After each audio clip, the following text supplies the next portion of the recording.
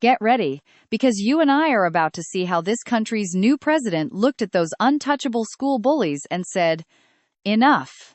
He made it his ultimate mission to wipe out juvenile delinquency once and for all. On the outside, it looks like a basic reform school, but for these troubled kids, this place is literal hell on earth. It doesn't matter if you were a brutal gang leader or the spoiled son of a powerful politician. The moment you step inside, they treat you like livestock. Brutal physical punishments, non-stop, all day long, stripping away their basic human rights, even the simple right to speak or eat with dignity. They can only grunt like pigs and feed on disgusting leftovers. Depending on how bad their crimes are, they brand a letter onto their chests like actual cattle. The worse the letter, the more extreme the torture, and they aren't leaving until they are completely reformed. Take Zhao Chong-su, the terrifying gang leader who used to make even the police tremble with fear, who was only released after being left mentally broken and completely unable to control his own body.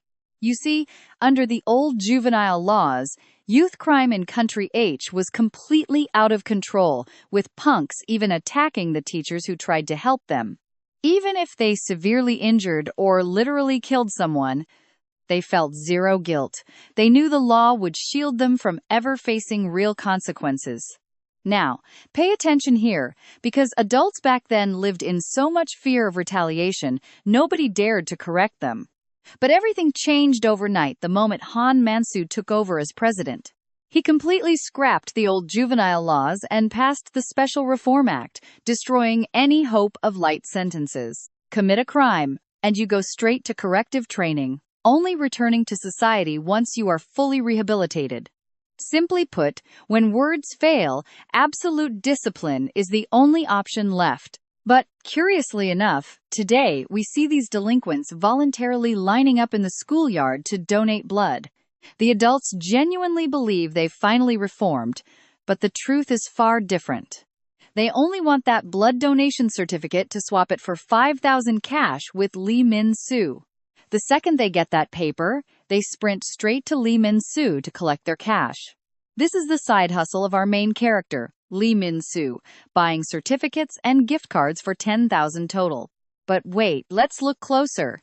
His real goal is reselling them for 12,000, pocketing a sweet profit as the middleman.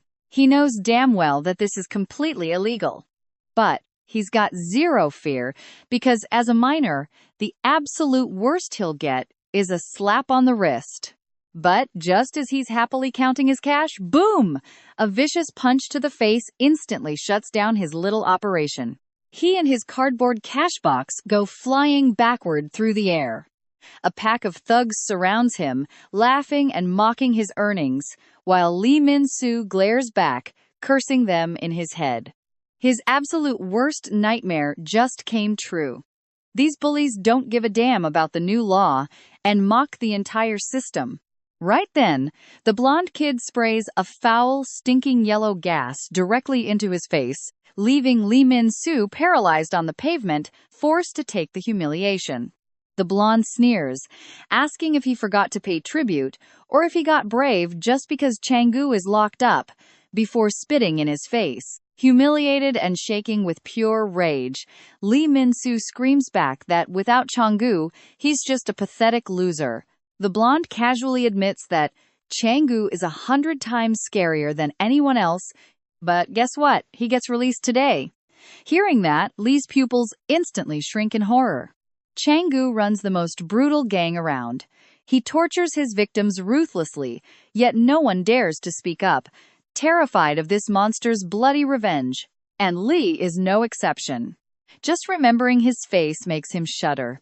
Seeing him freeze, the blonde gets straight to the point. If he doesn't want trouble with Chang-gu, he'd better hand over the cash. Pretending to give in, Lee searches his bag, saying, "No problem." But a split second later, he flips them off with pure contempt. The blonde absolutely explodes with rage, screaming insults before driving a devastating knee straight into his stomach. Then he pins him down, throwing merciless punches while screaming that he shouldn't get cocky just because Chang-gu is away. And trust me, when he eyes that shovel, You and I know it gets worse. All right, you and I are about to watch this punk try to school Lee Min-soo while his buddy begs him to chill. If things get out of hand, he is headed to juvie, but this blonde guy claims he is not scared of that place. He thinks acting tough means a quick release. Right now, he just wants to beat Lee Min-soo until he literally wets himself. But right as the blonde guy gears up to strike, a brutal kick slams into his back. The student council president, Kang Wukong, steps in, declaring that school violence is absolutely not allowed on his watch. Then he helps Lee Min-soo up. The other thugs recognize him instantly, but our humiliated blonde delinquent has completely lost his mind. He grabs a shovel and charges at Kang Wukong, screaming that he will kill them both before changing schools. Easily dodging the heavy swing, Kang Wukong calmly asks if the guy is actually trying to murder him. In a flash, he grabs his shoulder and delivers a spectacular throw, slamming him hard against the concrete. Pay close attention here. He asks if he can handle a murder charge, while the terrified blonde cries for help. Three lackeys immediately rush Kang Wukong. But let's be real, cheap side characters are still just cheap side characters. Kang Wukong takes them down one by one with clean, precise strikes. The big guy in orange tries a sneak attack, but Kang Wukong quickly ducks, dodges, and locks his arm down. Using his opponent's own momentum, he hurls him over his shoulder, slamming him into the dirt. Without pausing for a breath, Kang Wukong charges straight ahead, targeting the very last thug left standing. Terrified, the guy begs for mercy, swearing he was just acting tough, but unfortunately for him, he still gets an absolute beatdown. Lee Min-soo grabs his backpack with a sigh, ironically asking Kang Wukong if school violence was supposed to be banned here. Hearing this, he turns around, flashes a warm smile, and says that in moments like this, he should use his first name. Lee Min-soo walks away with his head down, coldly telling him to stay out of his business since they are not brothers anymore. Being together only brings trouble, but Kang Wukong fires back that he is not a burden, but his real flesh and blood.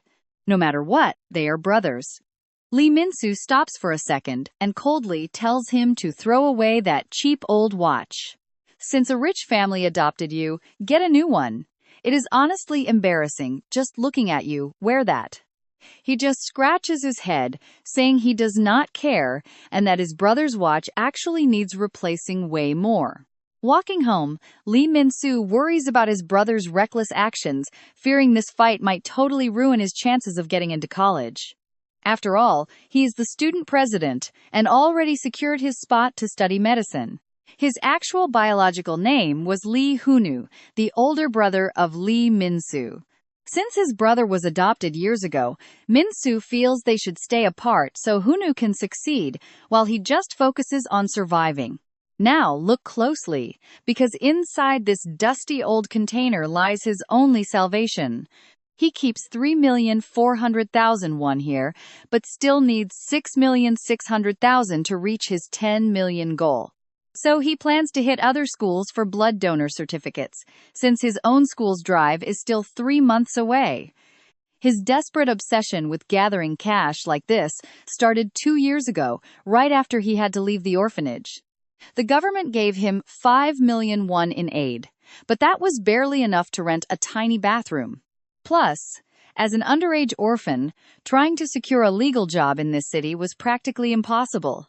So, despite knowing it is illegal, this is his only option. But as he hides the cash, a whisper cuts him off. The blonde delinquent has appeared out of nowhere behind him, grabbing his shoulder and whispering menacingly into his ear. Want to hear a fun fact? If they catch you, all this dirty money gets confiscated by the cops. Immediately after, he lets out a loud, unhinged laugh right next to Lee Min-soo's ear. While Lee Min-soo demands to know what he wants, a teacher enters a noisy classroom demanding quiet for an important announcement. He informs them that Zhao Chong-soo, who was serving time in juvenile detention, has finally returned to class. The teacher believes the boy has reflected on his mistakes and asks everyone to help him adjust back. Hearing the shocking news, the students instantly begin whispering among themselves.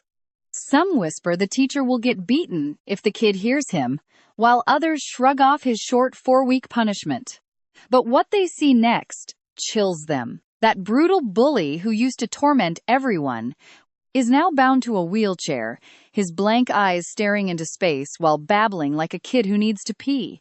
We leave it here, with this terrifying bully wetting himself in front of everyone. Come along with me, because this is where these punks realize the new reform law is no joke. Meanwhile, over at the orphanage, police have cordoned off a crowd-filled alley. A brutal murder just happened there. The driver warns Kang Wook-sung that heavy traffic from an accident will make them late to the academy party. Kang Wook-sung replies that it is his old orphanage, so nothing should be wrong. But suddenly, he spots something off. He flings the car door open, terrified. The watch lying on the ground belongs to his brother, Lee Min-soo. Dread completely takes over. He desperately pushes through the massive crowd, but what he finally sees makes his eyes pop wide open. Lee Min-soo has been arrested by the police and handcuffed. Under Article 243 of the special law, he will be sent to the Juvenile Correction Center for strict supervision after his hearing in juvenile court. The judge furiously berates Lee Min-soo, calling him a shameless, hopeless case, reminding him he is charged with murder. Lee Min-soo keeps his head bowed, desperately insisting that he did not kill anyone, but the judge completely ignores him, presenting a bloody brick covered in his fingerprints on top of his long criminal record. Think about it, if we killed over bullying, theft, or petty grudges, the world would be filled with corpses. Pure madness. He commits crimes because he distrusts adults, but he should have learned to ask them for help. Therefore, under Article 28 of the Reform Law, his immediate detention is officially ordered. He is shipped off in a bus, packed with young thugs, while the guards smile and coldly order them to shut up. They are almost there. Upon arriving, these cocky delinquents act as if absolutely nothing bad could happen to them. Instead, they just complain about sleeping in such a rundown place. But walking in, they spot a group of girls with incredible bodies, their hearts race, and they immediately start competing over who gets who. The instructor halts them instantly, snapping that this section is actually the Female Reform Center. Their building is on the opposite side. Meanwhile, Lee Min-soo stares out the window, brooding over the judge's words about trusting adults. Even though he is telling the absolute truth, nobody believes him. How is he supposed to trust them? Shortly after, the bus pulls up to the boys' reformatory. At first, these punks act tough with the guards. But pay attention, because this next scene is going to leave you speechless. A crew of muscular tattooed inmates run by, crying bitterly while mimicking the sounds of different farm animals. What a ridiculous sight, right? The rookies cannot help but burst out laughing. Suddenly, an instructor notices them, laughing and bellows at the top of his lungs, demanding an immediate halt. Instantly, the inmates with red welts on their chests snap into a rigid formation, not daring to move a muscle. Next, the instructor orders them to show respect to the warden, and they salute stiffly in perfect unison. Every single one raises their arms sharply, while the warden, stone-faced, commands them to remain in position. Hearing this, Lee Min-soo and the rest wonder if they will have to go through the same thing. Right then, the warden grins wickedly and yells, "Dog position." Naturally, the clueless newcomers burst into mocking laughter. This single command makes the veteran delinquents slam their heads against the hard ground at the exact same time. Seeing this barbaric behavior completely disgusts the newly arrived teens. Do they not know about juvenile rights? Suddenly, the warden points at them, muttering that some pests are still disobeying. He yells, "Piglets," and right away, the inmates on the floor begin to squeal like pigs without stopping. He vows to turn these pests into cattle in 10 minutes. Before he even finishes, a rookie tries to talk back angrily. The very next second, a devastating punch crushes his face. Lee Min-soo and the others watch in absolute terror. These guys are squealing like pigs, but they look like hungry wolves. You and I both know what is coming. They close in, unleashing their pent-up rage, leaving almost everyone on the floor. The warden loves seeing this mess, telling them that from now on, they are no longer pigs. They've been promoted from pigs to servants, so they can finally speak normally. Hearing this, they cry out in unison, "Understood." Lee Min-soo cleverly drops to the ground, playing dead. The remaining rookies are chased down by those hungry wolves or run desperately toward the instructors, begging for help. And trust me, you and I can see right through their smiles. They absolutely despise these social outcasts. Come along with me to uncover a story where extreme violence is the only rule of survival. They beat them just short of death to enforce discipline. Lee Min-soo watches closely, knowing nobody wants to become a killer. He doesn't want that either, but suddenly, the warden appears right in front of him, asking if this feels too intense. You just arrived and should be terrified, but you are already trying to play the smart guy. As Lee Min-soo tries to apologize, a boot crushes his face. "Do not do that. I actually like clever mice. Now you will be my entertainment rat." And he orders him to only make squeaking mouse noises from now on. With no other choice, Min-soo obeys. Just then, the instructors report that all the newcomers have finally been subdued. These young offenders are stripped bare and forced to kneel together. What comes next is their brutal evaluation phase. Meanwhile, on the outside, Kang Wook-sung finds Chang Soo's house. He knocks several times with no answer, so he pulls out shears to pick the lock. In no time, he easily pops the door open. He mastered this skill as a kid, back when he and his brother, Lee Min-soo, used to rob empty houses. Min-soo would keep watch in the hallway while he grabbed everything of value on the inside.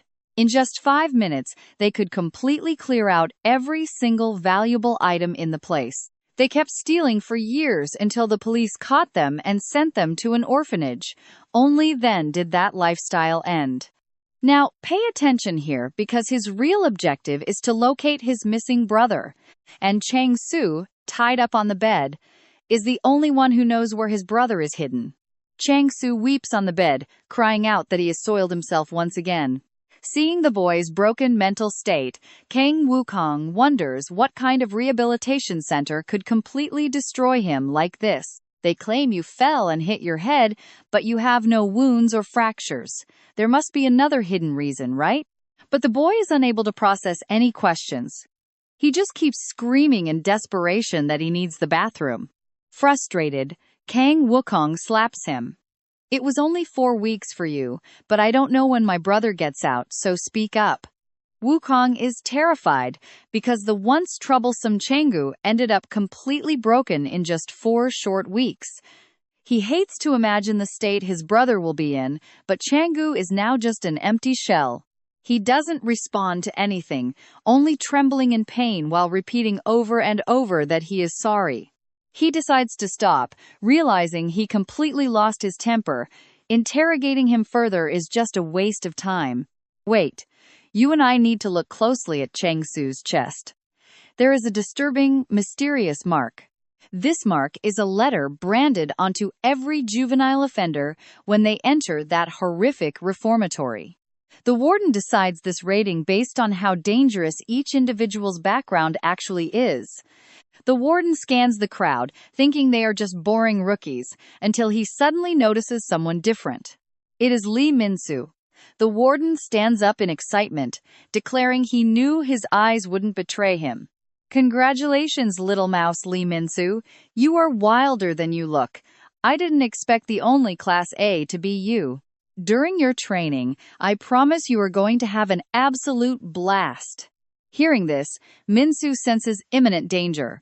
Meanwhile, after tracking clues, Kang Wukong arrives at the gates of an all-girls high school. Right at that moment, a group of students exits the school grounds, chatting happily. One of them spots something unbelievable, quickly stopping her snack-eating friend and, blushing deeply, points him out. Over in that spot, Kang Wukong is sitting on a bicycle, quietly reading a book. Drawn in by his stunning good looks, both girls instantly switch gears and approach him to chat. The girl in the face mask flirtatiously asks if he is an idol trainee. He slips off his headphones and apologizes. He asks for help finding someone, and that subtle smile is enough to make them fall head over heels. They reply that they will not only answer his questions, but will gladly give him their addresses too. He explains he is looking for a girl named Gumin, but hearing that name makes their faces turn pale. Pointing into the crowd, they ask if he is really looking for that psycho who just got out of the reformatory. Feeling Gumin's freezing glare, they quickly lower their hands in fear and quietly slip away. Confirming his target, he steps forward and blocks Jumin's path, prompting her to ask what he wants. And that's where we leave it. Wait till you and I see if she reveals the dark secrets of that hellhole. Alright, let's jump in as Guzmin shoves this guy, demanding he get the hell out. Right then, Kang Wukong bows his head, apologizing and revealing they just sent his brother to that place. Hearing this doesn't stop Gusim, and before Kang Wukong can even react, she chucks a motorcycle helmet at him. Gusim gestures for him to get on, since this is no place to talk about the juvenile detention center. On the road, Kang Wukong asks what changed her mind, and she admits her own brother is still locked up there. As for that correctional facility, she sums it up in just two heavy words: absolute hell. Meanwhile, the newly arrived young delinquents have already endured 3 agonizing hours of brutally intense physical training. They are so exhausted that their muscles are shaking, desperately wishing for this nightmare punishment to finally end. But seconds later, under the instructor's command, Lee Minsu squeaks like a mouse while the others mimic pigs. The instructors scream that they are doing it wrong, saying on 1 they make pig sounds, and on 2, ugh, grunts. Moving to the instructor's strict 1-2 count, the boys grunt like pigs and make ugh sounds during squats. For Lee Mansu, it is much simpler, he just has to squeak like a mouse repeatedly. Now pay attention to the platform, where the director is absolutely loving this humiliating animal symphony. He thinks these animal noises are pure gold, but right then, one of the boys collapses from total exhaustion. Instead of help, he gets kicked by the instructor, who screams that someone slacked off so they must restart. The boy desperately gasps that his stomach is killing him, begging the instructor to let him use the restroom. The instructor mocks him, saying he was acting tough earlier but now cannot even survive a basic workout. The director spots this, stops the instructor, and gently tells the kneeling boy he must have suffered a lot before speaking up. So do not be afraid, stand up, I will let you go use the restroom right now. Then he asks the group if anyone else needs to go, and seeing his fake kindness, everyone starts shouting out. Very quickly, the boys wanting to go form a long line. The nearby instructor demands to know if anyone else is joining, warning there will be no second chances later. Seeing no more hands, the instructor orders the remaining group to get back to training immediately. In line, Lee Minsu wonders if they will actually be allowed to go, or if everyone is just faking illness to escape the torture. Especially since a few guys near the front have already started faking their pain. I know what you're thinking, this sudden act of kindness is incredibly suspicious, since the director wanted them dead earlier. In the end, unearned kindness is like a strange, unknown fruit hanging on a mountain tree. The sweeter it looks, the easier it is to fall. So after a second thought, Lee Minsu raises his hand, squeaking like a mouse. The instructor storms over and aggressively demands his name and what he wants. Lee Minsu keeps squeaking until the instructor snaps, commanding him to speak like a normal human being right now. Only then does he confess his stomach feels fine now, and he wants to return to training with the group. The moment he finishes, the furious instructor grabs him by the collar, thinking the kid is mocking his authority. Lee Minsu excuses himself, claiming the intense workout startled his stomach, so the instructor sends him back with a harsh threat. As he steps out of the restroom line, Lee Minsu has to endure the mocking laughs of his classmates. But he knows the guards view them as mindless cattle, and using a restroom is a basic human right denied to beasts. Shortly after, they gather all the young guys who ask to use the restroom. The director gestures warmly, saying humans and beasts alike need relief, and holding it in would cause serious health issues. They get a 30-minute break, and hearing this, the boys in line smirk with a sense of absolute victory. But suddenly, the director glares directly at them, coldly asking what they find so amusing. I was not talking to you, the ones who stayed get a break. But you lot will now start the human centipede training. At that moment, Lee Man-soo deeply thanks his instincts for warning him of the danger, allowing him to escape that line. Centipedes are arthropods of the Chiopoda subphylum, with 15 pairs of legs up to a maximum of 177 pairs. Insects lower than humans and beasts. And these boys must hold themselves up on hands with their heads placed on each other's rears. If anyone drops, the timer restarts. This is the humiliating digestive relief the director designed specifically for them.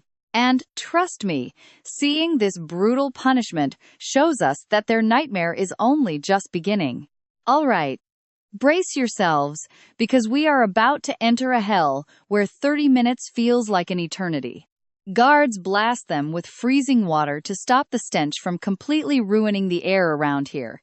These juvenile punks, who used to act like wild beasts, are now just livestock lined up for slaughter. Finally, the bell rings to end today's session. Up next is getting their food and assigning the dorm rooms. Lee Min-soo stares down at his tray. It literally looks like pig food, making him wonder if a human should even swallow it. No tables or utensils, they eat like wild animals. But first, a guard demands they sing a song of gratitude. While Lee Min-soo wonders what song it could be, the instructors grin from ear to ear and bark the order. And they chant together. We are not human, we are dogs and pigs. We eat whatever is put before us. That humiliating anthem hangs framed on the dining hall wall. Lee Min-soo realizes these people do not just talk trash. They honestly view them as nothing but barnyard beasts. With no choice left, he grabs the food and starts eating. He does not care about being treated like an animal. All he needs to do now is survive until his release. Meanwhile, Go Jimin leads Kang Wook-sung up a hill. Watch closely here, you can see this entire nightmare from up here. Kang Wook-sung asks if she really considers that place a living hell.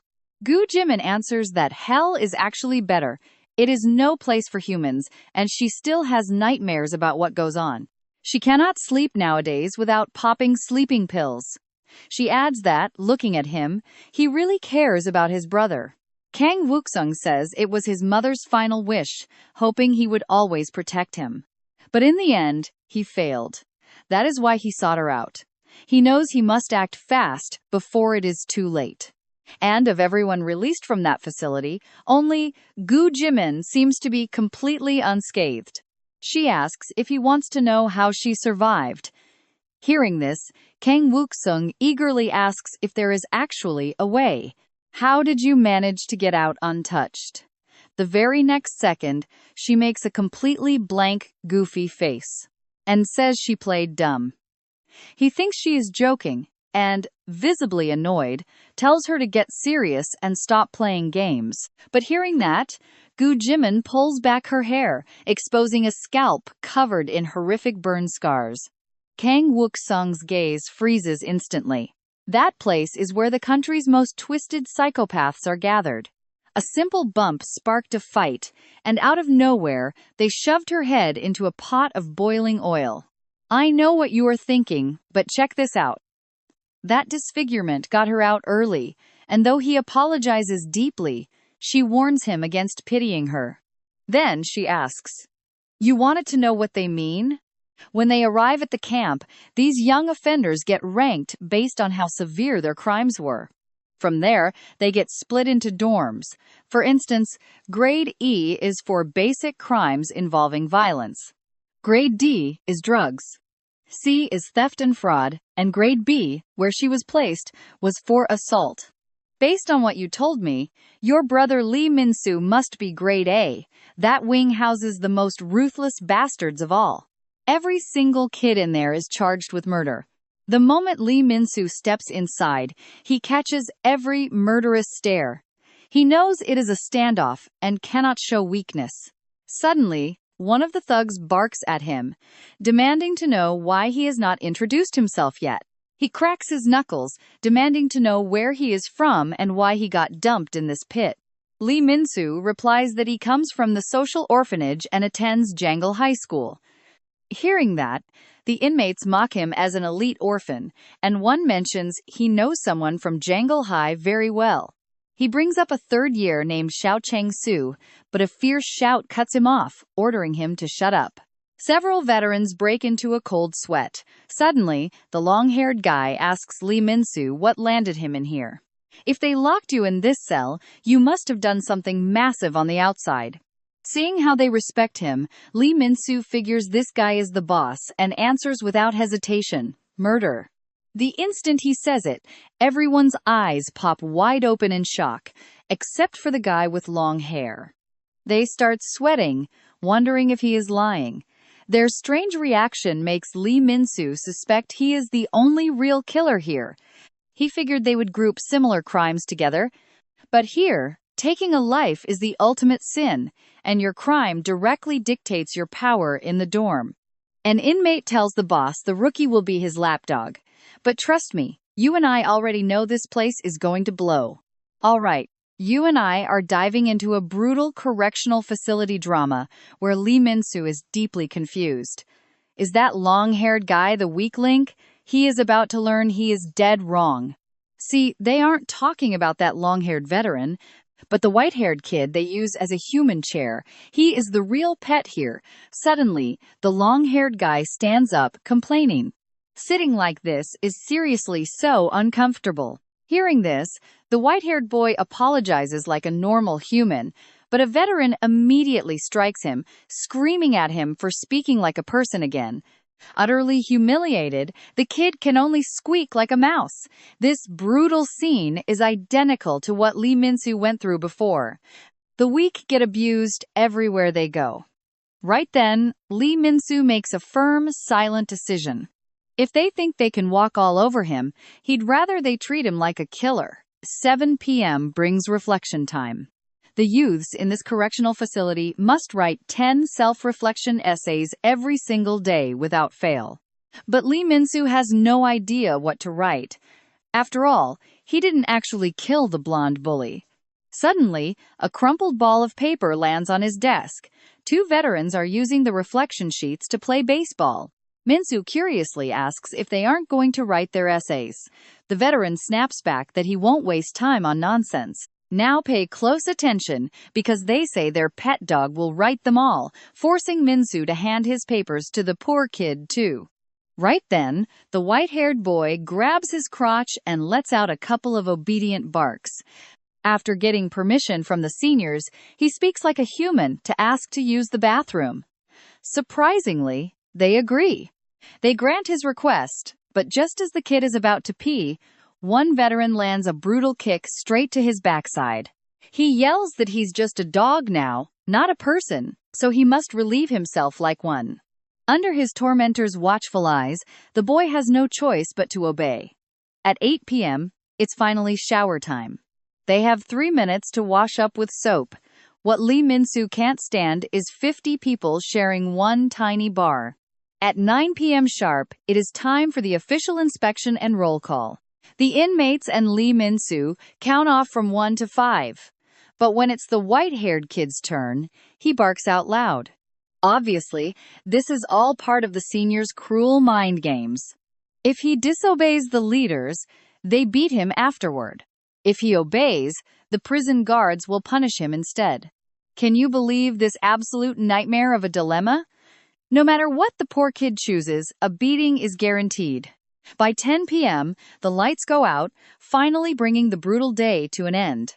Right now, Lee Min-soo's heart is heavy and filled with doubts, unable to sleep, as his cellmate weeps quietly nearby. An older inmate snaps, asking why he's crying like a human. The white-haired kid quickly covers his mouth, sobbing with tiny mouse squeaks. Mornings start early in the correctional facility.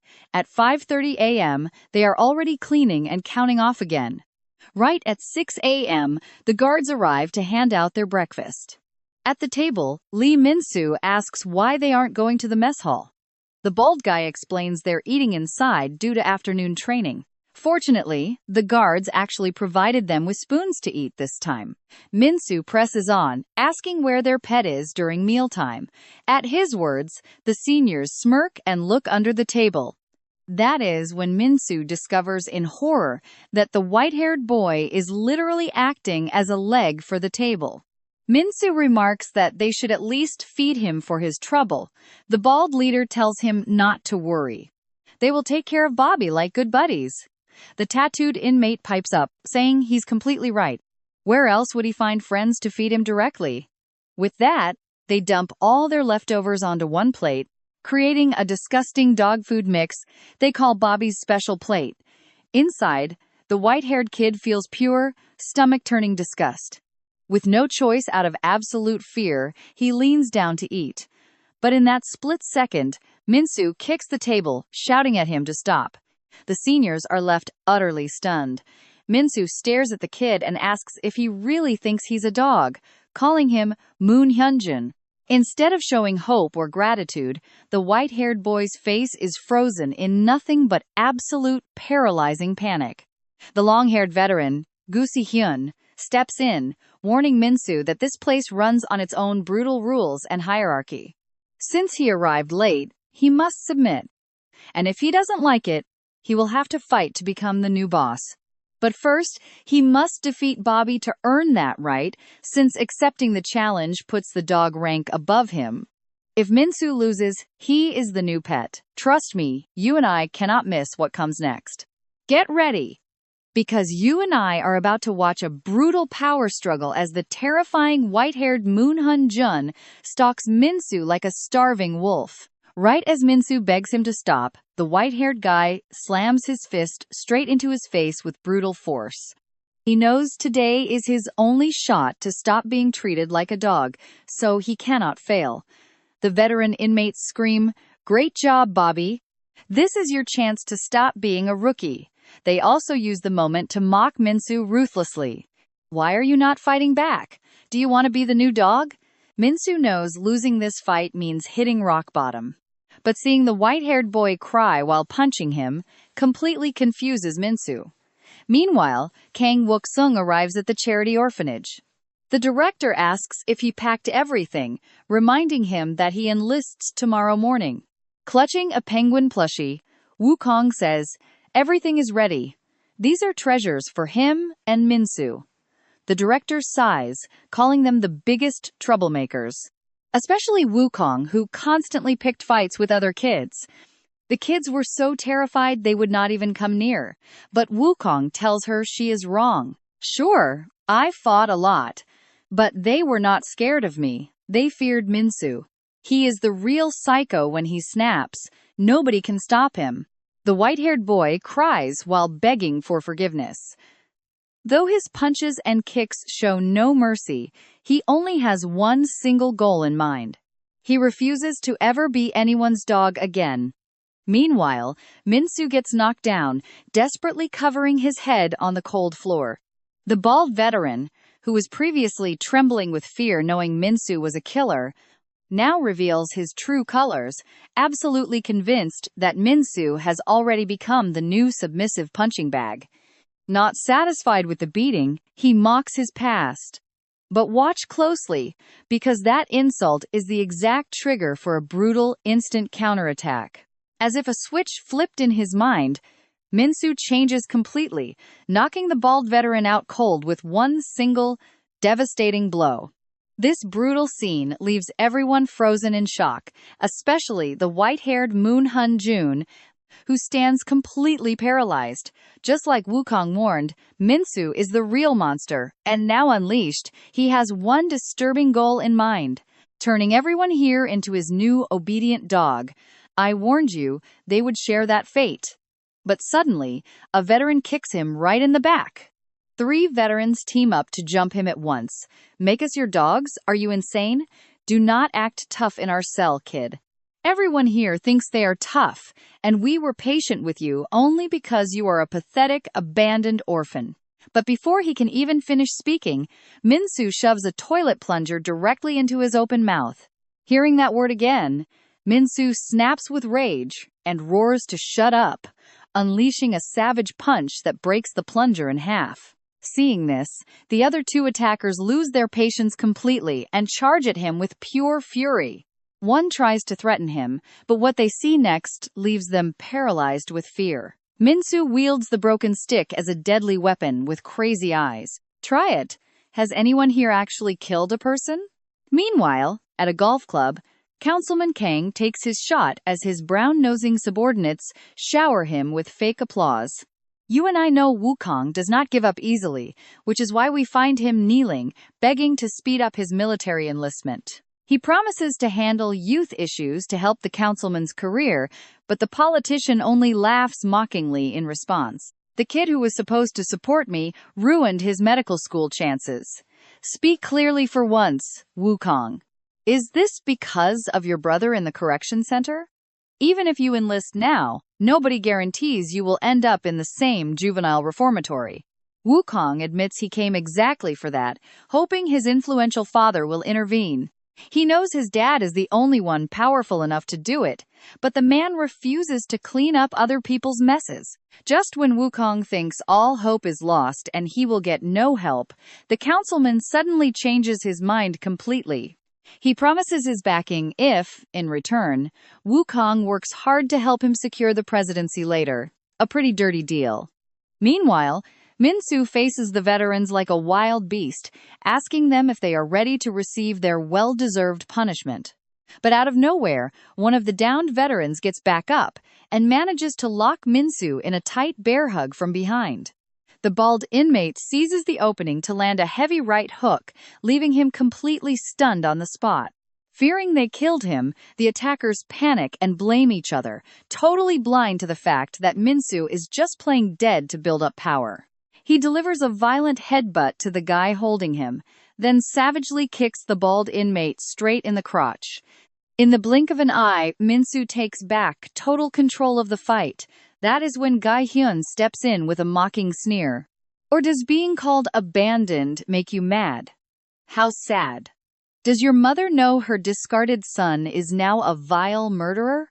Out of his mind, Minsu lunges forward with the splintered handle of the plunger, aiming directly at his body. But Sehyeon stops him effortlessly. Minsu threatens him, demanding an apology, and trust me, you and I are dying to see what happens next.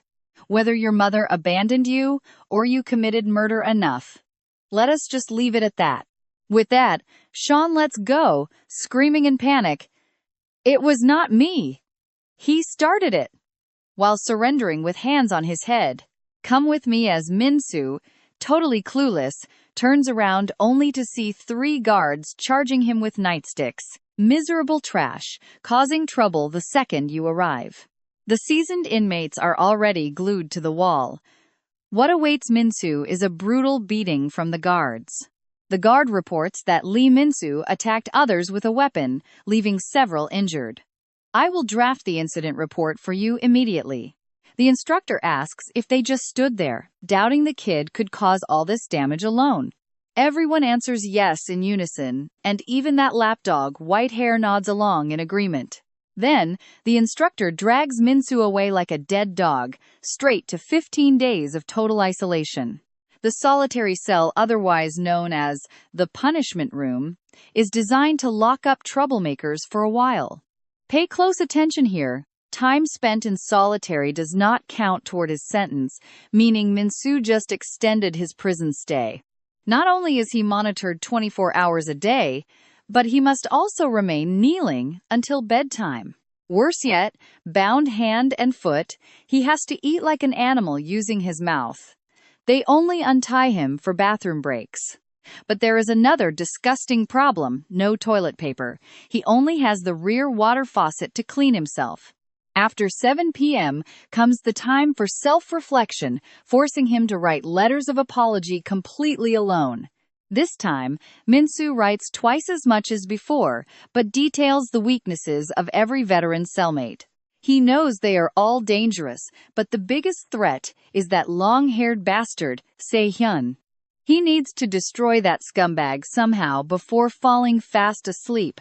He dreams of moments from his childhood, standing beside Wook-sung in front of a house consumed by roaring flames. Waking up suddenly with tears on his face, Minsu slams his head against the floor and curses in pure rage. Perhaps the extreme tension of this solitary confinement brings back his absolute worst childhood traumas. Terrified of facing that nightmare again, he refuses to sleep. When the 15 days end, he returns to his usual cell. I know what you are thinking. A brutal fight is coming, but surprisingly the inmates welcome him with smiles. They promise never to bother him again. Hearing this, Minsu naively believes they have actually reformed. But right as he lets his guard down to accept their apology, a brutal kick slams directly into his head. The attacker mocks him as a mama's boy, while two other thugs pin him down by his limbs. They stuff a filthy, stinky sock into his mouth, so he cannot alert the prison guards. Slowly, they drag him toward the bathroom, viciously whispering that someone special is eager to meet him today. With those words, the bald inmate starts undressing and creeps closer to Minsu in the bathroom. Just when Minsu fears the absolute worst, a loud shout of "Stop!" halts the creep instantly. The leader warns the newcomer that, even if he is a fresh guard, he should stay out of it. No permission matters here. I will deal with you guys later. The officer approaches slowly and offers a hand. Minsu looks up and freezes in shock when he sees that Kang Wookung has infiltrated as a guard. He reaches out with a calculated plan, promising that if he cooperates, he will regain his freedom soon. But ignoring his hand, Minsu strikes back with a massive punch straight to the bald inmate's jaw. What were you trying to do, dropping your pants? Minsu knows the real enemy is Se-hyun, watching them. So, without hesitation, he takes a fighting stance and directly challenges the boss, Se-hyun. Meanwhile, the other three inmates surround Wookung, sizing him up and mocking his youth. They tell him every cell has its own rules, asking if he plans on obeying those norms too. Wookung replies that if it comes to fighting rules, he will play along. Hearing this, the thugs smile confidently. They warn him not to back out or use his badge for revenge after they beat him down. He smiles, assuring them he always keeps his word. Meanwhile, Minsu swings at Se-hyun, but his punches miss completely. Se-hyun mocks him, saying he cannot even stand straight yet still has the nerve to talk big. Glancing over to check the situation, he is shocked to see Wook-ung has already taken down every inmate. They had zero chance to defend themselves. That's where we leave it, but trust me, Minsu's next strike changes everything. All right, watch closely. Minsu uses the distraction to land a brutal, heavy blow. Laughing like he already won, Minsu yells to keep his eyes open, but that strike just pushes Se-hyun completely over the edge. Se-hyun actually held back at first, hoping this idiot would get the hint and stop. But now, it is time for a brutal reality check on power levels. Hey, do you actually know why Bobby ended up completely destroyed? A stubborn Minsu staggers back up and throws a wild kick, screaming that he does not care about any Bobby. See, Bobby used to run this cell, but he let his ego get ahead of him and got absolutely crushed. Minsu knows he is outclassed here, but his pride will not let him back down without throwing another punch. To Se-hyun, he is just a pathetic nobody, and Minsu's next strike is met with a devastating heavy counter. After that brutal blow, the room goes dead silent as Minsu feels all his strength and consciousness slip away. But even as he fades, rage boils inside him, humiliated by the trash who insulted his mother, only landing one dirty kick. Worse yet, Wukong is right there watching the beatdown, mocking him and asking how the floor tastes. Are you still breathing? But Minsu just blacks out, leaving Wukong to let out a long, heavy sigh. He tosses the unconscious kid over his shoulder, but Se-hyun blocks his path, demanding to know where he is going. The kid needs to learn his place, so Wukong casually replies that he is heading straight to solitary confinement. Rules are rules, he has to pay, but Seiyun suddenly steps up and challenges Wukong directly to a fight. Wukong warns him to back down before things get ugly, reminding him that his sister begged him not to fight. Hearing that name makes Seiyun completely freeze. Meanwhile, Minsu finally wakes up, locked away in a cold isolation cell. Fueled by pure hatred, he swears that the second he gets back, he is going to shave Seiyun bald. Suddenly, a sharp pain hits his stomach and he runs to the toilet, but the sink faucet is completely dry. Great, no way to wash his hands, but then he spots a fresh roll of toilet paper sitting right there. This makes no sense. Not only does he have paper, but his hands and legs are completely free of restraints. Pay close attention here, because this is where he realizes something huge. A sudden memory clicks, and he slams his fists against the metal door, screaming at the hallway guard. Are you out of your mind? You could be in medical school, living a peaceful life with your stepfather. Why play the hero for me? Just walk away and forget this killer. Do not ruin your future on my account. But Wukong calmly replies that no matter what the world says, he knows Minsu is innocent because they are brothers. And that is when the real master plan is revealed. All he has to do is follow directions to get out early, without getting thrown back in solitary like an idiot. Minsu agrees, but he has one condition. First, he demands another shot at that long-haired bastard. Wukong asks why he wants another beatdown, but Minsu tells him the bastard crossed the line by insulting their mother. That shuts Wukong up real quick, because he warns Minsu he will tolerate anything except disrespect to their mom. So, he is going to teach him how to win, but if Minsu loses again, Wukong will end him himself. 15 days pass. Trust me, you are going to love this.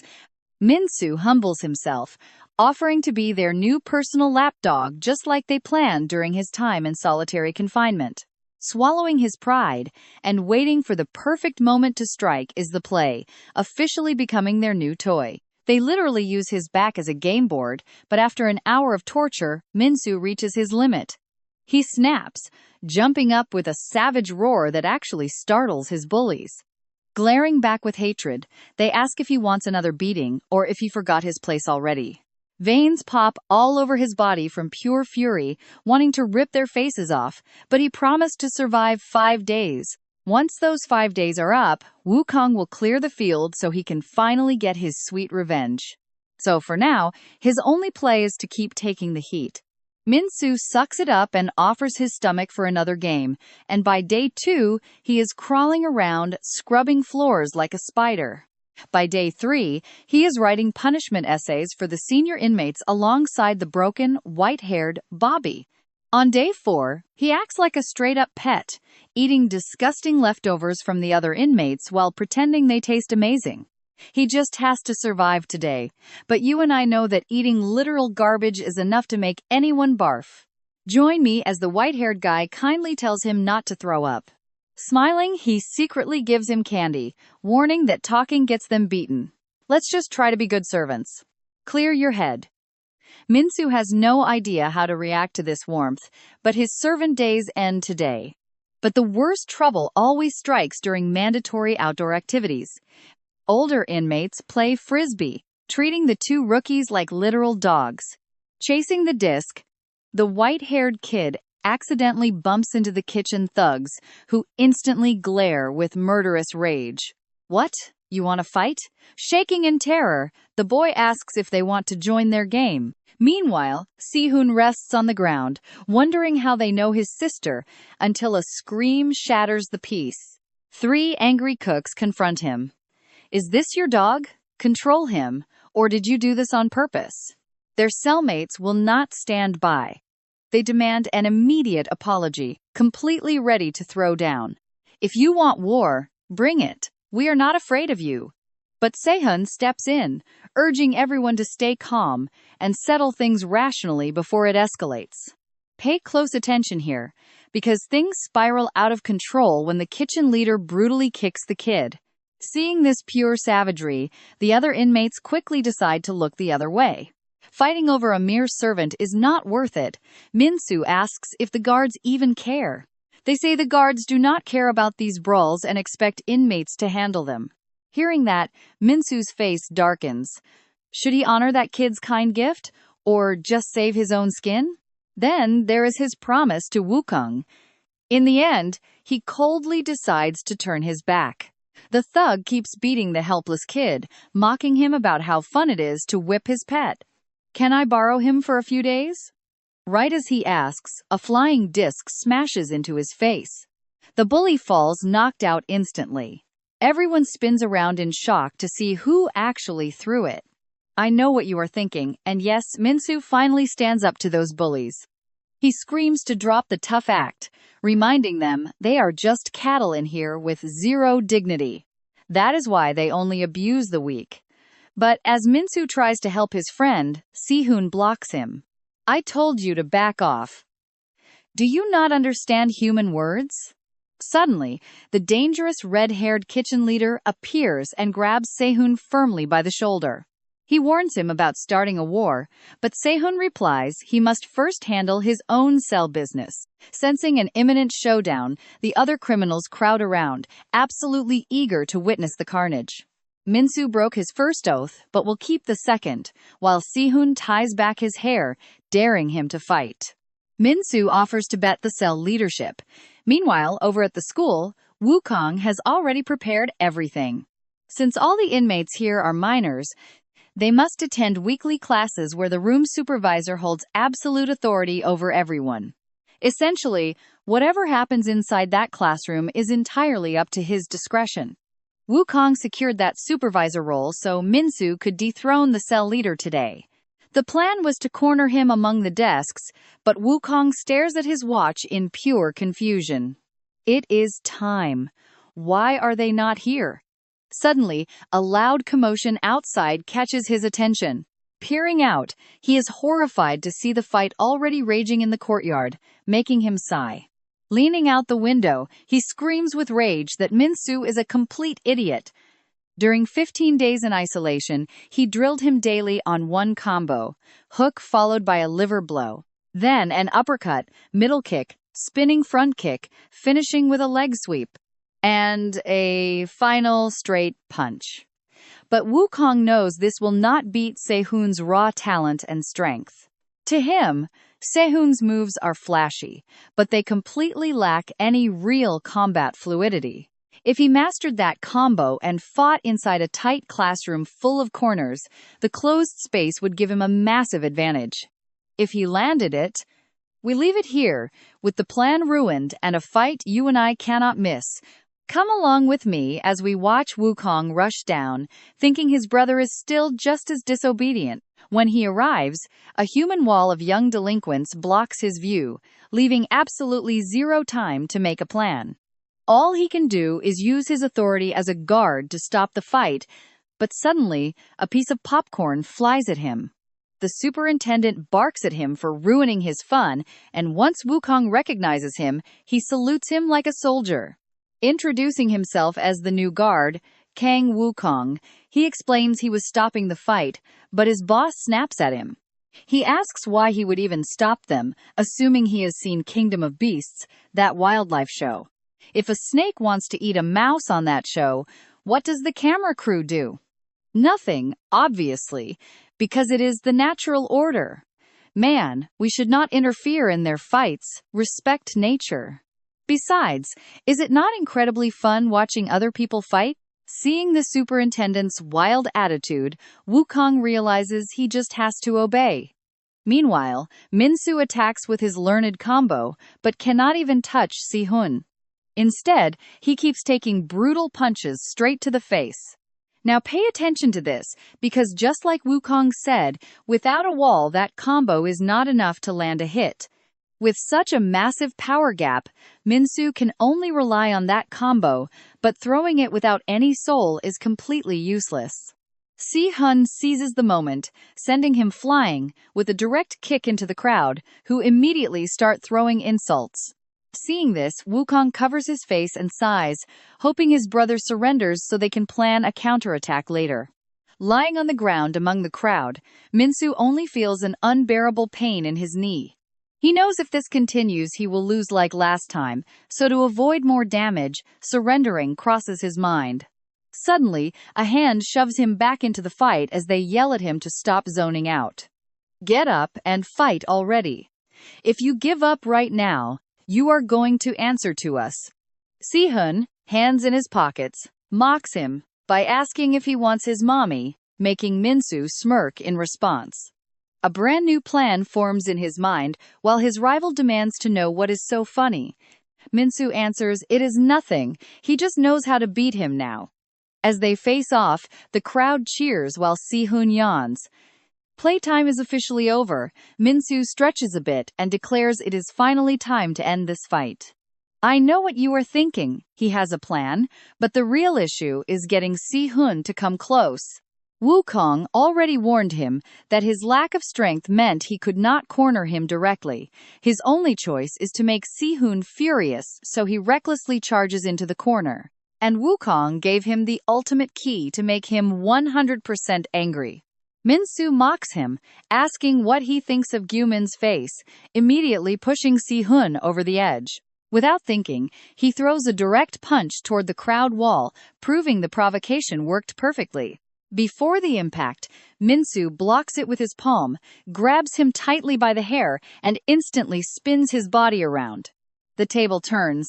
It seems like your sister is someone very special to you. At first, Si-hun believes Minsu landing that blow was nothing but a fluke. But when he tries to dodge the next strike, he finds the crowd completely blocking him, preventing any evasion. He has no choice but to take constant punches directly to his head. With the massive crowd at his back completely ruining his chance of escape, Si-hun finally realizes he walked right into a trap.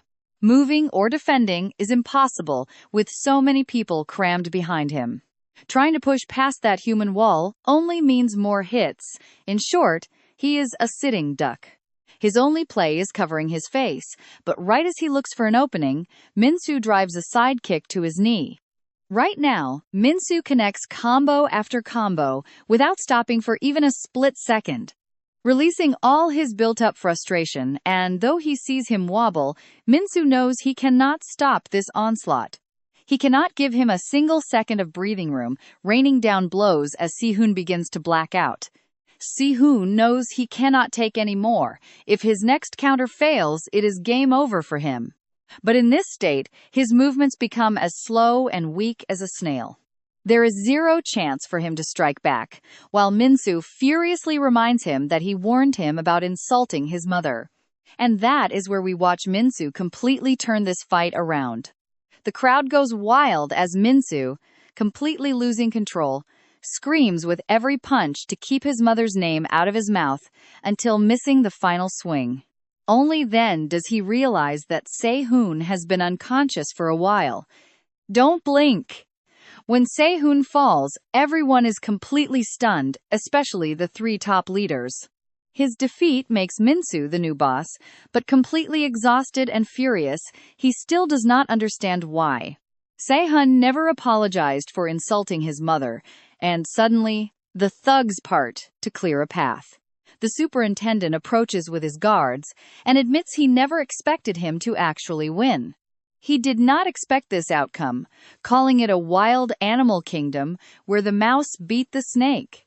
As the exhausted Minsu tries to process those words, the superintendent suddenly leans close to his ear. A mouse will always be a mouse. You only play dirty. Hearing that, Minsu just squeals in fear. Right then, Wukong picks up Se-hun and asks the superintendent what they should do. He orders him to be thrown into solitary confinement, and Wukong acts immediately without any hesitation. Walking past Minsu, he complains about his disobedience, but Minsu only responds with a cheeky smile. Maybe he takes after his brother. There was a hiccup, but fortunately, the plan succeeded safely. Now pay attention, we are entering Phase 2. A day later, Gusihyun asks if her brother got isolated. Wukong apologizes, explaining that things got out of hand, and it was never part of the plan. But Gu Sihan orders him to hold still since he is posing as her model. He asks how much longer. This pose is unbearable. She says she is done, and this masterpiece will get her into the academy. But when Wukong sees the painting, he gets furious. What on earth does this have to do with art? Then, she warns him that Minsu is in big trouble for offending the kitchen crew. She belonged to the female section kitchen staff during her time locked up in that reform school. So they interacted with the guys from the male section, a group she recalls as tightly knit and extremely exclusive. If you offend even one, they will all hunt you down one by one to make you suffer. And there is a highly dangerous guy to watch out for, leader Jang Dobo. Right now, Minsu goes for food and bumps into him. He scoops food onto Minsu's tray while calling out to give him a little extra portion, but the broth completely floods his plate. Minsu, highly annoyed, complains that this is way too much. But Jang Dobo replies that it is only natural. After all, you offended our kitchen staff. I bet you did not see this coming.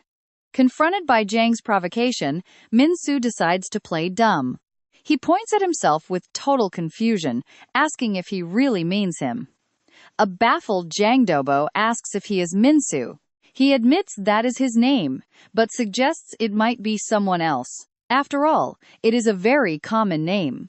Believing he made a massive mistake, Jang Dobo orders his lackeys to double-check, but his minion points at Minsu, screaming that it is indeed him. By then, Minsu has already fled the cafeteria. While running away, he congratulates himself for being so clever and dodging such a massive danger. Meanwhile, a national leaders summit takes place. 3 political representatives meet with President Han Man-soo himself.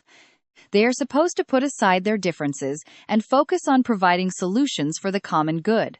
Wukong's stepfather is one of them. The president tells Assemblyman Kang that it has been a while. We were rivals in the presidential race. But now, for the sake of the entire nation, you must work hard as my loyal subordinate. And with that, he slaps Assemblyman Kang's backside. Camera flashes capture this utterly ridiculous moment. Assemblyman Kang freezes completely. He was just spanked in front of the entire country. Too bad this is only happening in his head while venting his anger on a punching bag with the president's picture. After calming down, he angrily yells to the person behind him about the humiliation his own father is facing. That person is Wukong, who claims that bringing down President Han Man-soo will be much easier than expected. We just need to destroy his political foundation, the Youth Rehabilitation Center, also known as the Correctional Reformatory. His father replies that is exactly why he sent him to that reformatory. How much progress have you made? And trust me, you and I both know that after seeing so many horrors there, this place is nothing but a cruel presidential lie. And trust me, you and I both know that after witnessing so many horrors in that cursed place, this institution is nothing but a cruel presidential lie. Stick with me, we are about to enter a brutal facility where guards force kids to fight each other for pure entertainment. Let us find out why this absolute hellhole has zero intention of actually helping or rehabilitating anyone. It is a total nightmare in disguise. Hearing this, Councilman Kong happily claps, realizing this facility is Han Man-soo's ultimate weakness. Wukong confirms it absolutely. Leaking this to the media would ruin Han Man-soo. But his stepfather thinks it is too early. This alone won't destroy him. After all, they are juvenile delinquents. Don't the victims want to see them suffer just a little bit more? Besides, Han Man-soo would just promise human rights reforms and escape. They need to dig up something way more destructive and lethal. Today, the Juvenile Center has prepared a deeply humiliating crab punishment for this group of young lawbreakers. They must arch their bodies face up like crabs with heads thrown back. This is the twisted director's favorite daily entertainment. Minsu bends backward, shaking violently while cursing in his mind. Damn it! When is this nightmare going to end? He is right at his physical limit. Suddenly, a guard approaches, and Minsu screams in sheer terror. Crab. Crab. Now, pay close attention here, because seeing the guard brings instant relief. It is Wukong. Stepping up, Wukong shouts at him to get out of line for some fake individual training. Minsu gets excited, hoping for special treatment. Instead, he gets hit with another torture, balancing on his stomach with all limbs raised high. Wukong apologizes, explaining that showing any favoritism would make other inmates jealous and make the crazy director highly suspicious. Hearing this, Minsu complains that he is only making things worse. Wukong explains he only pulled him out to privately discuss the second phase of their plan. This youth rehabilitation center runs on a very strict point system. Finishing specific chores earns you reward points, while breaking any rules will quickly drain them. Get 100 points, and you qualify for parole. Lose them, and your release date gets pushed back forever. Your current score is -50. 2 rounds of solitary and a massive brawl. You have not earned one single point. Desperate, Minsu asks how he can earn them. Wukong simply pulls out an application form. Right now, the absolute fastest way to stack up points is volunteering for the kitchen duty. But Minsu already made an enemy of the kitchen boss. Heading there now is like walking straight into the wolf's mouth. So he rolls around in terror. Trust me, he would much rather stay locked up here than deal with those kitchen psychos. Seeing his pathetic state, Wukong sighs and promises to find another option that avoids the kitchen entirely. A brutal day of training leaves Minsu completely exhausted, but just as he tries to sleep, a bizarre buzzing noise wakes him up. He slams the desk in rage, demanding to know if they really have to make those incredibly irritating mouth noises. The culprits are 3 senior inmates cleaning the room. The white-haired guy is actually thrilled to no longer be the lowest rookie. One senior explains that the noise helps him focus, telling Minsu to just chill out and relax. The chore will be over soon. Restless, Minsu sighs, thinking this ridiculously slow way of earning points will take an eternity. After all, cleaning an entire classroom only awards 1 point. Getting 100 points like this would literally take a lifetime. Suddenly, 2 guards kick the door open, demanding to know if they are finally finished with their cleaning duties. Minsu says yes. Instantly, the guard orders him to report to another wing because someone requested extra volunteer work on his behalf. Minsu gets incredibly hopeful, thinking Wukong finally found him a much better alternative. He cheerfully salutes the officer, but once he arrives, his smile completely vanishes. He has been sent straight to the dreaded kitchen. Pure rage boils inside Minsu. Didn't they explicitly agree that he would never send him to the kitchen crew? Jang Dobo always dreamed of becoming the country's greatest chef. With only his right hand, he tosses massive 3-kilogram iron pans effortlessly, while keeping his left hand free for delicate tasks. Any criticism toward his food is seen as a direct insult to Jang Dobo himself. Any young delinquent who dares complain about his cooking in the cafeteria gets met with an absolute death stare. But Dobo knows he must hold back. Unfortunately, absolutely nobody in this cursed place can match his elite culinary skills. His clueless assistants scream while causing kitchen fires, burning liquid ingredients, and calling it some special oil technique. The final result? Massive pots filled with completely inedible garbage. Seeing this food waste makes him cry with rage. He wants to destroy them, but you and I know he still has to lead them. Let's dive into Jang Dobo dealing with absolutely everyone. Exactly. But today, Lee Minsu changed after insulting the crew. So, if Minsu cooking skills are just as terrible as the others, he will have the perfect excuse to settle the score under the guise of teaching him. With that in mind, he grabs an iron pot to attack Minsu. But the boy simply cooks up 2 home-style dishes right there in prison. And the kitchen boss, who wanted to crush him just seconds ago, is left completely speechless. So Jang Dobo decides against beating him. Instead, He joyfully lifts him up, crying that he finally found him. He knew this day would come. From now on, Minsu is not just the cell leader, but Chef Dobo precious treasure. Meanwhile, the kitchen crew eating in the storage room are seriously worried about how this is playing out. Someone suggests starting a fight between Jang Dobo and Lee Minsu. But with Jang's current attitude, that is impossible.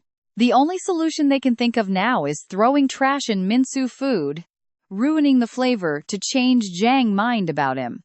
Once the plan is set, their faces light up, ready to act. But watch closely here, because the sound of the door opening suddenly makes everyone freeze. It is guard Kang Wukong. Intrigued, he mentions he always wondered why their supplies kept disappearing like that. Turns out you rats were behind the trouble. Since you stole those items, you will face the consequences now. But the kitchen crew ignores his warning and even insults him. What is with this guard? Does he not know who is boss? But before they finish speaking, in just 2.5 seconds, all those troublemakers who wanted to mess with Minsu end up on the floor, completely defeated. While Wukong does not know who sent Minsu to the kitchen, it seems he is adjusting quite well. Meanwhile, in the warden office, 2 guards report the situation. He happily asks if they have fought yet. But upon learning they did not, his face falls, since putting Minsu in the kitchen to get sabotaged was part of his twisted plan. Knowing his terrible temper, they made him omelet rice to calm him. Meanwhile, Jang Dobo gathers his entire crew. He loudly asks them if they are ready for that special day that only happens once a month. With that, he takes a bar of soap, grates it completely, and puts it inside a big pot. He adds plenty of olive oil, double the amount of grated soap, heats it up, and sprinkles in a fine powder. Squeezing in some orange juice for vitamin E, he finally mixes everything with his strong arms until it is finished. I know what you are thinking, but Jang Dobo immediately makes it clear this mixture is not food. It is the natural hair wax they use in the kitchen for this big day. They always do this. But Minsu does not get what big day requires styling their hair. Jang Dobo explains new supplies arrived today. Today, they finally get to see the girls from the female prison. Every month, shipments arrive, and they have to share all these supplies with the women prison team. This is the only perk of being in the kitchen. They style their hair to look mature and show off their strong shoulders carrying boxes. But Minsu gets treated completely differently. A crowd of girls surrounds him to praise how cute he is, even offering to help him with his work. Watching from afar, Jang Dobo is dying of jealousy, thinking the boy is just wasting time flirting with them. But suddenly, a small girl taps Jang back. She quickly hands him a letter, warning him to hide it before their leader spots them. Grabbing the envelope, Jang's face turns completely bright red. He is on cloud 9 as she asks him to keep quiet. In his mind, he is already marrying her. He even picked names for their 5 kids, crying tears of joy in his imagination. Get ready, because you and I are about to see a crazy twist. Minsu opens the letter, and his face goes pale. He was supposed to give it to the Class A boss, Lee Minsu, who is in the warehouse right now, completely out of breath. He does not understand why those kitchen fools only help the girls carry things, completely forgetting their own actual duties. Just as he gets up to leave, young Dobo appears out of nowhere from behind, asking if he is the leader. Minsu, looking totally confused, confirms that yes, it is him. Jung Dobo asks him if he knows what happens on November 22nd, but Minsu admits he has no idea. All right. You and I are jumping right into the madness as Jangdu screams that this date is his wedding anniversary 3 years from now. Minsu is literally shaking, asking, "What is going on?" But Jang Dobo roars back that it is his 5th daughter's name. If you had not betrayed me, she would already be born into this beautiful world, wearing a cute little ponytail. With that, Jang Dobo raises his massive fist and charges, screaming he is going to kill him for stealing his wife. Minsu puts his hands up, swearing he is innocent. But that massive fist is already flying, forcing him to dodge fast. That brutal right hook completely smashes through a heavy iron cart. If Minsu had not moved, his head would be crushed. Minsu still has no idea what is going on, but against someone trying to kill him, he has to strike back. But Jang Dobo grabs him by the ankle and brutally slams him face first into the floor. Jang Dobo tries to finish him off with punches, but that heavy metal cart completely blocks his way. Minsu uses this opening to strike, but gets blasted back before he can even get close. The power gap is insane. It is not just his insanely long arms, his raw strength is on a whole different level. Getting close is impossible, and every single hit feels like a solid rock.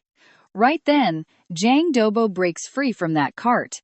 He keeps raining down merciless blows while screaming crazy things about taking So Young on a date to Bukhansan Mountain. Minsu gets cornered against the wall, but watch closely now because he is already planning a wild counterattack. As soon as Jang Dobo throws his next devastating punch, Minsu raises a heavy iron pot to block the impact. He yells that he has no idea who So Young is, but his date idea sucks, tackling him by the waist. He uses every bit of strength to knock him down, trying to repeat the same move that defeated Gusi Hun. Nice try, but the guy does not budge. Instead, Jang Dobo grabs him by the head, lifting him like a doll. He roars that Minsu stole his pure love and his future family, sentencing him to the ultimate penalty of death. Right at this critical second, Minsu grabs a bag of flour and slams it directly into his face. Meanwhile, the girls in the kitchen cannot stop complaining about how exhausting their new job is. They have never even washed dishes at home, and now they are cooking. Sorting supplies, one girl notices an extra box. It seems to belong to the boys' correctional facility, so she asks the others if they should go deliver it. Before she can finish, another girl cuts her off, saying that if they really need it, they will come get it themselves. Besides, Jang Dobo is way too terrifying. Another girl quickly agrees with that. She says she heard he brutally beat someone named Chang Su and kicked him straight out of the facility. Right when nobody wants to go, a dark-haired girl volunteers and grabs the box to deliver it herself. Who knew she would actually find him cute? But let us get back to business because this warehouse fight is getting wild. Minsu uses his small size and quick agility to slip around the room, making Jang Dobo dizzy. Soon, Jang Dobo runs completely out of breath, demanding that Minsu step forward and accept his painful fate. He promises to make it quick, but an egg suddenly explodes on his face. Minsu grabs a whole tray and pelts him non-stop. Covered in raw egg, Jang Dobo gets madder than we have ever seen him. With one squeeze, he crushes a solid metal teapot and starts throwing everything in sight to get his revenge. Minsu dodges, screaming that throwing metal is dangerous, but Jang Dobo has lost his mind and does not care at all. Without a second thought, he grabs a huge pot of boiling oil and flings it in absolute rage.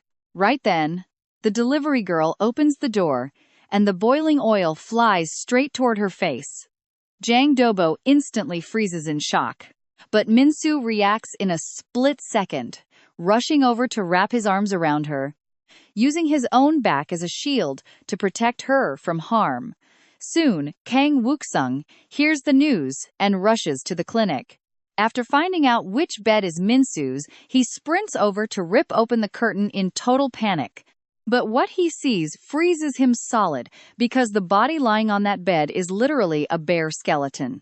Of course, it is just a cruel prank by Minsu, but Wuksung's face turns dark with absolute fury. Minsu plays the victim, joking that it is a good thing it was not hot oil, or he really would be dead. But Wuksung just pulls him into a tight hug, pats his head, and says he is glad he is safe. After talking a bit, the idea of returning to that kitchen is completely shut down with a heavy lecture. So, what do you think? Would you ever go back to that kitchen after all this madness? Let's dive in and see how this guy plans his sweet revenge. Minsu asks, "Is not this that quick way to earn points you talked about? Just teach me how to beat Jang Dobo and everything is solved."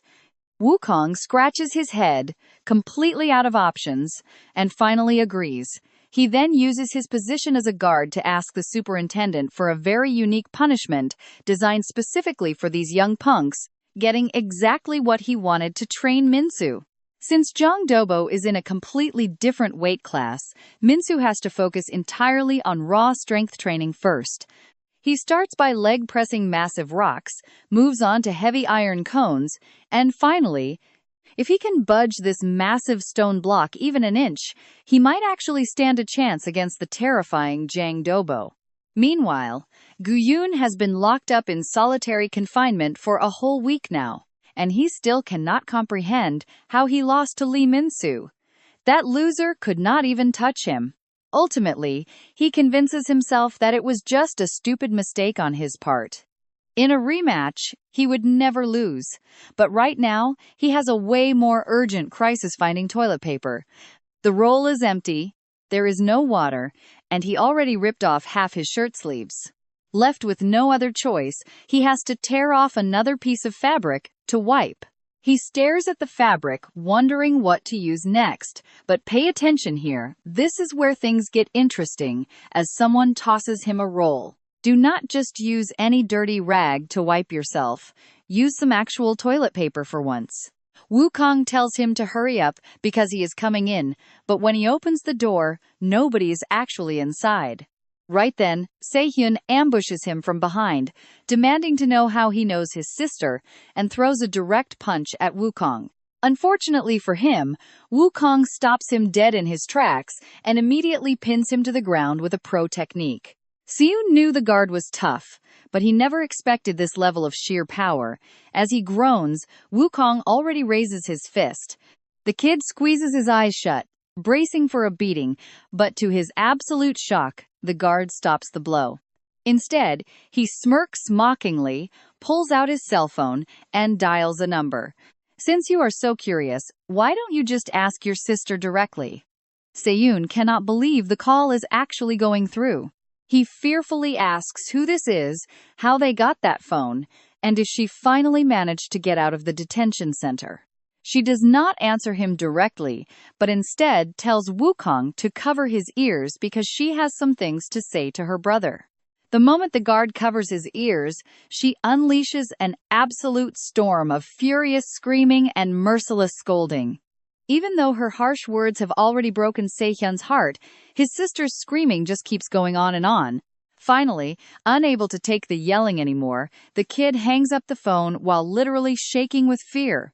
I know what you are thinking. That was brutal, but as silence falls, Wukong lowers his hands and asks why he ended up in this pathetic state. It is nothing, I am just tired. He then asks if he works with his sister and if he is Minsu's brother. You taught Minsu how to fight, right? Wukong calmly confirms it and asks if there is some kind of problem. Hearing that, Sehyun's face completely lights up with hope. He promises to obey his every command and begs him to teach him to fight too. 1 month later, the kitchen staff is feeling extremely frustrated inside the storage room. Ever since his fight with Minsu, Jang Dobo has been walking around like a zombie, getting the entire crew punished for burning the food. If things keep going like this, they will all get kicked out of the kitchen very soon. Suddenly, Minsu kicks the door wide open and walks in. The moment he sees him, the veins on Jang Dobo's forehead instantly pop. This sudden encounter snaps him right out of his depression. He screams that everything is Minsu's fault and promises to destroy him. But as he approaches, he stops because Minsu asks if he wants to know the reason, and the big guy definitely does. So Minsu taunts him, saying it is because he is incredibly ugly. Those simple words instantly ignite Jang Dobo's fiery rage all over again. The cooks, witnessing this terrifying scene, are completely frozen in fear. They wonder if Minsu lost his mind by provoking such a beast. Today we are definitely going to witness a real tragedy in here. Facing his opponent's absolute fury, Minsu keeps mocking him, running circles around him, and dodging to completely drain his stamina. Soon, the massive opponent loses almost all of his strength. Seeing that he cannot catch him, he decides to climb onto the table. He leaps forward with a powerful punch, but Minsu nimbly dodges, causing the strike to crash and get trapped inside the iron pillar once more. At the same time, he purposely lets himself get hit by his rival's left hand. His plan is to make Jongdobo overconfident, thinking he is still weak. Minsu seizes the moment and firmly grabs his left arm with both hands, shouting, "I fight with my brain, you total idiot! You fell right into my trap. Now, let us watch Minsu push with all his strength. Come along with me to see how this guy uses a single arm to pin down a literal giant. Get ready, idiot!" Meanwhile, the warden is waiting for his food in the cafeteria when Wukong, dressed as a waiter, walks up with a tray. "Warden, today is a very special day, and I cooked this myself. Here is some spectacular steamed Alaskan cod for you." Looking at this, the warden is completely blown away. He never imagined tasting such high-end food in a dump like this. Then, Wuksung pours him a special drink. The warden sips it slowly, savoring it as if it were the finest wine. But obviously, the real show is the brutal brawl happening right in front of him. With his left arm totally locked, Jang Dobo smugly brags that his opponent has finally stopped running. But as he frees his right hand from the iron pole to strike, he realizes that it is not just his left hand trapped, but he cannot move his right arm either because of his own massive, bulky body. Mansu does not waste time talking. He lands punch after punch directly to his face. While taking the beating, Jungo confusedly asks where he learned those locks. "But do you seriously think you can beat me with just this?"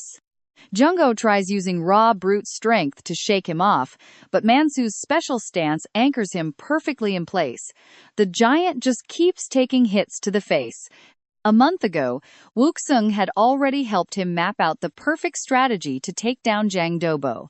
In his last fight, the weight difference with his opponent was only one class. That was why Mansu managed to win by cornering him. But his current rival, Jang Dobo, has a massive advantage of 3 whole weight classes. Using that same strategy here is impossible. Honestly, Mansu will have to pray he does not get cornered himself. Plus, bulking up fast is not realistic. If these huge rocks represented Jang Dobo, how would you even lift or topple them? The answer lies in leverage physics. In the end, the way our own muscles move works exactly the same way. If Mansu can turn himself into the lever that shifts that rock, he can completely knock Jang Dobo down. Right now, absolute rage consumes Jang Dobo. No matter how much force he exerts, the guy holding him down will not budge, dishing out a brutal beatdown. Watching from the window, Wukong asks the warden if he finds the show exciting. The warden says it is fine, but this is the exact part you and I need to watch closely. Looking at Jang Dobo's face, he does not seem to feel any pain at all. Those skinny hands will never take down a titan like him, and Mansu already looks exhausted. Ultimately, weight class cannot be ignored. Wukong offers a wager, betting that the young Li Mansu will win. Hearing this, the warden's interest is fully piqued. A bet sounds good. He loves high-stakes games, but Wukong knows that claiming facial strikes are useless against heavy opponents is completely ridiculous. If we think about it, the basic boxing guard is designed specifically to protect the face and head. This is because the head holds the most delicate and vulnerable spots on the entire human body.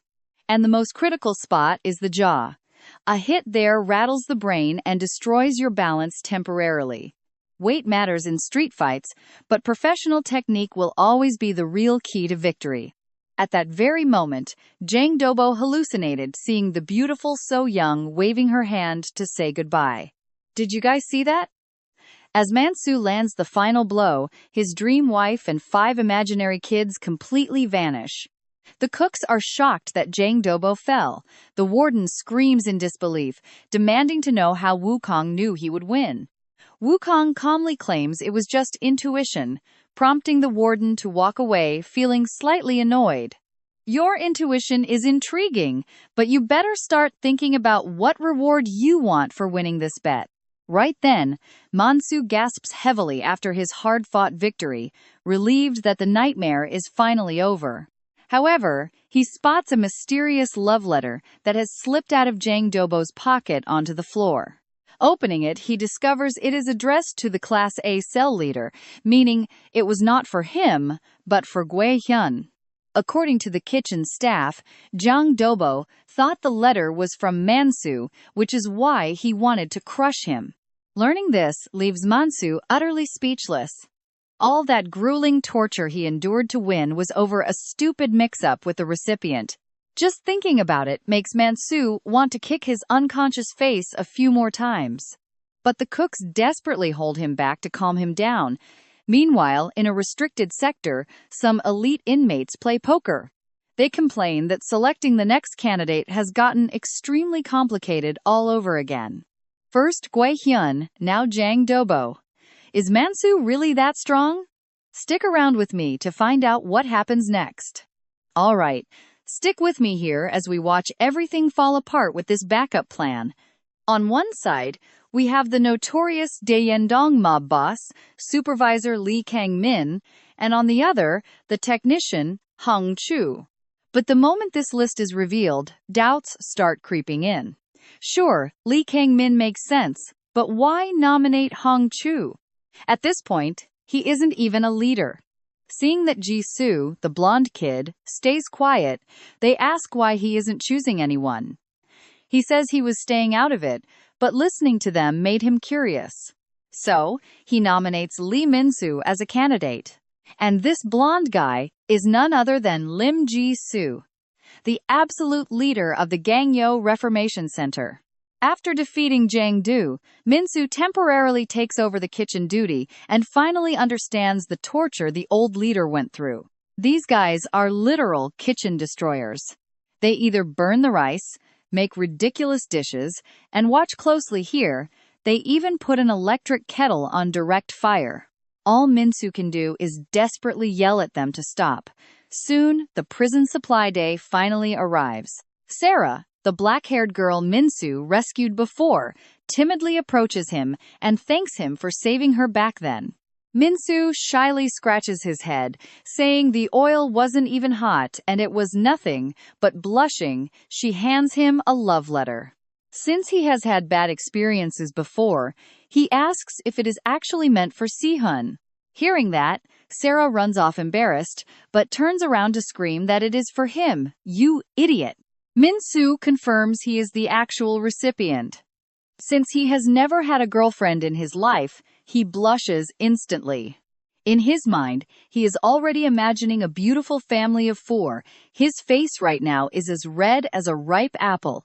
In reality, the black-haired girl didn't just start liking Min-soo because he protected her from that hot oil. She had actually noticed him long before, while taking a walk after lunch the day Min-soo confronted Gui-hun. His courage to protect the weak and that wild, badger-like gaze of his completely captured her heart.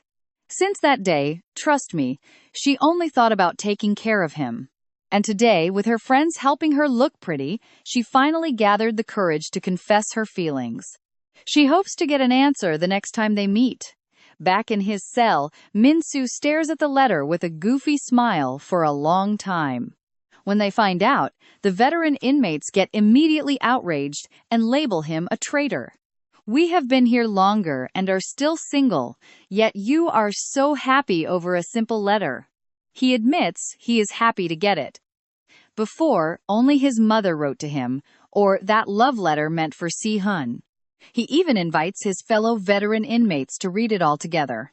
Meanwhile, elsewhere, Kang Wukong presents himself to the prison warden.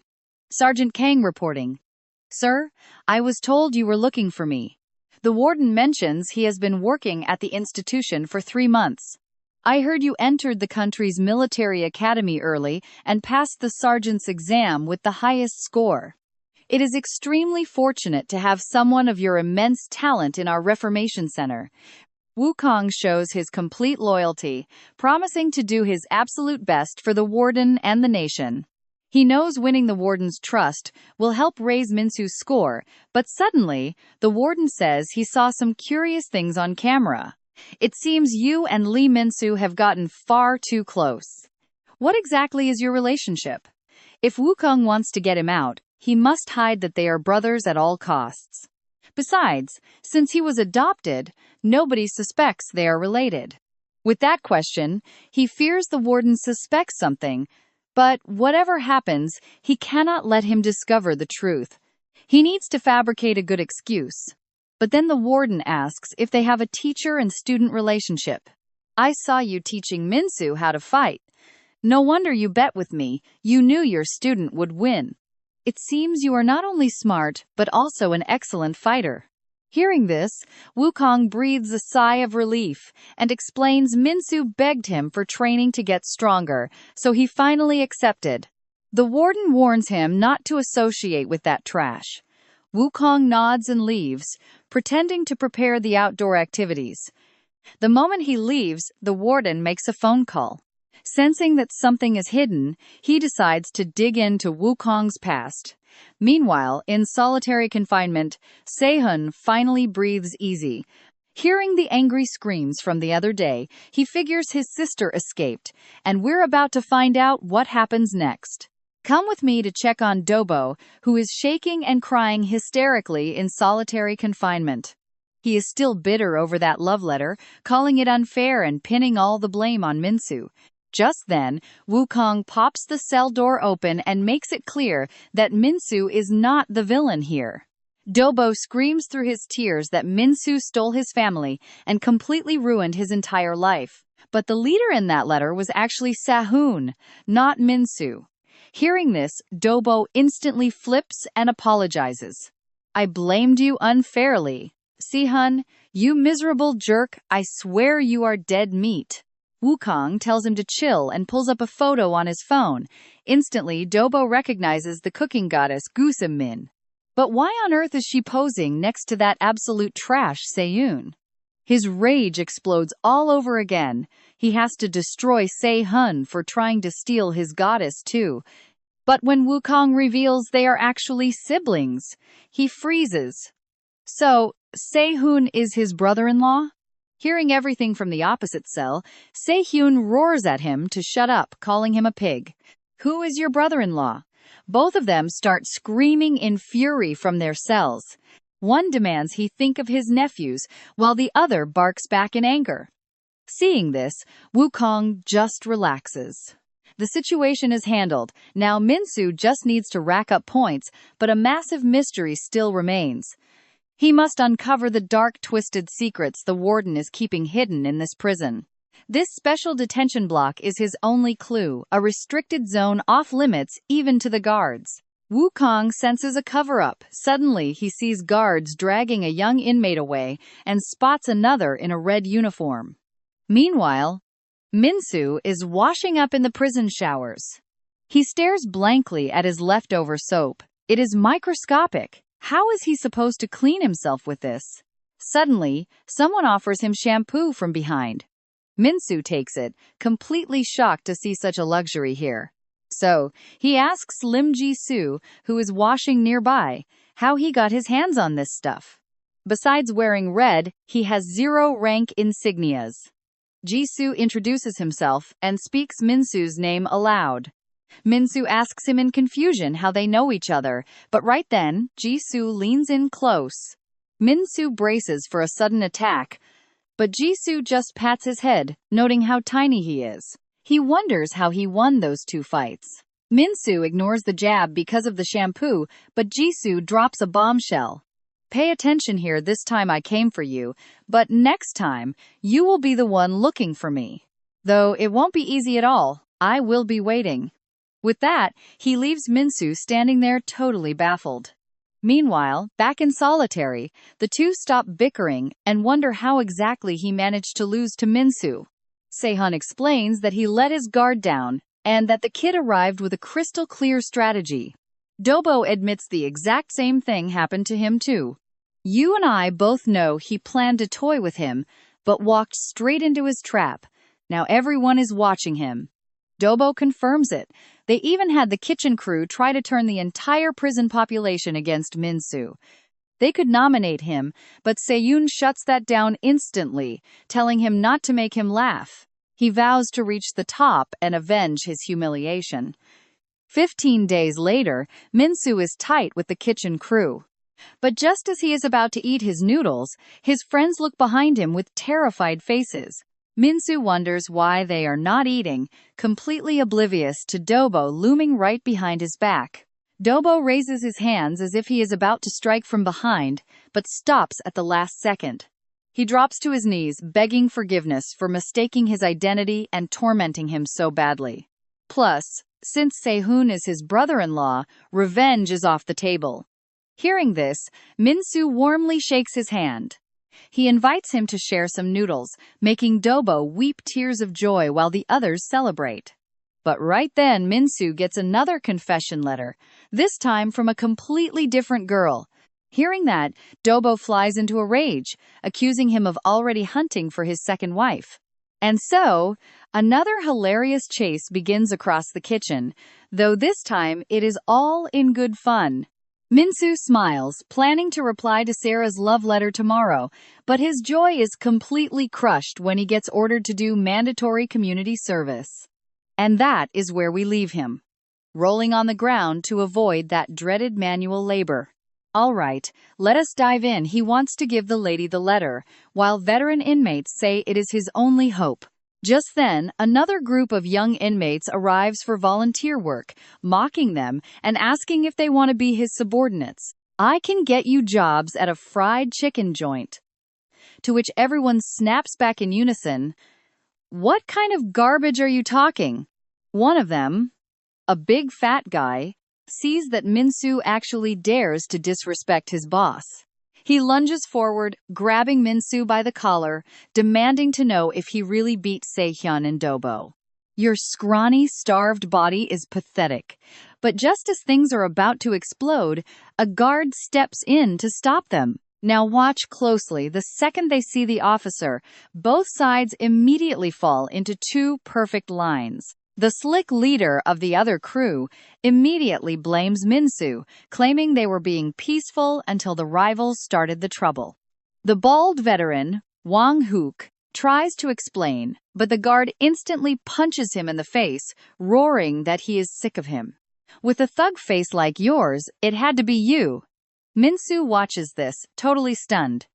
He has no idea why the guard attacked his side, but seeing the rival smirking, he realizes the guard is in on it. A bruised Hyuk keeps begging the guard for mercy. That is when Wukong steps in to stop him, telling him they must leave. Recognizing his colleague, the guard smiles and excuses himself. "Well, these punks almost started a riot, so I just lost my temper for a second." Saying that, he herds the other group onto the bus. Wukong then asks Hyuk if he is okay to continue with the volunteering.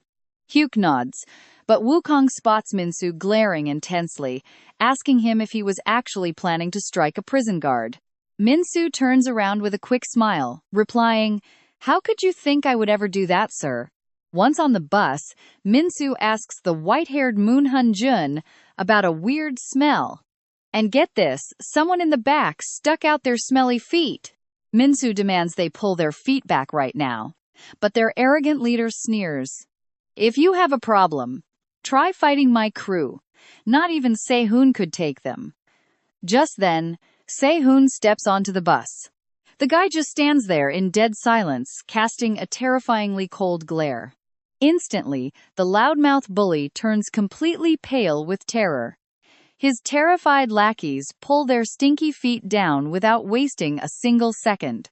Minsu definitely did not expect Sehun to get released from solitary today, quietly cursing his terrible luck. Damn, this volunteer trip is about to get crazy tense, because absolutely nobody on this bus is an easygoing saint. Before long, they pull up to the nursing home where the director and medical staff are waiting to welcome them. Wukong politely steps forward to shake the director's hand, hoping this service work brings a positive change for these troubled reformatory kids. Another guard adds that he will be taking plenty of photos to document the boys helping out the elderly. The kind nursing home staff welcome the young inmates, offering them ice-cold drinks to cool down. Taking just one sip, they cheer happily, crying out that it is the nostalgic taste of their childhood. Their assignment today is caring for the elderly. Seeing absolutely nobody around their own age, the boys immediately start whining about their bad luck. Suddenly, though, one of the older inmates points straight ahead and shouts in total shock, "Wait, is that a young girl over there?" Soon looks over and is absolutely horrified to find his own sister Seaman. The shock is so intense that Soon literally crushes his plastic cup. What on earth is his sister doing here? Their very first job is washing the feet of the elderly, while one of the guards records everything on a camera. After finishing up with one of the grandfathers, Minsu wipes his brow and lets out a massive sigh of relief. But pay attention here because the next person is already calling him over to get their feet washed. Assuming it is just another elderly man, Minsu politely agrees, noting how painful the poor grandpa's blisters must have been. But when he looks up, his blood runs cold because sitting there is Licho, the notorious boss of Class B. He shoves his wet, dripping foot right in Minsu's face, commanding him to wash it properly. He immediately starts mocking Minsu, asking him if he wants to become his personal, pathetic little foot washer. Furious at the disrespect, Minsu almost snaps, but Hun-jun holds him back, warning him to stay calm while the guards take photos. Cho laughs with his henchmen, mocking Minsu for being such a hot-headed idiot. He claims Si-hun and Dobo were weak anyway. Minsu swallows his pride and takes the insult, knowing the guard favors Cho. Fighting back would only make things worse. Meanwhile, Soon is outside, gently escorting an elderly lady for a peaceful walk. "Grandma, those flowers over there are beautiful. Let's rest for a moment right here.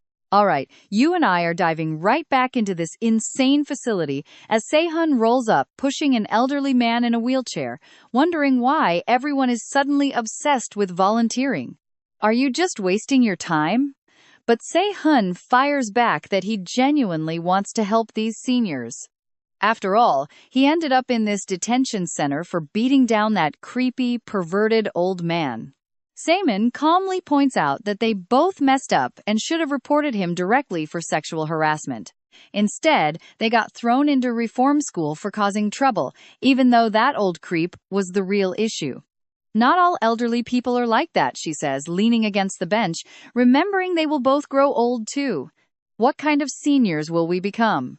Si-hyun asks what she means as Simon pushes the old woman's wheelchair. "You should think hard about who you want to be when you get old." Soon after, lunchtime finally arrives. Every young inmate gets a tray to feed the seniors. Minsu helps a grandmother, but suddenly hears someone crying nearby. Turning around, he sees Cho greedily stuffing his face while using the food to torment a helpless old lady. Furious, Minsu yells out, demanding to know what he is doing, but a bowl of hot soup gets splashed right on him. Watch closely here as Cho's cronies mockingly claim it was just an accident. Though Minsu desperately wants to rip them apart, Hunjun and Hyuk hold him back with all their might. Seeing the commotion, the guard steps in immediately and demands to know if Minsu is starting trouble again. Minsu explains they threw the tray at him, but the guard takes Cho's side, completely ignoring the truth while everyone else lies and says it was an accident. All Minsu can do is swallow his rage while Cho's underlings smirk in victory. Cho smiles, mocking how they used to fear Class A inmates, but now realizing they are absolutely nothing special. "I do not care what class they are. To me, cash is the absolute path to real power." Inside this detention center, your rank is not based on strength, but on the severity of your crimes. Usually, the worse the crime, the better a criminal is at fighting. We landed in Class C for fraud, so we are not fighters, but we do not need to fight, just like the news is showing right now. Yuhen President Moon Ho-jik got bail for poor health. With money, bodyguards, and police, the law itself shields you. If we lack physical strength, we just buy it. The one thing we swindlers have plenty of is cash. For Cho, with enough cash, even the Class A heavyweights will end up kneeling right under his control. I know what you are thinking. This is about to get ugly. And indeed, their behavior becomes incredibly reckless. Their main task was helping the elderly wash up, but they prefer smoking in the bathroom, completely ignoring an old man burning in the hot water. Right then, Hugh finishes cleaning the toilets and heads to the showers, running straight into this awful scene the moment he opens the door. Shocked by the sight, Hugh drops his mop instantly and steps in to protect the elderly man. Cho's goons curse at him in panic, but Hugh firmly snaps back that they have gone way too far. What if the old man has a heart attack? But before he can finish, the big guy throws a fist straight into his face. Who do you think you are telling me what to do? The other two sidekicks laugh and cheer beside him. After taking the hit, Hugh wastes no time fighting back. But when Minsu and Hunjin come looking for him, they find him knocked out cold on the floor. Consumed by rage, Minsu runs off to get help from Wukong. He wants Wukong to help him plan a revenge scheme, but he refuses since they are outside the facility now. Fighting out here will bring serious trouble. Seeing he will not cooperate, Minsu turns to leave, but a voice suddenly cuts them off. Officer Jan Gi appears out of nowhere, asking if he heard correctly that Minsu called him Sergeant Kang Hyun. Both of them freeze completely solid. Before they can make up a lie, Officer Gi tells them that this whole situation smells incredibly fishy. The sergeant treats Minsu like he is part of his own family. What kind of secret relationship are you two hiding? Just as Wukong's massive secret is about to break, Si-hyun bursts in yelling, completely saving the moment. I have been looking everywhere for you, because those guys are fighting again. Guard Ji cannot understand this informal attitude with an officer. Wukong covers it up by claiming he has been far too soft on them, which is why they talk so casually.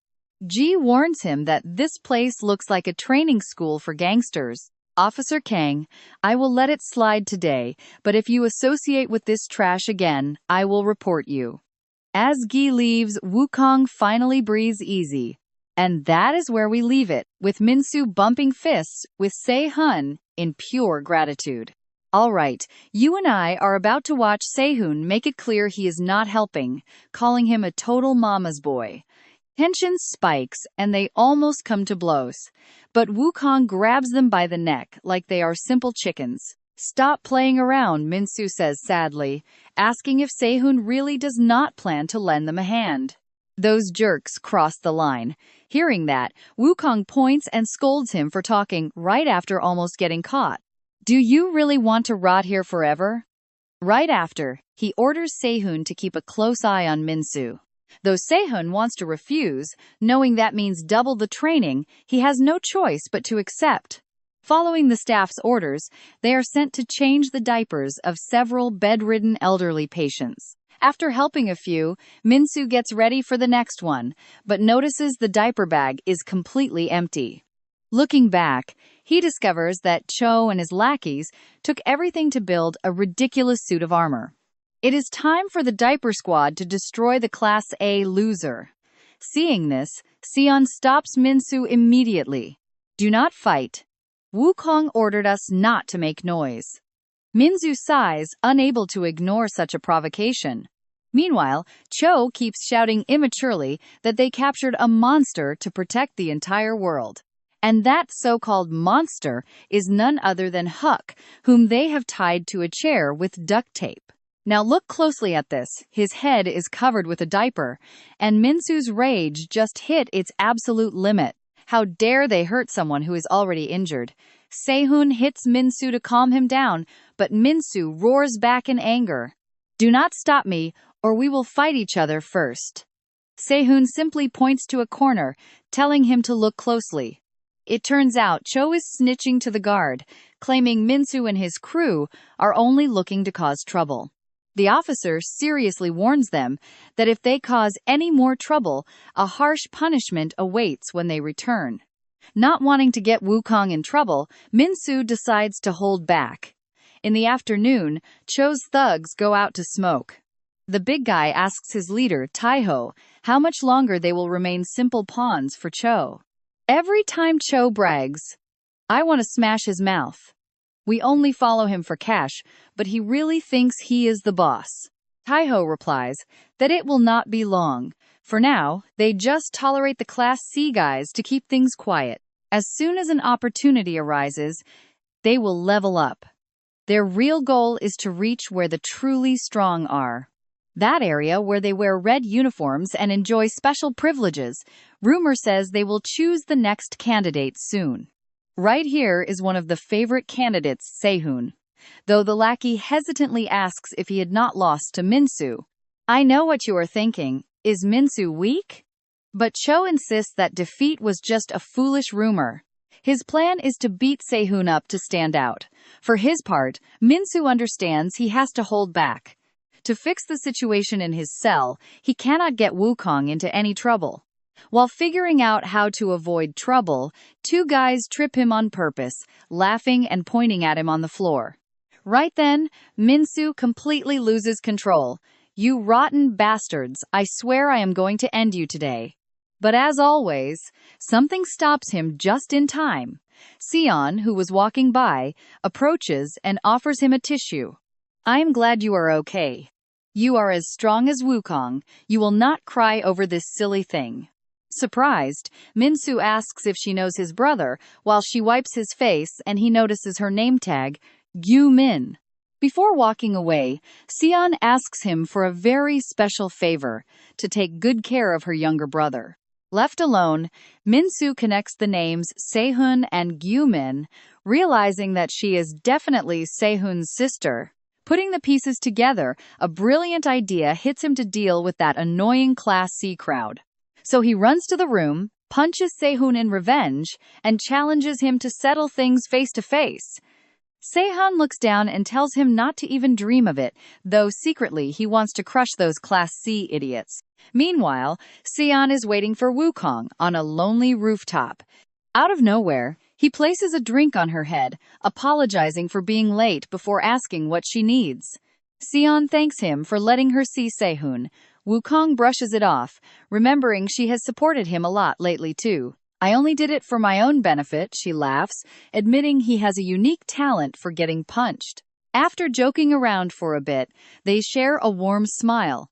Then, Wukong asks if she knows anything about the red uniforms, but she has no clue, and other guards refuse to talk. Will they uncover the truth? Trust me, you and I need to see what happens when Wukong finally returns. All right, stick with me here, because who knows what kind of crazy trouble Minsu is going to cause today. She asks Sehun to keep an eye on Minsu. Surprisingly, Minsu actually held back when others provoked him earlier. Wukong calls Minsu a total beast just like him. Even without listening, he knows exactly how to handle himself. Hearing that, Seaman admits she trusted Sehun to watch him. After all, her brother is incredibly mature and reliable. But while they brag about their brothers, they have no clue Sehun and Minsu are currently beating each other up. Once word gets out, Cho's lackeys immediately rush over to watch the show. Minsu asks, totally confused, if Sehun really does not care about his cellmates getting targeted and the elderly tortured. But he snaps back, saying he does not care at all. Just shut up and start fighting already. Right then, Minsu drops a bomb. Those thugs are targeting Seaman, the volunteer who happens to be his sister. Just thinking about how cruel those pranks will get terrifies him. This was Minsu's brilliant strategy after meeting Seaman. Seeing no action, Cho's men start mocking them, laughing that they are nothing but talk. One guy gets right in his face, teasingly asking if he is scared of Minsu. But before he can finish, a brutal strike crushes his head. It looks like the beast is unleashed. Cho's crew screams in fury, demanding to know why Sehun suddenly attacked their guy. Pay attention here, because the mere thought of them touching his sister makes his blood absolutely boil. I will make you pay for messing with the people in our cell. Meanwhile, in the warehouse, Gary submissively lights Cho's cigarette to get him into this free activity. Gary even went as far as forging documents just to secure him this golden opportunity. Cho calmly says he is highly satisfied and promises him huge rewards this time around. Taking the cash, Gary bows gratefully, saying, Cho always looks out for him, and he is deeply thankful. Please, Cho adds that if he manages to control his own and recruits construction workers, He will give him much bigger cuts. Then, he orders him to get direct contact with the special block inmates. he plans to visit them soon.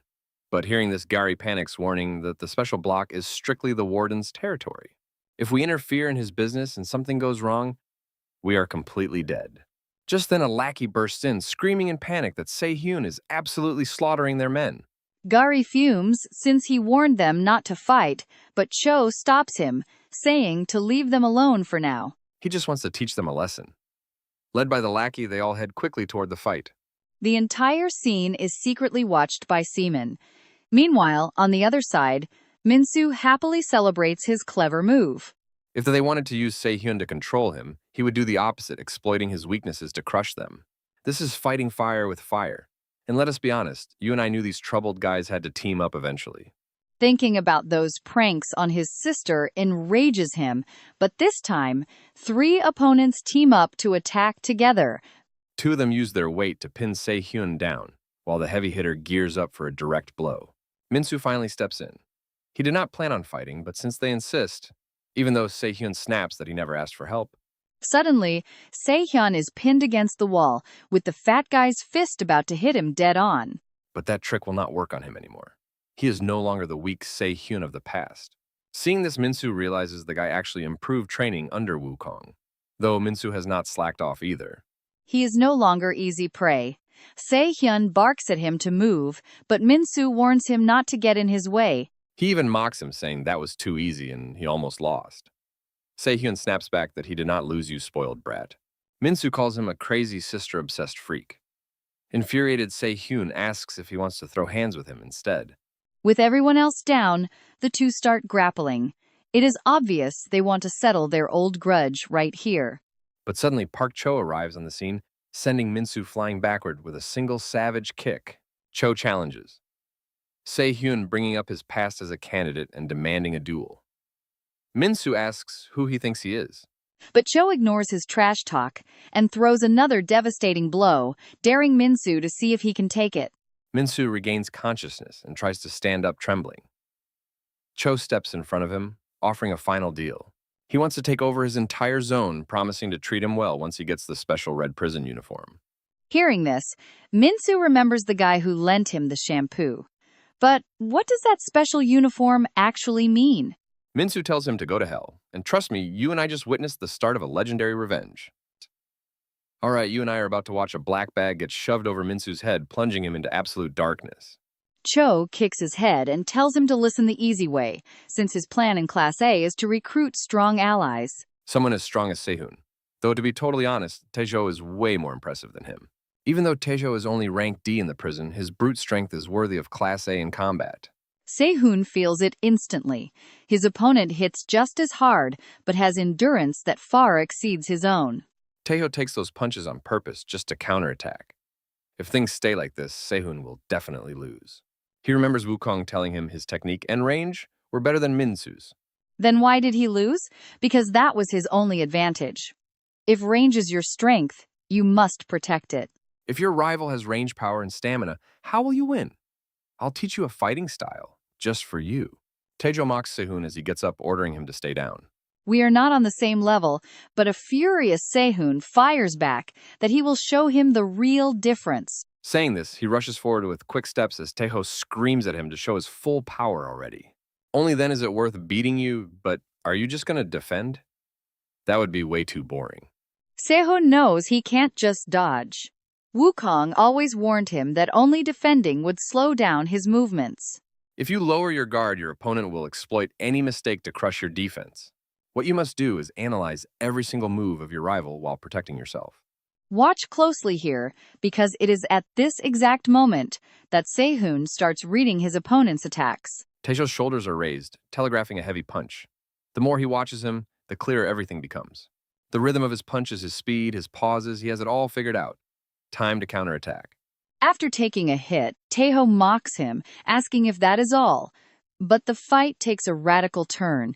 Se-hyun easily dodges each of his punches and fires back, landing solid hits that completely shake him up. Se-hyun knows that if Taejo keeps attacking like this, He'll tire out fast, just like he did against Minsu. What an idiot. Now he understands why he lost to Minsu and realizes just how terrifying Wukong's power really is. Shortly after, Sehun finishes off Taejo, but his face shows absolutely no emotion. Fighting someone like that was tough, and beating Minsu feels like a distant goal. He still has a long way to go. Sehun looks around for Minsu and finds Cho beating him to a pulp with the bag still over his head. Cho mocks him, demanding he surrender and asking if it hurts, but to Minsu, those weak punches are just a joke.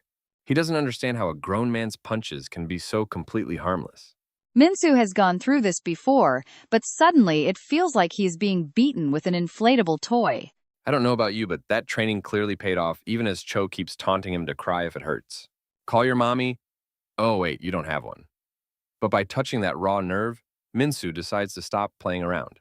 You crossed the line, you bastard. With a sharp kick to the groin, Minsu teaches him real pain. But right then, Officer Gi shows up screaming and asking why he's fighting again. Minsu explains that he did not start the fight, only helped Sehun because they were beating him to a pulp. But Wukong kicks his head, reminding him that is still fighting, demanding Sehun spill the secret behind Minsu's trick. Sehun insists they did not start it, that those idiots wanted to bother his sister and harass the local elders. Hearing that, Wukong's expression changes completely. Ji screams furiously that because they went soft on these people, they now think they have the right to be arrogant. Get ready to write your disciplinary report. But at that exact moment, Salmon makes her surprise appearance on the scene. Officer Gi, I think you should prepare for a trial. And not a report, she says, while he confusedly asks who she is.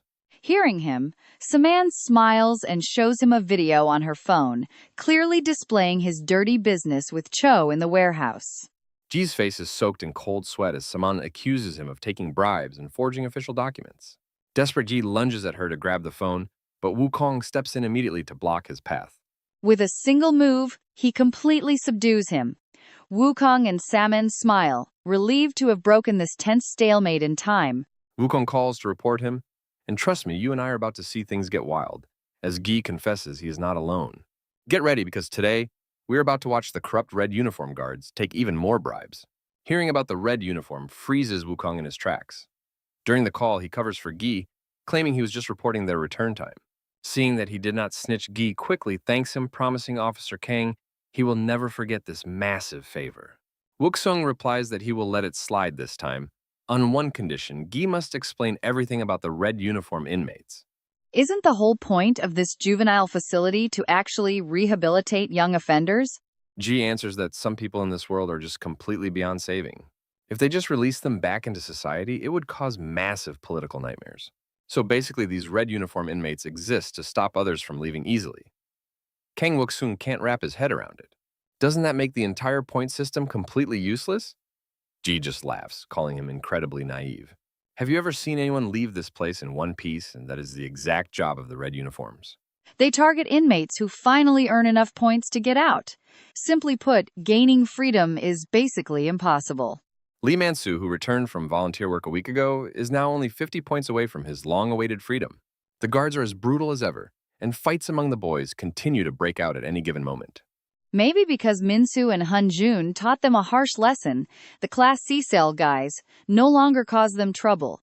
The only thing on Mansu's mind now is that he has to answer Sarah's confession on the next supply day. Wukong originally brings Lee Man-soo to clean up the warehouse, but it turns out the place is already spotless. On top of that, Gui Hyun is training there non-stop. Mansu is confused since they already cleaned this area. Why bring him here? But before he can finish, Wukong slaps handcuffs on him, ordering a hesitating Mansu to stay completely still. He then pulls a ball out of a box full of tennis balls, claiming he created a perfect training method for Lee Man-soo. From now on, Mansu will have his hands bound and must solely dodge the balls that Wukong hurls at him. Pay close attention here, because each ball will fly faster than the last. Mansu barely dodges the first, but the second high-speed impact snaps him awake. This is exactly the push he needs. Pure instinctual reaction to danger. Mansu remains totally baffled by what Wukong means by acting on pure survival instinct. He already defeated Gui Hyun and Jang Dobo. Doesn't that mean his training days are officially over? Do you honestly think he won those fights fairly? The combat styles of you three are way too predictable. Mansu merely exploited their flaws. If Gui Hyun had actually prepared beforehand, you would have never beaten him. And if Mansu hadn't conditioned his legs, how would he have beaten Jang Do now? Gui Hyun is relearning basic combat from Wukong. That is why he wants Mansu to train. Even if he hates fighting, this place is incredibly dangerous for him. Ever since Gui warned him about the red uniforms, Wukong knows he must toughen up Lee Mansu to guarantee he can walk out of here in one piece. Let's think about this together. Is prison really any different from society? Boss Lee Cho thinks not as he bargains with Kang Min. with cash, you can control inmates and guards alike, which is why he invites Kang Min to join his faction. That way they might actually take over the special red uniform block, provided Kang Min agrees to team up. In exchange, Lee Cho offers him 20% of the cut, which is roughly $4,000 every single month. Even if Kang Min wants to wear the red uniform, Lee Cho promises he can easily pull some strings. But Kang Min's sharp refusal freezes Lee Cho cold, stating that teaming up with weaklings would utterly ruin his legendary reputation. Hearing this, Lee Cho cracks his knuckles, casually claiming he will give him a bit more time to think it over. Besides, why do you think I asked to meet alone, without guards or lackeys around? With a loud snap, the boss of Cell C2D3 boss, Jang Sung-hyun, and the leader of Cell D1 suddenly appear, alongside the C6 cell leader Oh Sung-jin. 4 powerhouse cell bosses now completely surround and trap Kang Min. Lee Cho asks if he has changed his mind yet, but Kang Min just removes his glasses with a smirk. Buying thugs with money is smart, but did you think U4 would be enough? Meanwhile, Lee Man-soo has completely adapted to Wukong's tennis balls. His movements are sharp dodging with absolute clinical precision. Mansu had never done this kind of training before, proving his raw talent is on a completely different level. And trust me, we can see this simple training no longer works. Let's dive in and watch how Kang Wukong kicks off phase 2 of the tennis ball training. They aren't going straight anymore. Now they bounce twice. To make things worse, the throwing speed totally levels up. This forces Lee Man-soo to watch his front while dodging surprise attacks bouncing straight into his blind spots.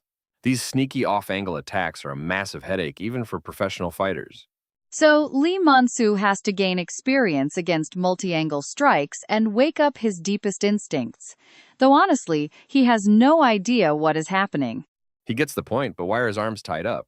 Kang Wukong explains that arms are for attacking and defending, so they should only use them if dodging is absolutely impossible. Same goes for Gu Si-hyun. After spending plenty of time training, their progress blows past expectations, but they still have a very long road ahead of them.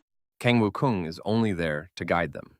He is not making them strong, they are doing that themselves, especially since this new routine is absolute hell. Only by pushing past this limit will their true potential bloom. But if they fail this attempt, their talent will stay locked away forever.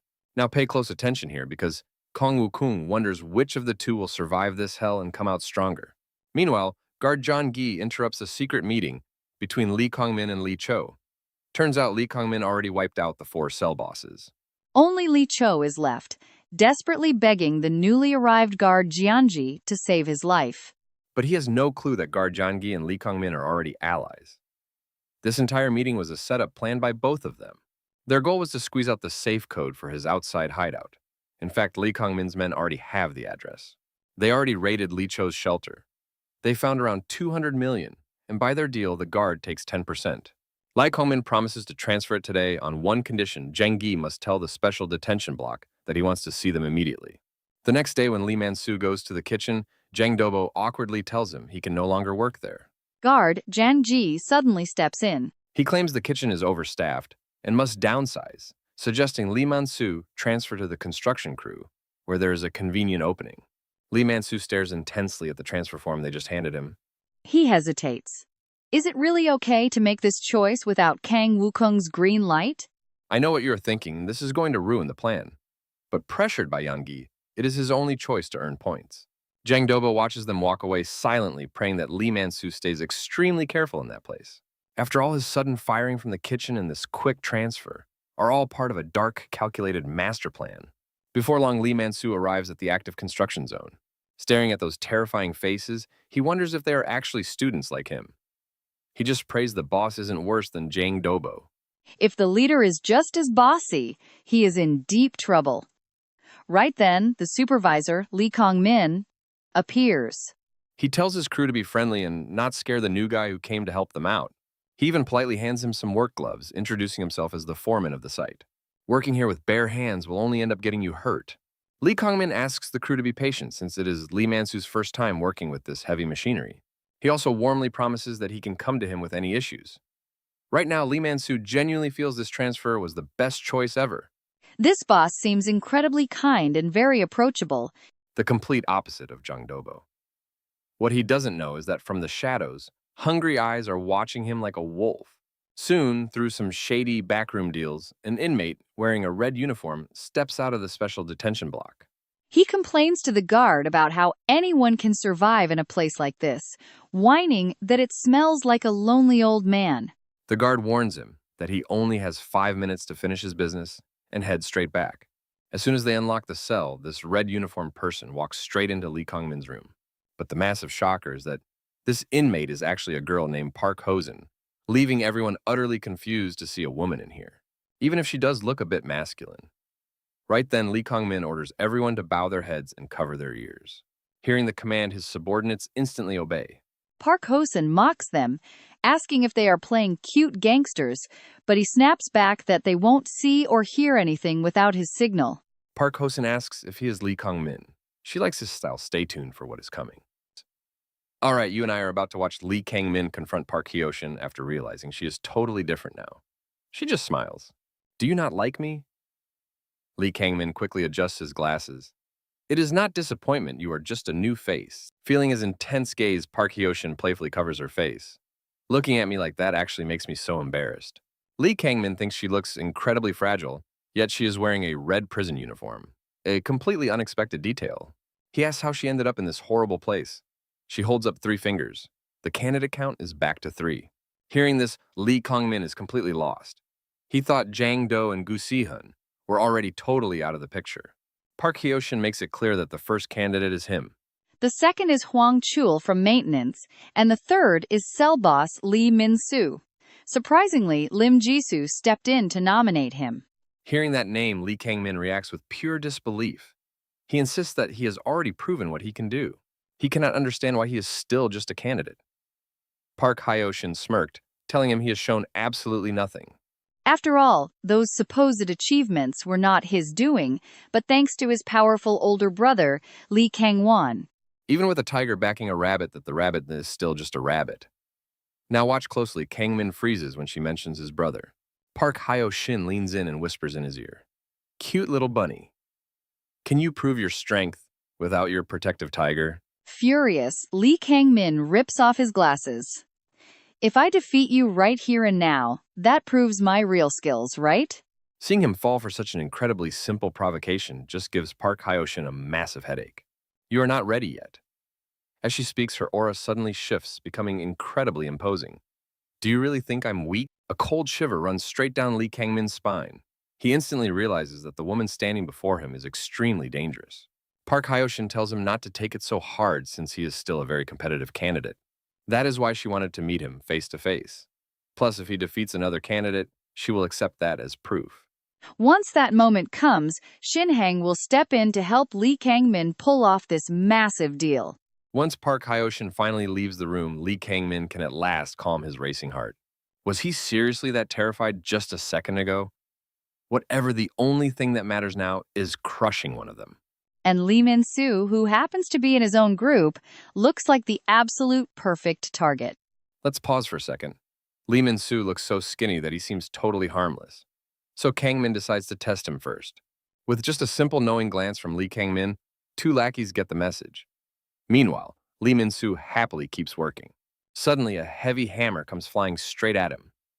Lee Min-soo's insane survival instincts kick in immediately. The attacker quickly apologizes, pretending it was just a mishap. But walking away, Lee Min-soo trips over a hidden wire. Right below is a board covered in rusty nails, leaving him just millimeters away from getting his eye gouged out. The guy apologizes again with that same fake tone. This makes Lee Min-soo highly suspicious. Are these real accidents, or is he under attack? If this is intentional, what are they after? Before he can think any further, the thugs have already surrounded him. Using some dumb excuse about teaching him how to use the table saw, they pin his arms down and force Lee Min-soo's hands straight toward the spinning blade. Right before disaster strikes, the power suddenly gets cut, plunging everything into pitch darkness. When the lights flick back on, all three attackers are out cold. Lee Min-soo innocently swears he did absolutely nothing. As a crowd starts gathering around them, Lee Min-soo realizes deep down that he is trapped in a deadly game. Seeing Yoon Woo-soo and Jang Seong-hoon slowly closing in, Lee Min-soo hesitates on whether he should finally fight back. If he fights, his good behavior points are gone. After weighing his options, he decides to scream to get the guards' attention.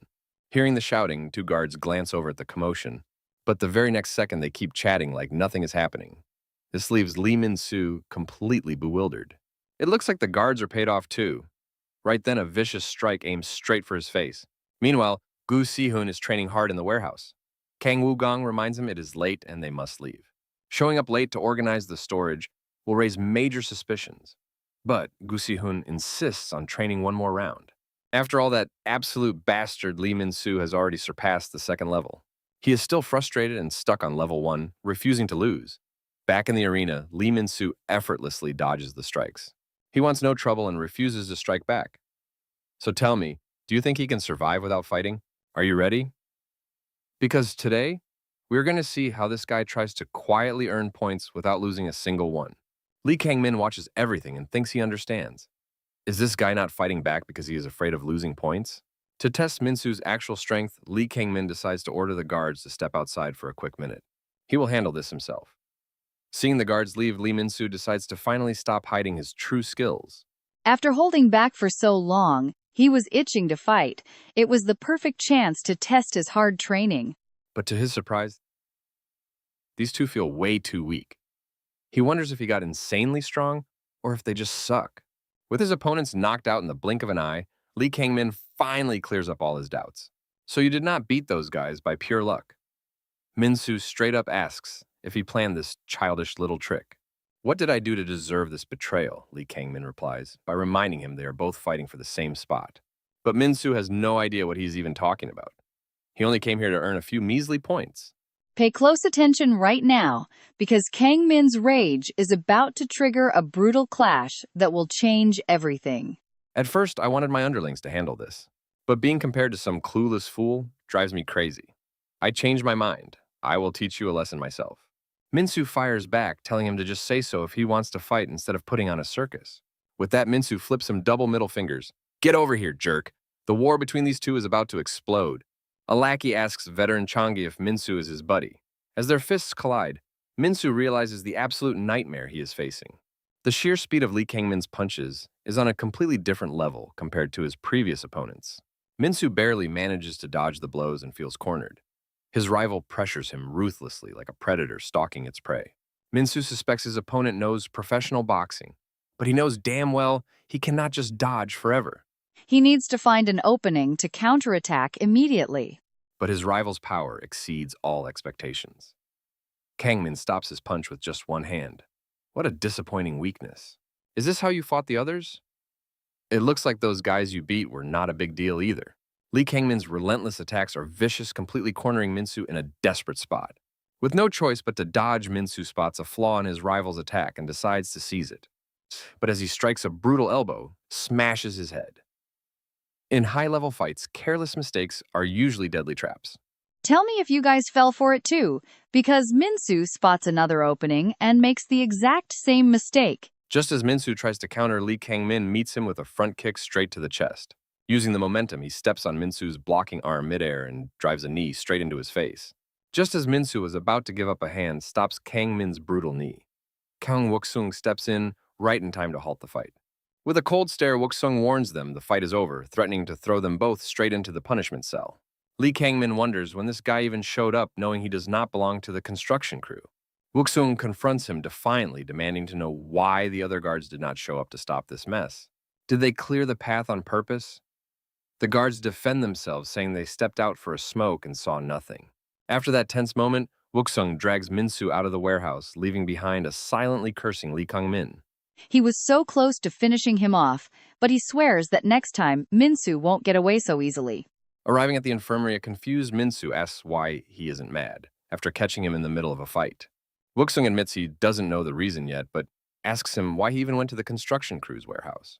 Minsu explains that they supposedly cut kitchen staff, leaving this as his only option to scrape together some points. However, Wuxung knows perfectly well that there was never any order to cut down on kitchen staff. Recalling a similar setup when Minsu was assigned there, he suspects that someone has a target painted right on his back. Frustrated, Minsu complains that the exact same thing happened again, leaving him unable to land a single hit or dodge the attacks. Wuxung explains it is normal since his opponent has likely mastered professional martial arts like kickboxing. So unlike your previous opponents, you won't be able to beat this guy with basic tricks or simple strategies. To win, you must build raw strength. That is why Wuxung decides to start Phase 3 of Minsu's brutal training. Even though we don't know who set this trap, I promise you we will uncover the entire truth together very soon. Stick with me because today, we are watching how he can only focus on getting stronger while waiting to face the shadow boss. Kang Wuxung's constant protection leaves Lai Kang-min with absolutely no chance to get rid of Lai Minsu once and for all. Even though he had a guard steal Kang Wuxung's file, he cannot find any weakness. He figures that just one day without Kang Wuxung would be enough. So he pulls a phone from his drawer, dials a number, and orders the other person to help him with something, warning them not to say a word to his brother. 1 week later on a random night, now pay close attention here. Kang Wuxung waits in the street checking his watch for Gusaman, who fixes her hair, and apologizes for being late. Kang Wuxung says it is fine. He figured as much, so he also left 30 minutes late not knowing they are being watched. Thanks to that surveillance, Lai Kang-min's men managed to discover Kang Wuxung's weakness. After they say goodbye and part ways, a black car starts following Gusaman right to the entrance of a dark alley. Several of Lai Kang-min's henchmen step out of the car. Lucky for them, she walked into that alley alone. Gusaman looks at them and asks what they want. Following her is one thing, but bringing this many guys is overkill. The leader orders her to come along. She agrees without making a fuss, but asks to put out her cigarette first. She's trying to quit smoking. Meanwhile, in the warden's office, he questions Janji about Kang Wuxung's recent movements. Janji replies that Kang Wuxung seems completely obsessed with keeping Lee Minsu safe. Ever since they assigned Lee Minsu to the construction crew, his attitude changed. He keeps going there almost like he is guarding him on purpose. The warden asks if there is anything else. Hearing this, Janji mentions that Kang Wuxung recently asked him about the red prison uniforms.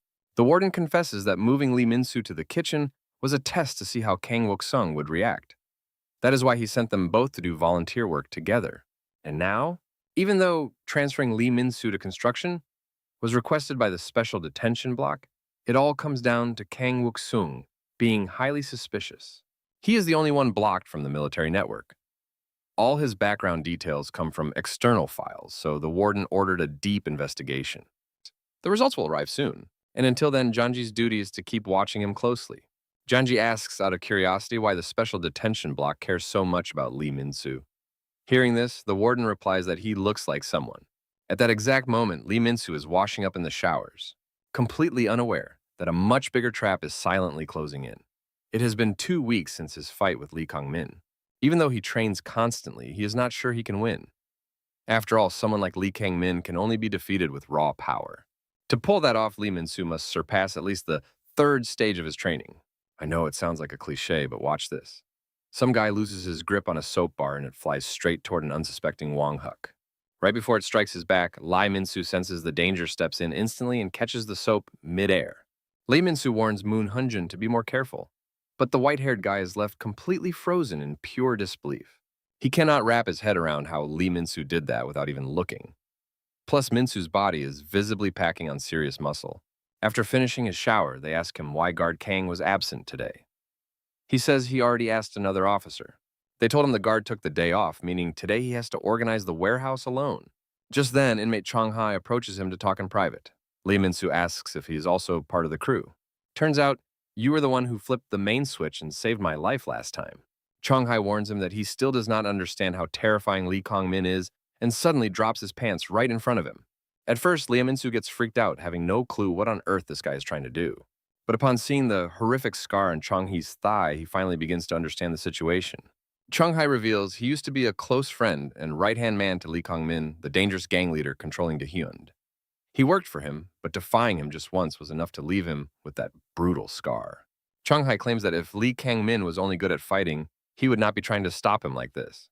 However, that man is completely ruthless, and anyone who dares to cross him faces a savage, unforgiving revenge.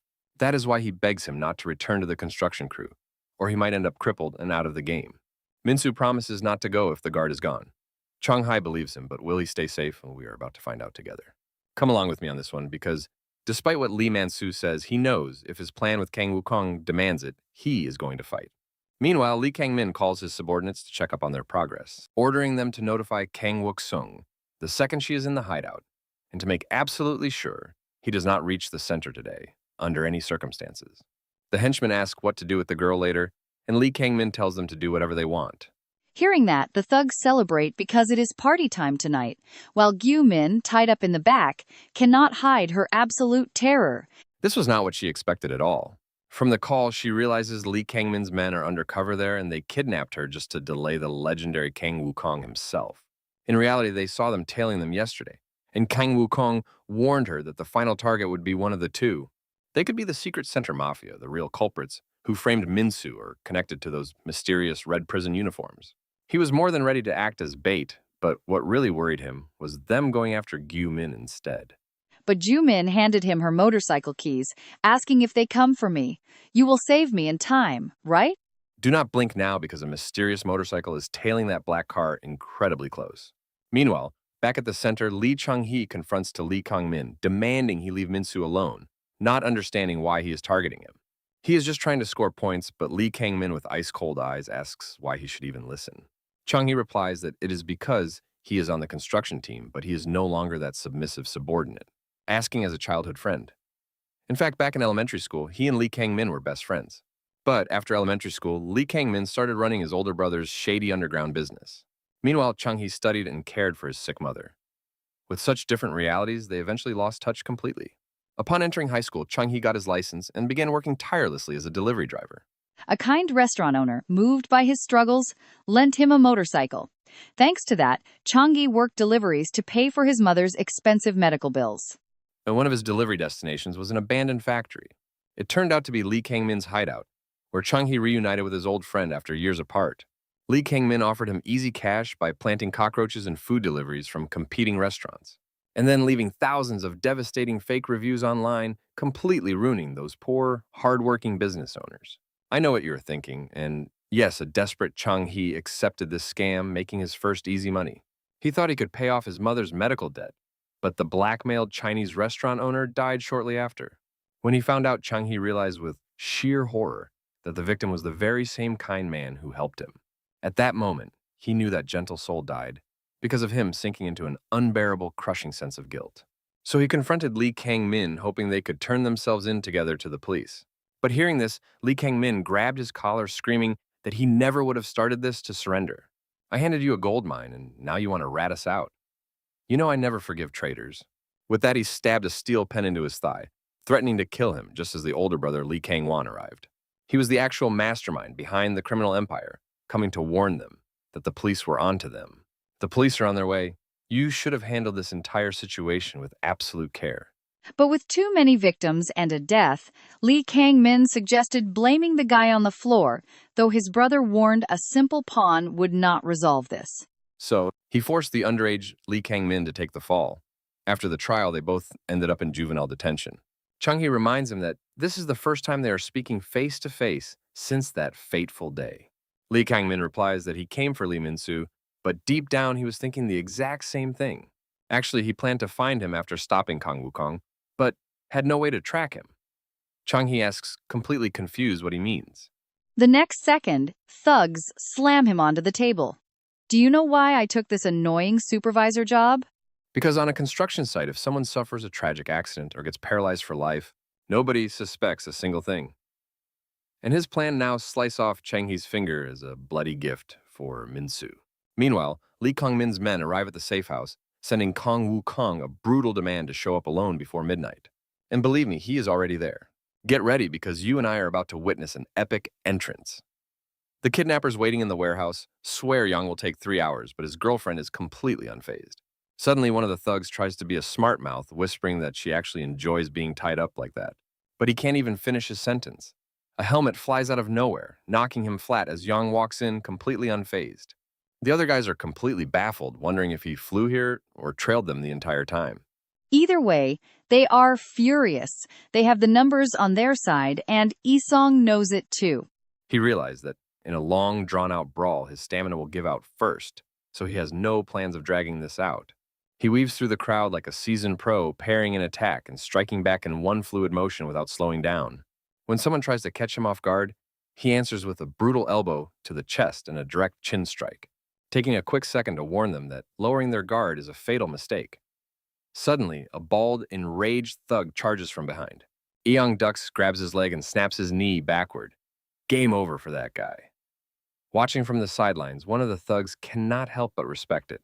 Anyone else would be terrified, but Eong seems to be having an absolute blast. Now pay attention because standard tricks will not work on a guy like this, forcing one of them to pull out a knife. Young locks his arm before the blade can even graze him, twists his wrist, and that is that. His girlfriend watches the whole thing, and despite being furious, she acknowledges his strength. Meanwhile, elsewhere, Min-soo lies on the ground next to a tennis ball, completely exhausted. He and his long-haired partner trade lazy insults. Min-soo confidently claims he finally reached stage 3 today. The other guy tells him to make up a more believable lie, but Min-soo retorts that someone stuck at stage 2 would never understand. They are still laughing when an officer approaches, demanding to know why they are not busy cleaning up the area. He hands Min-soo a wrapped package, apparently a gift from Chang-hee. But the moment he opens the note, the entire mood shifts. It is from Lee Kongmin. The message is simple: show up within an hour, or expect another little surprise. Whatever is hidden inside that box makes Min-soo's eyes widen in sheer shock. Back at the warehouse, Yong finally unties his girlfriend. She immediately socks him right in the gut. Furious, and with her hands aching terribly, she demands to know if he forgot she even existed while he was busy fighting. He simply replies that he got there as fast as possible. Dead serious, she tells him she will believe him just this once. However, this kidnapping was never actually about her. You probably suspected this already, but it was a trap to lure Yang away, leaving the real target, Min-soo, completely exposed. Someone was tracking Yang, sending the signal the moment he left. He recalls the warning to stay away from the construction company until reaching stage 3.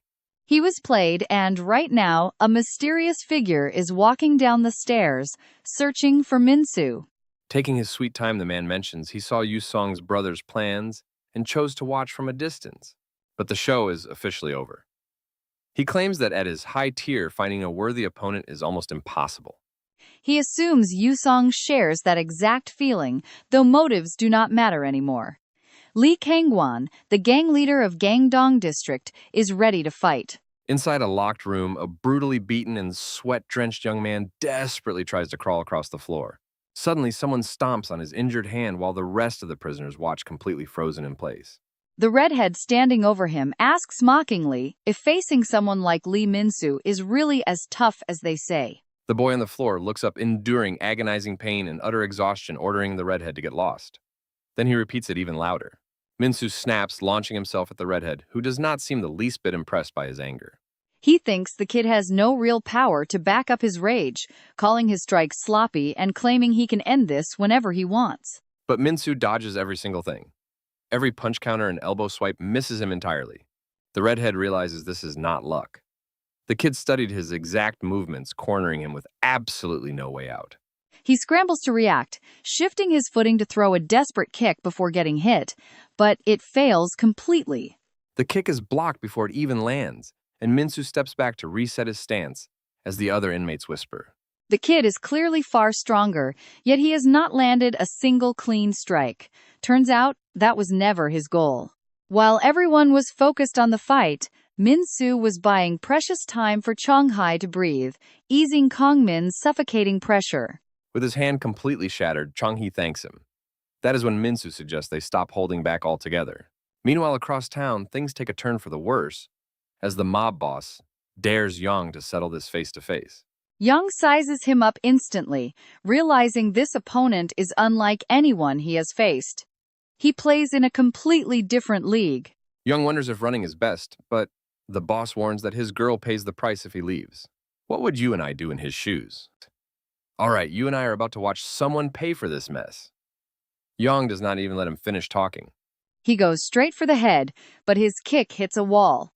Lee Kang-won blocks it effortlessly, completely unfazed. Using that momentum, Yang lunges with everything he has aiming right for the back of his opponent's neck. But he is the one getting hit. Before his strike lands, Kang-won counters with a quick rib-crushing blow that sends him flying. He lands on his feet, but a sharp, burning pain warns him that something inside might actually be broken. Kang-won calmly asks if he felt that strike, claiming that if he had actually been serious, he would have shattered his spine. He seems genuinely curious to know how it feels. Yang knows he has to end this now. He attacks again, but Kang-won parries every single punch like a simple warm-up, telling him this has officially gotten boring. When Yang throws a spinning back kick, Kang-won dodges it with ease and throws it right back in his face. Saying that is what happens when you learn fighting from a textbook, predictable and uncreative. That insult cuts deeper than any physical blow. Humiliated, Yang starts to wonder. Now, pay attention here. What kind of hell did this man have to survive? To look at him with such utter disgust. For Kang-won, the truth is simple. He survived the streets with absolutely nothing. No stability, no family, nobody looking out for him. Fighting was not a hobby, it was survival. Getting beaten hurt less than starving. And since crushing anyone who crossed him felt amazing, he never stopped. Dozens of fights became hundreds street by street until he ruled the area. So beating Yang does not surprise him one bit. Crouching down, he tells the kid he is decent for his level, but after a while, all guys like him look exactly the same. It is just not fun anymore. Looking completely bored, he turns and starts walking toward the girl. Suddenly, her expression changes, catching his attention, but she is not looking at him. Yang is somehow standing back up again. He admits it. His moves are basic. His master was clear against average opponents. The basics are more than enough. But Yang has been watching closely, and the monster standing right in front of him is anything but ordinary. No more holding back. Come along with me now as we take a quick detour straight to the ocean.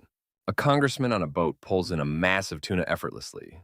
His companion stares in absolute disbelief before quickly changing the subject. He admits he expected the kid to quit Special Forces training, so he made him an assistant just to see what would happen. The congressman is not surprised. He notes that 2 out of 5 candidates quit. The training is brutal, making even the most athletic men suffer. But this kid did not just survive. He finished first in every category and shattered every Special Forces record. This raises an obvious question: who is he really? The congressman explains his high standards. Anyone hoping to be his son needs both a brilliant mind and a formidable body.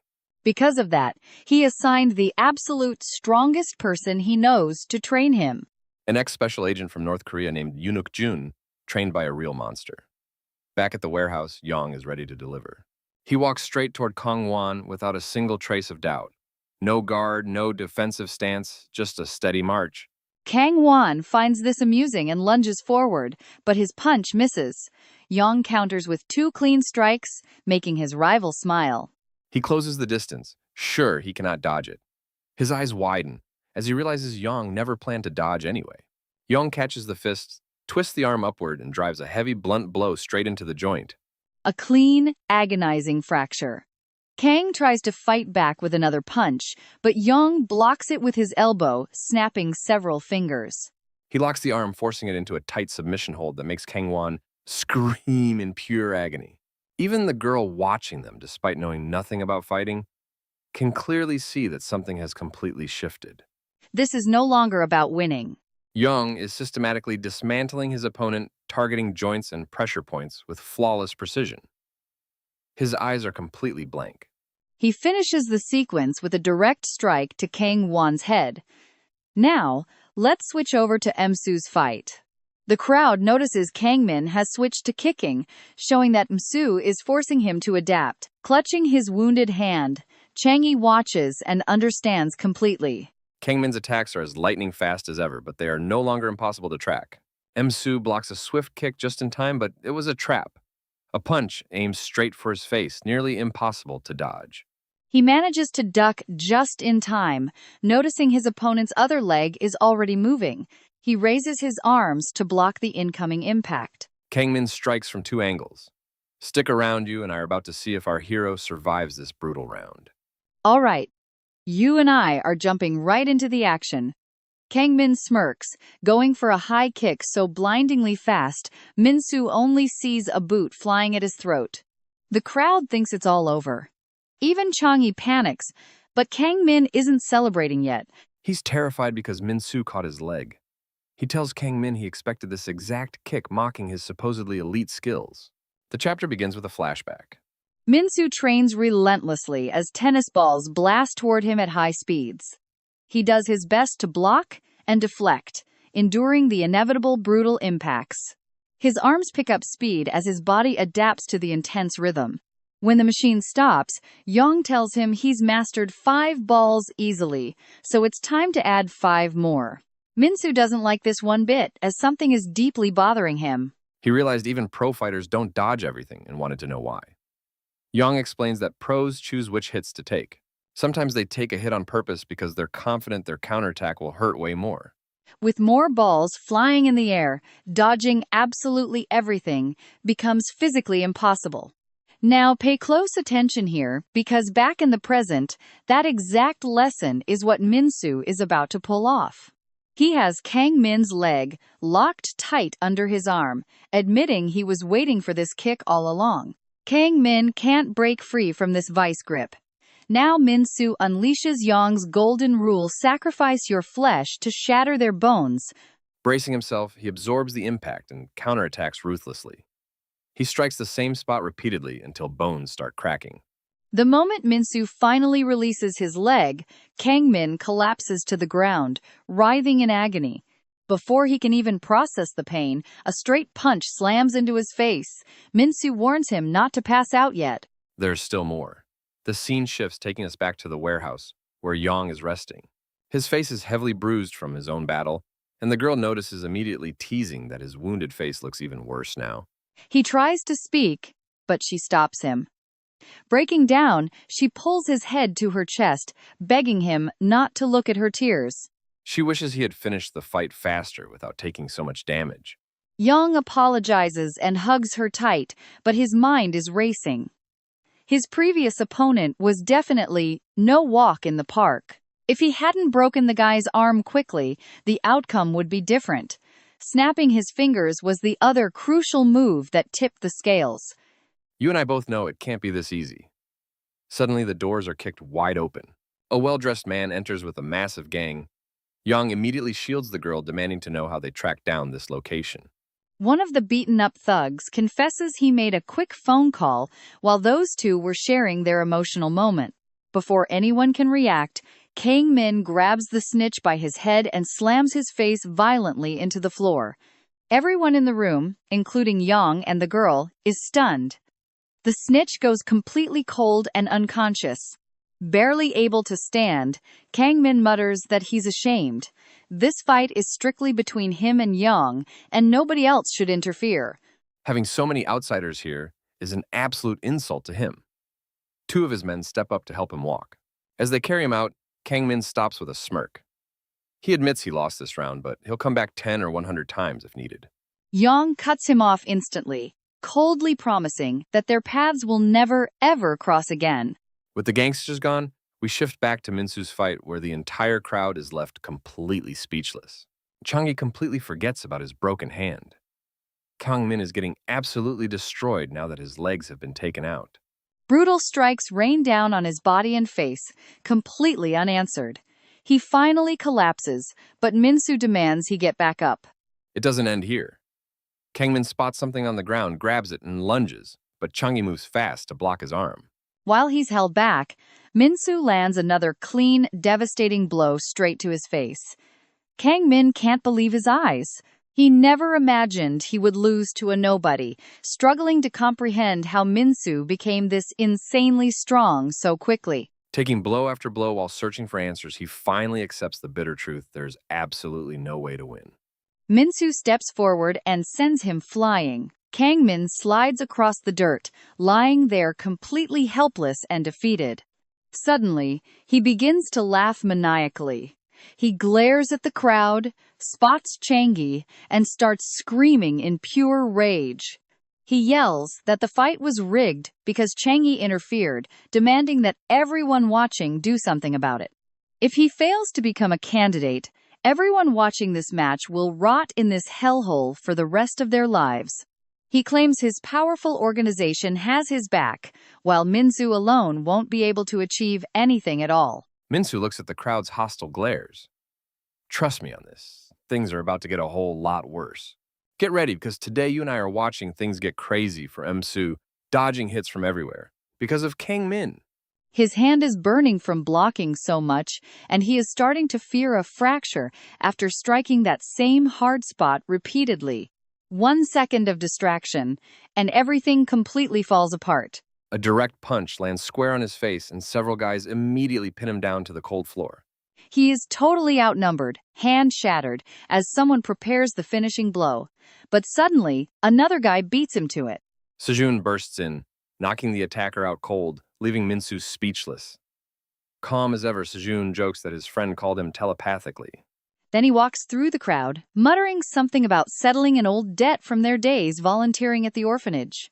Kang Min watches the scene unfold and quickly begins calculating his options. Sejun was not supposed to be here, and his mere presence terrifies everyone. But then, Kim Young-kwan steps forward. The vice leader of the civil engineering class, who apparently was the first to give Kang Min real trouble in the reformatory. Kang Min knows this is his absolute best shot, and Young-kwan charges with everything. Sejun just covers his eyes, and Young-kwan swings blindly, not even realizing his target has already moved away. Sejun is already right beside him. One clean strike sends Young-kwan flying straight into some nearby wooden boxes. Now pay attention here, because Kang Min sees his champion fall and desperately begs Sejun to stop, completely changing tactics. He claims he knows everything that Sejun came to save Minsu, and they have taken his older sister hostage. But Sejun does not buy it. He tells him it is exactly what it looks like, a pathetic excuse from someone who knows they are completely beaten. So Kang Min pulls out his phone, showing a photo of the tied-up girl, naming her and admitting they took her because guard Kang interfered. The guard is not here today because he is probably getting beaten half to death trying to rescue her right now. Hearing this, Minsu completely loses his mind, landing a brutal punch right to Kang Min's face before he can even react. Kang Min crashes to the ground, his phone flying out of his hand from the sheer impact. Minsu makes it crystal clear that his whole nice guy reasonable act was nothing but a cheap, pathetic lie. And a few weak lackeys will never stop Kang Yuong. Out of options, Kang Min desperately tries one last move. Can you even believe this? He orders Sejun to kill Minsu to save his sister, but the two friends just look at each other and smile. They fist bump. Minsu tells Sejun to take care of it since Kang Min crossed the line by targeting his family. Sejun steps forward and admits that those are the first words he actually wanted to hear from him. Terrified, Kang Min repeats his order, but Sejun tells him not to worry about his sister. If guard Kang is with her, she is completely safe, but for threatening her and messing with his cell, Kang Min is getting punished. Kang Min goes completely silent, trapped. While Sejun handles business, Minsu picks the phone up from the ground and dials a number. He manages to reach his brother, Kang Yuong, who answers him in a totally relaxed, almost playful tone. Minsu reminds him he was warned not to go near the civil engineering block alone.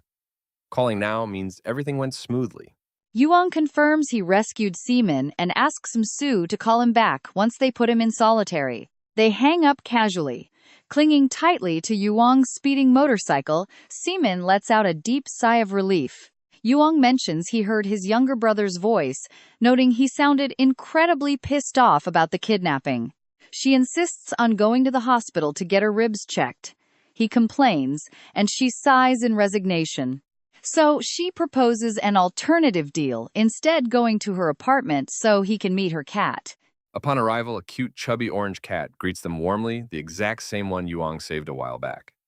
The smell of food fills the air, making the place feel cozy. Yang thanks her for treating his wounds and cooking, but she deflects immediately. She claims she is only cooking because she is hungry, definitely not to pamper him. He watches her, knowing she is lying. While waiting for dinner, He spots a framed family photo on the shelf. He figures out it is Siemen's family. Her Sejun, their mother, and that man she calls her traitor of a father. No explanations needed. Minutes later, she calls him over for dinner, asking him to pretend it is delicious even if it isn't. But when she turns around, she sees Yuang collapsed on the floor fast asleep with his eyes shut. Only the cat reacts. She is genuinely annoyed after all her effort, but still gets a blanket and gently covers him, knowing he has truly earned this rest. Though she feels like even that is not quite enough. In the end, she lies down beside him, holding him in the warm silence. Stick with me to see what happens next. Get ready, because today we are watching Kang Min get absolutely wrecked on the floor. Sejun asks if it is all over, while Mew wonders how he got in. He explains Officer Ju let him walk right through. An open invitation, apparently. Then, Minsu remembers to check Changyi's hand. Unwrapping the bandage, he sees all 10 fingers are still there. Changyi explains they were literally seconds away from chopping one off in the engineering wing. Nobody in there cares if someone gets hurt. Kang Min was already slicing, but someone stepped in and stopped him. Yu Sunel grabbed Kang Min's hand at the absolute last second and ordered him to freeze. He promised to bring Minsu himself, so they did not need to go that far. Then, Minsu asks about the finger wrapped in cloth. Changyi cuts him off, pointing directly at Minsu's hand. The back of his fist has swollen to almost twice its normal size. They agree he needs a doctor. But first, let us look back. We see a hand, pliers, and a finger cleanly snipped off. Yu Sunel smiles, thinking it looks convincing, though maybe some paint will help. Until the deputy chief returns, he wants to avoid any messy trouble. Back in the present, someone enters the clinic and freezes, seeing a prosthetic arm missing a finger. A guard complains that now he will have to buy a brand new one. Watch closely. It turns out that fake finger was what arrived in the package. They treat Minsu's fracture, but it is nothing too serious. The doctor promises the swelling will go down soon. Pushing his body by copying his older brother's fighting moves is taking a serious toll, and it really shows. While resting, he hears someone ask if he will become a red uniform prisoner. Minsu pulls the curtain back and freezes. It is Toothy, wrapped head to toe in bandages. He explains he fought Kang Min and ended up like this, but wants revenge. Minsu asks him what this red uniform rumor is actually about, and Toothy says he will only speak if Minsu becomes his underling. Minsu grabs a pen and hovers it over his bare foot. That does the trick. Toothy gives up immediately, laughing before the tickling even starts and spills the beans. Red uniforms are for high-priority inmates that the facility has decided should absolutely never return to normal society. They are watched directly by the warden, isolated from everyone else, and given one very specific dark assignment to ensure inmates close to release never make it out. If fake punishments fail, they resort to much darker methods. Rumor says nobody leaves this place in one piece. They intentionally cripple the young guys scheduled for release, because if they let them go, they want to make absolutely sure they cannot cause trouble in the outside world. That is what the red uniform means, and you guessed it, Minsu is their next target. Elsewhere, a girl standing in front of an arcade comments that she never expected Kang Min to get beaten. Her partner, nicknamed Lo, says the real question is whether to back Hasang Cheol from the maintenance wing or Minsu. And maybe the cleanest solution is to make them fight. The other guy, Luro, explains the selection is paused anyway because a major wildcard is back. Yu Sunel has returned. 2 weeks pass. Kang Min is thrown into solitary confinement. Word spreads fast that Minsu took him down completely alone, and the inmates instantly start looking at him differently. Minsu officially becomes the brand new leader of the engineering wing. And his very first order is for everyone to spend the day without causing any trouble. Throughout the hallways, the whispers and rumors simply will not stop. Minsu admits he did not expect them to follow him to engineering. They ask if he really did all the heavy lifting, while Sejun just landed the final blow. Suddenly, someone interrupts and orders them to halt. A guard begins listing off all the rules they have just broken. Bad formation, insubordination, and talking in the corridor. Yong tries to explain they were just volunteering, but the guard barks at him for not giving a proper salute. He quickly fixes his mistake, snapping into a perfect military salute. And before he can even finish, the guard strikes his face with a nightstick. Minsu completely freezes in shock. The guard screams at them to get back in line, raising his voice as they hesitate. This is Yu Sonel, the deputy director of the facility. He is back, and he is making sure everyone knows it. The other guys are completely stunned. Young remains on the ground, unable to get up from the brutal blow, but Yu Sonel acts like nothing even happened. He claims he was just teaching a rookie a lesson. Suddenly, he notices Minsu's expression and finds it quite interesting. Minsu is about to lose his cool, but someone stops him. Stick with me to find out what happens next. All right, you and I are about to watch Sejun step in to save the day, apologizing and explaining Minsu is not himself, while Yang tries to process everything. His friends are still holding him back when another guard approaches to let Yanel know that the director is already waiting for him. That is incredibly strange. Yang knows for a fact the vice director post was empty for years, and now, suddenly, it is not. Just one more suspicion that does not add up. We cut straight to the director's office. Usil walks in with a formal greeting to announce his official return. The man behind the desk asks if everything went well, and he confirms it. He then adds that the discipline here got way worse while he was gone, and he plans to fix that starting right now. The director seems pretty surprised.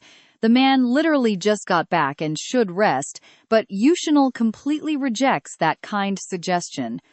To him, this is not work, he coldly claims. It is personal satisfaction, making his twisted goal crystal clear. He will turn this human trash into something better. Time passes, and in a classroom, the teacher explains the concept of intertextuality, how different literary works influence one another. The students do not care at all, and one of them struggles to stay awake. Now watch closely right here, because a chair flies out and hits him directly. The teacher warns him that if he does not want to be useless forever, he should not fall asleep in his class. Shaking in pain, the student apologizes. Everyone in the classroom knows that such a violent reaction was absolutely extreme. Meanwhile, Yang prepares something in the cafeteria, his mind spinning on the same issue. The more he thinks about it, the angrier he gets. His brother should not be trapped enduring this absolute hell. Not for him and not for anyone else stuck in here. He never wanted this. Suddenly, he spots Yushinal in the kitchen, demanding to know who authorized the cook to serve food however he wanted. The young cook ends up covered in food while facing an incredibly direct and terrifying threat. From that moment on, the facility changes completely. In the dorms, everyone sits completely stiff until the lights go out. They march through the hallways in strict formation. The rules become suffocating, and suddenly, a cold, gray, merciless rain begins to fall. They force the boys shirtless and barefoot in the mud, swallowing dirty water while being brutally and cruelly broken down. Several cannot survive the punishment. One throws up and immediately gets slammed hard on the back of his neck. The guard yells furiously at him for raising his head, while others pin him down. Minsu watches everything unfold before taking action. He lunges at the oppressor, shoving him away, then kneels right beside Hyunjun to check if he is still okay. Another guard steps forward, tapping his nightstick rhythmically against the palm of his hand.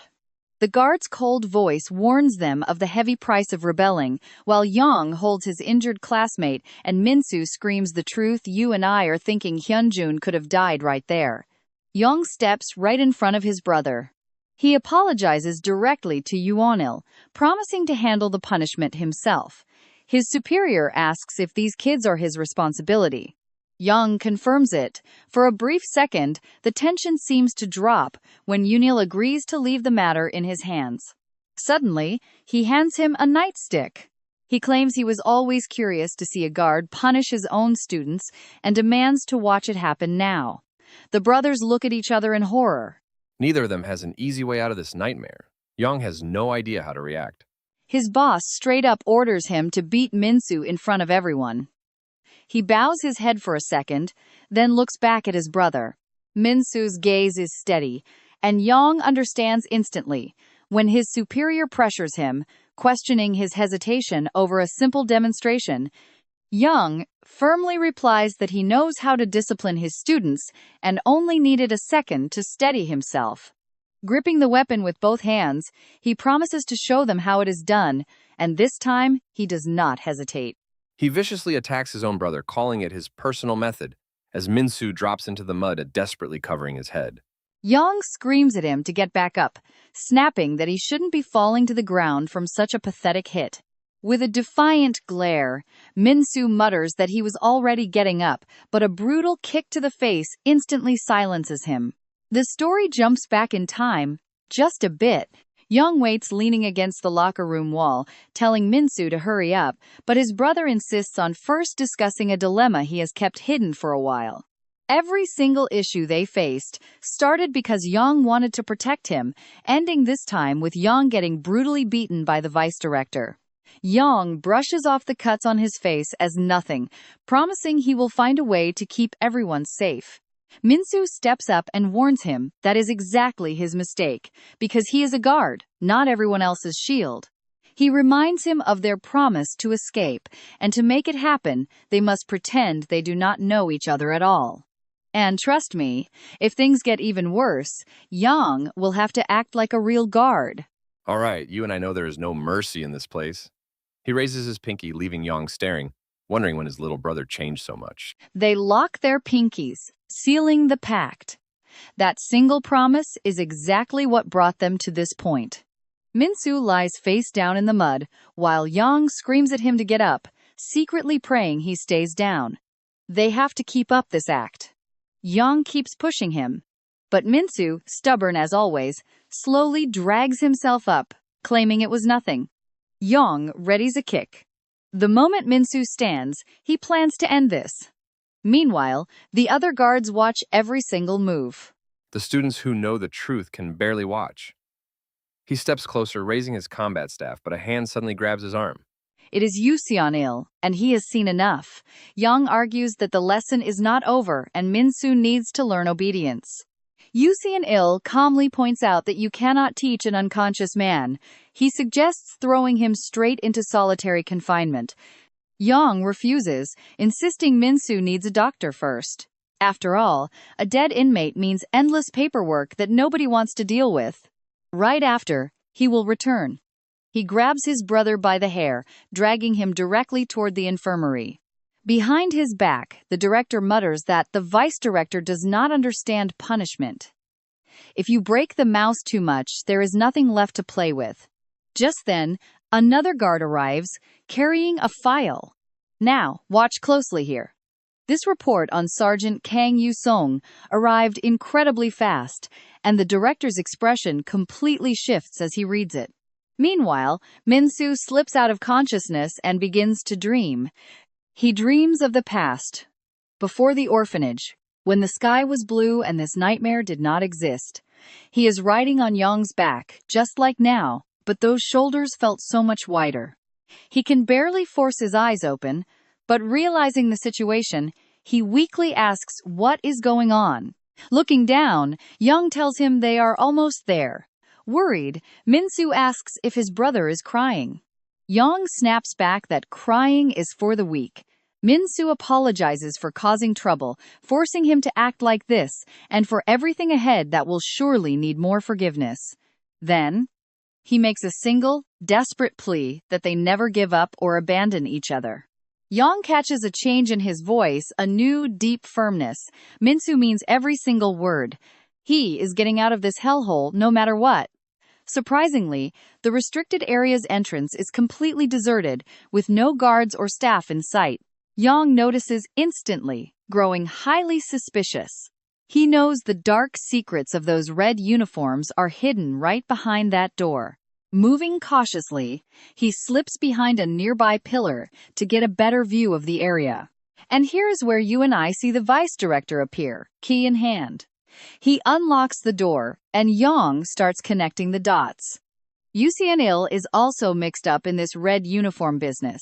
But before he can process this, the man speaks aloud. It turns out he already knew he was being watched. Instead of sounding the alarm, he makes a move nobody saw coming. He invites Young inside.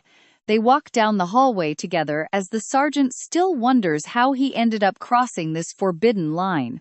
Reading this guy is absolutely impossible. They reach another room, and when Yusian-il opens it, it is completely empty. Just a massive vacant room. Seeing this, the vice director concludes that the director has already made his move. He then turns to Young, asking if his curiosity is satisfied before leaving him with a deadly serious warning. Sticking your nose in here brings serious consequences. Young asks why he decided to show him this. The answer is cold. To Yusong, he is the enemy who forced him to savagely beat his own brother. If you choose to walk through hell alone, you better look like a demon, otherwise you will be caught immediately. Later, at the worksite, the guards whisper rumors about the vice director's mysterious whereabouts. Young plays dumb. Apparently, Yusian-il got caught up in a bribery investigation. Word is, he took money from an inmate, confessed, and returned it. Rumor says the director set it up because they hate each other. Young processes the information. They might be rivals, or maybe it is too early to tell.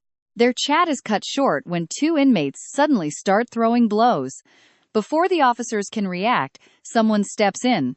Minsu tears them apart with pure force, wearing a calm smile, telling them to save that energy for after work. One of them does not find the interruption funny and throws a direct punch right at Minsu's face, screaming that Minsu is nobody's boss and that on the streets, he used to stab people. The kid's response is simple. He does not care about his past, but he would appreciate cooperation while he is being nice. That only makes the guy angrier. The guy lunges again, but Minsu dodges quickly, preparing a devastating counterstrike aimed right at his jaw, stopping it cold just inches before impact. He lets it slide because he is new, warning him to respect working hours. Underestimating him was a massive mistake. Trust me, you and I know he will never do it again. Get ready, because you and I are about to dive into an absolutely wild story. Minsu whipped everyone into shape in minutes, and even the guards admit he runs things perfectly. Yang watches his brother, reflecting on how much things have shifted since that fateful phone call. Ever since, Minsu confidently promised him that he would get out of there no matter what. Inside the meeting room, Yang is already planning ahead. He needs a way to secure merit points for Minsu much faster. The upcoming community service mission involves rebuilding a flooded village, handling public works maintenance, and running cooking classes. Yeonil questions who will take the fall if an inmate tries to escape, but the warden does not seem worried at all. Since the last mission went so well, they will select inmates based on their merit points and guard recommendations this time. If everything succeeds, it will be incredible publicity for the prison. The meeting wraps up, and everyone leaves except for Yang. The warden stops him. Before walking out, Yeonil glances back with suspicion, and then the doors finally shut. Yang politely asks what he can do for him. The man adjusts his tie, mentioning it was crooked. Then, he admits, he always wondered why someone with Yang's stellar background was stuck in a place like this, and now, he finally knows. It is all because of his father, Congressman Kong Man-tai, the president's fiercest rival, and the creator of this very prison. Now pay attention here, because this is where the plot thickens. The warden smiles, hinting that such an important son should probably skip this mission entirely. Outside, the buses start rolling through the main gates. On board, Mu asks his friends if they have seen his brother anywhere. Seonwoo figures he must be in another bus, but then he glances over and asks who that guy next to Minsu is. A complete stranger is sound asleep, leaning right on his shoulder. Talk about cozy. Meanwhile, another inmate grabs a ladle and asks what their next move is. The kitchen crew has no idea where to start, since the outside world has turned into a brutal, messy war zone of mud. Recent storms completely ravaged the village, unleashing historic floods that left the entire region submerged deep underwater. Minsu's crew pushes forward with a clear target, draining the muddy waters and salvaging absolutely anything they can find. Several inmates search through the homes for salvageable belongings, while others inspect electrical setups, replacing blown fuses. The cooks serve hot meals to the grateful survivors. Meanwhile, the lazy guy who was sleeping on Minsu's shoulder finally wakes up, yawning as he wonders how he ended up in this mess. If you and I look closely, it is obvious that Minsu is a natural leader. Everyone follows him without a second thought. He does not even try. It is pure, effortless charisma. But make no mistake, he is not here by accident. He has a solid goal. A local man kneels by the wreckage of a crushed car, completely devastated to see that absolutely nothing is left to save. A mysterious figure with snow-white hair watches from afar, waiting for the perfect moment to strike. During break time, Minsu sits down to eat. The food looks so bizarre that he almost skips it. But surprisingly, it actually tastes pretty good. Way better than he expected. Before he can finish, though, a loud argument cuts his lunch short. An old man is flat out refusing to leave his home. The guard warns him that the ground is highly unstable after the disaster, but the old man does not care about explanations. He has lived there for decades and will not budge. When they suggest a temporary shelter, he complains it is uncomfortable, then goes even further. He furiously accuses the prisoners of stealing his wallet, pointing directly at Sejun before grabbing him tightly by the collar. Sejun denies everything, but the old man does not care. He insists that criminals like him will never change. Yunil watches the scene in silence, thinking that this kind of unfair treatment is exactly why inmates despise doing community service. One single mistake from your past tracks you forever, no matter what you do. To people like this old man, they are always just criminals. Suddenly, Moon Hyunjin steps in with complete calm and respect.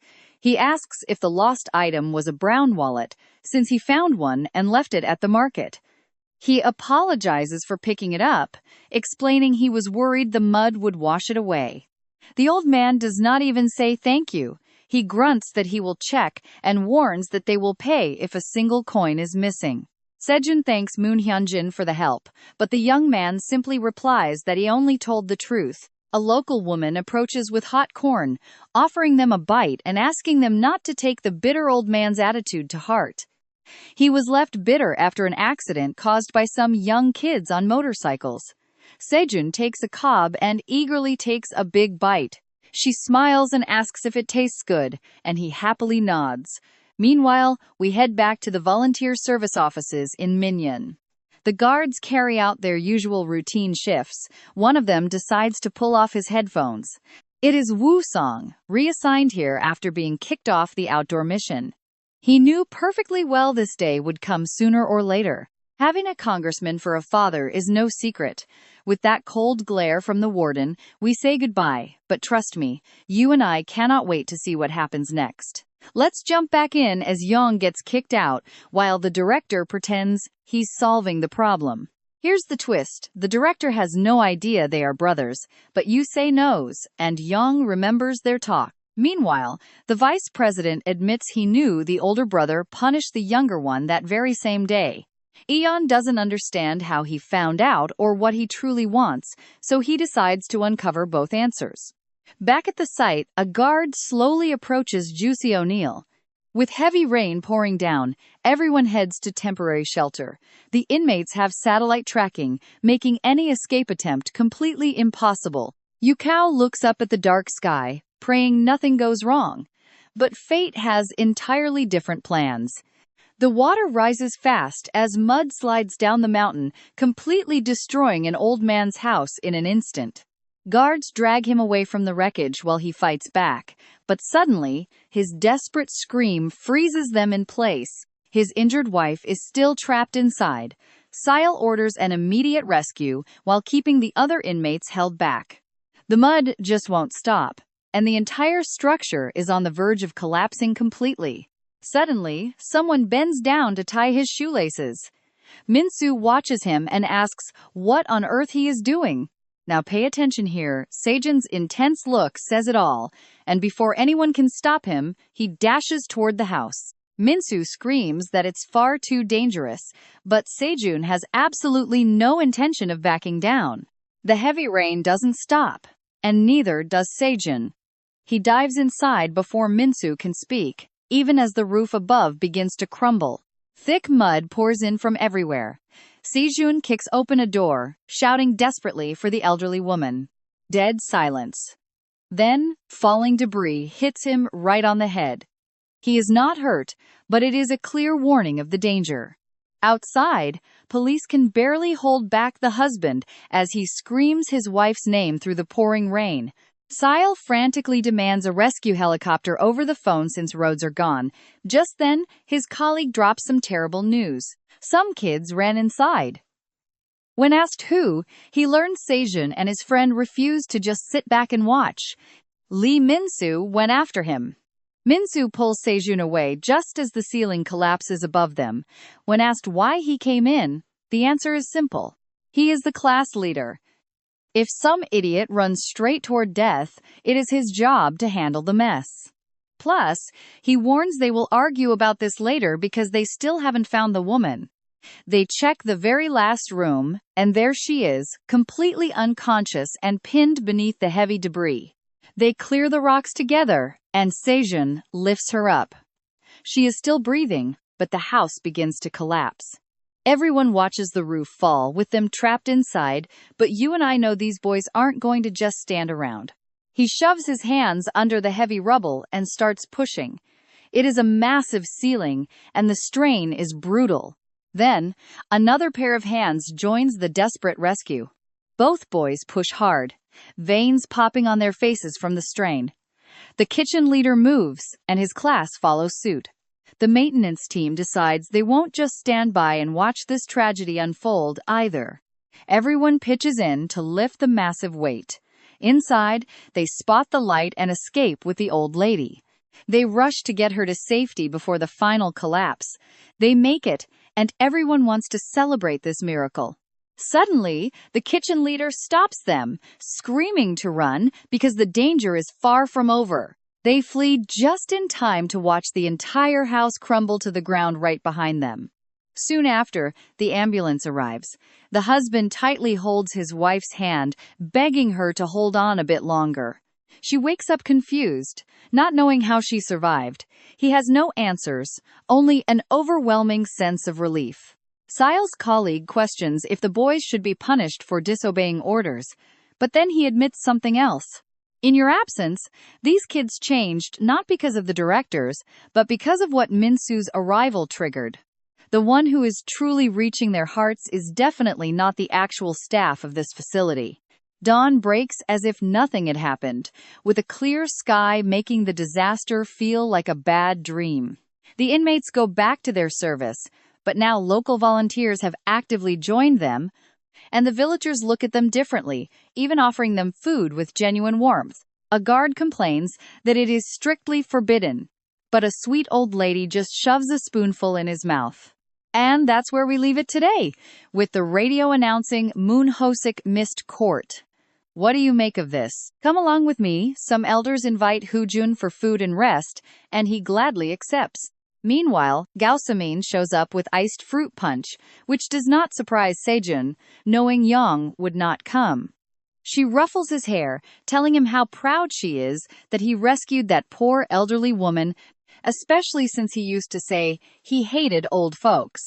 Sejun does not deny it, claiming he would never ignore someone who was good to him. Zaman praises him for his good work, but sets one condition: he must stop risking his life like that. Sejun looks at the drink without protesting. When night falls, everyone settles down to sleep in the gym. Now pay attention here, because this silence is what always precedes the real storm. Minsu wakes up to use the bathroom and notices Hoojun's bed is empty. He figures it's for the same reason, but something makes him doubt. Outside, in the dark, Jun runs through the forest, fast and out of breath, and it is clear he is not looking for a restroom. At the service office, Yong is 30 seconds from eating ramen when his phone vibrates. It is Officer Shin Juice, and he is clearly not calling just to say hello. His panic on the phone is a terrible sign, since any disaster on Juice-Up's shift will cost Young dearly after his recent demotion. Young's brother Minsu is also there and demanding that Juice-Up shut up before he wakes everyone in the building up. Then he takes a deep breath and drops the bombshell. Hunjun is gone, and has probably escaped. On the other side of town, Hunjun has already grabbed a donated scarf from a donation bin, leaving his uniform behind. Arriving at a stop, he asks an old woman how to get to Yukong Hospital. She points to the approaching bus and says it's a 30-minute ride. The bus stops, waits, and pulls away without Yunjun. He scratches his neck in frustration because he does not have a single penny and needs cash. At the office, Yang starts tracking his steps. Yunjun has not gone very far from the public area. I know what you are thinking. Who can save the day now? With a 4-hour journey ahead and unable to leave, we have only one option left. The mission falls on Gaisman. Heading out, she looks back to see Sejun putting his helmet on, demanding they leave immediately. He can only think of the apology he never gave Hun. Meanwhile, the television reports that the Yukong president skipped court. Someone complains that he is just faking it to avoid the final verdict. Beside the screen, Hunjun searches for coins in a vending machine. Having 51, he still needs 1,300. A bald man approaches and offers to pay. He proposes a friendly game in a fun place all alone, but Hun replies that it does not sound fun at all. Seeing the stranger's creepy look, he decides not to wait around to find out his intentions and runs off. After running away from that dangerous guy, he leans against a wall to catch his breath. The last bus is about to leave and he is still broke. Just then, he spots a homeless man sleeping nearby. A cup of coins is right in front of him, giving Hun an idea. As he approaches, the man opens his eyes. He was never asleep. He smiles and tells him to take it if he needs it. Hun hesitates, pointing out that the man's situation is much worse. The man disagrees. He tells him to pay him back 10 times more in the future, and they will be even. Hyunjin accepts the deal. Meanwhile, on the other side of town, Samin and Sejun arrive at the GPS coordinates and see nothing. Hyunjin has already moved on. Suddenly, Sejun hears shouting 3 guys are beating someone up, demanding money. He prefers to ignore it and keep moving, but Samin hears a familiar voice that stops her dead in her tracks. It is Hyunjin, holding off an attacker and demanding to be left alone, only to get smacked in the head for interfering. The siblings lock eyes. Hyunjin holds his ground, begging them not to hurt the homeless man, while the attacker complains that he will ruin his expensive clothes. A second guy cocks his fist to ambush him from behind, and Hyunjin has absolutely no clue what is coming. Right at the critical moment, Sejun appears right on time. The big problem is that while Sejun deals with that opponent, those guys approached his sister using lines so ridiculous they cause actual second-hand embarrassment. That was the last straw for Soon. Furious, he challenged all 3 to fight at once, and they accepted. That was a huge mistake. Soon after, with their faces brutally beaten, the 3 ended up apologizing.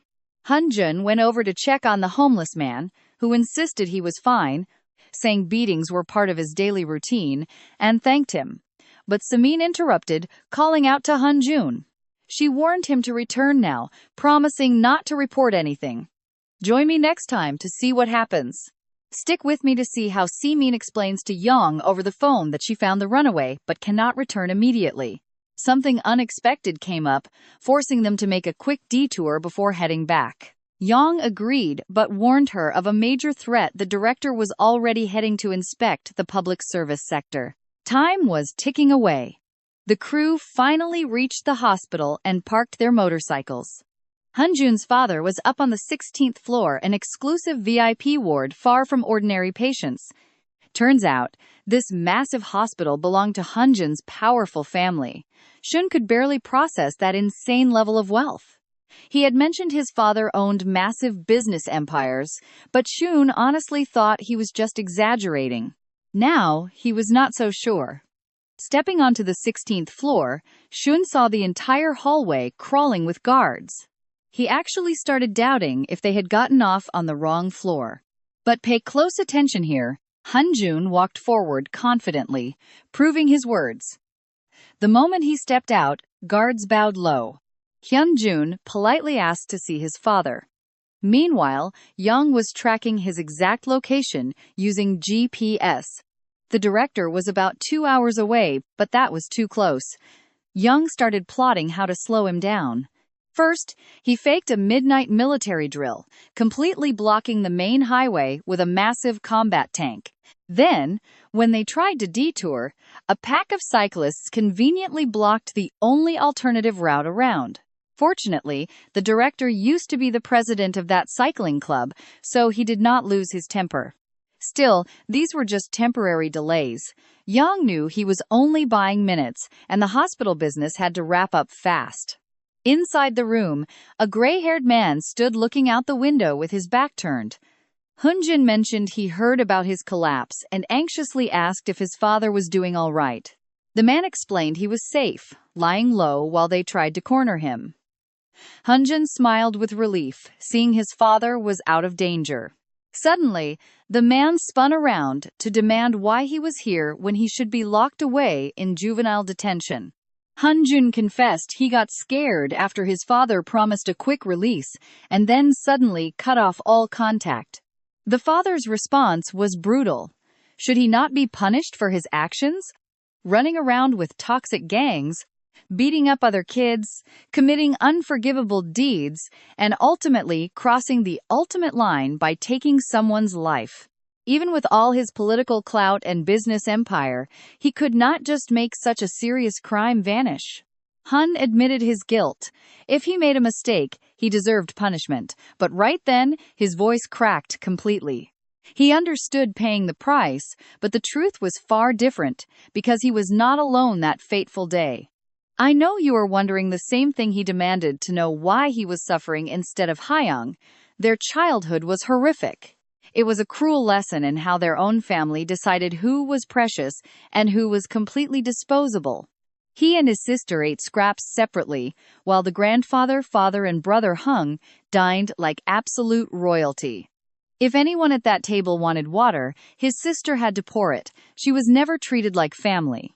She was just another maid. When Hung abused her, grandfather scolded her for not showing enough respect to the male heir.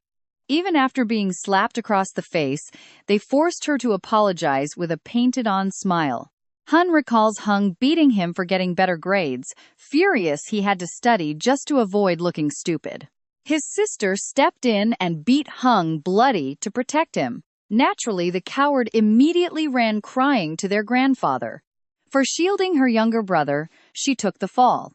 That night, Hunjin found her bruised on the dark floor, begging him not to flip the switch.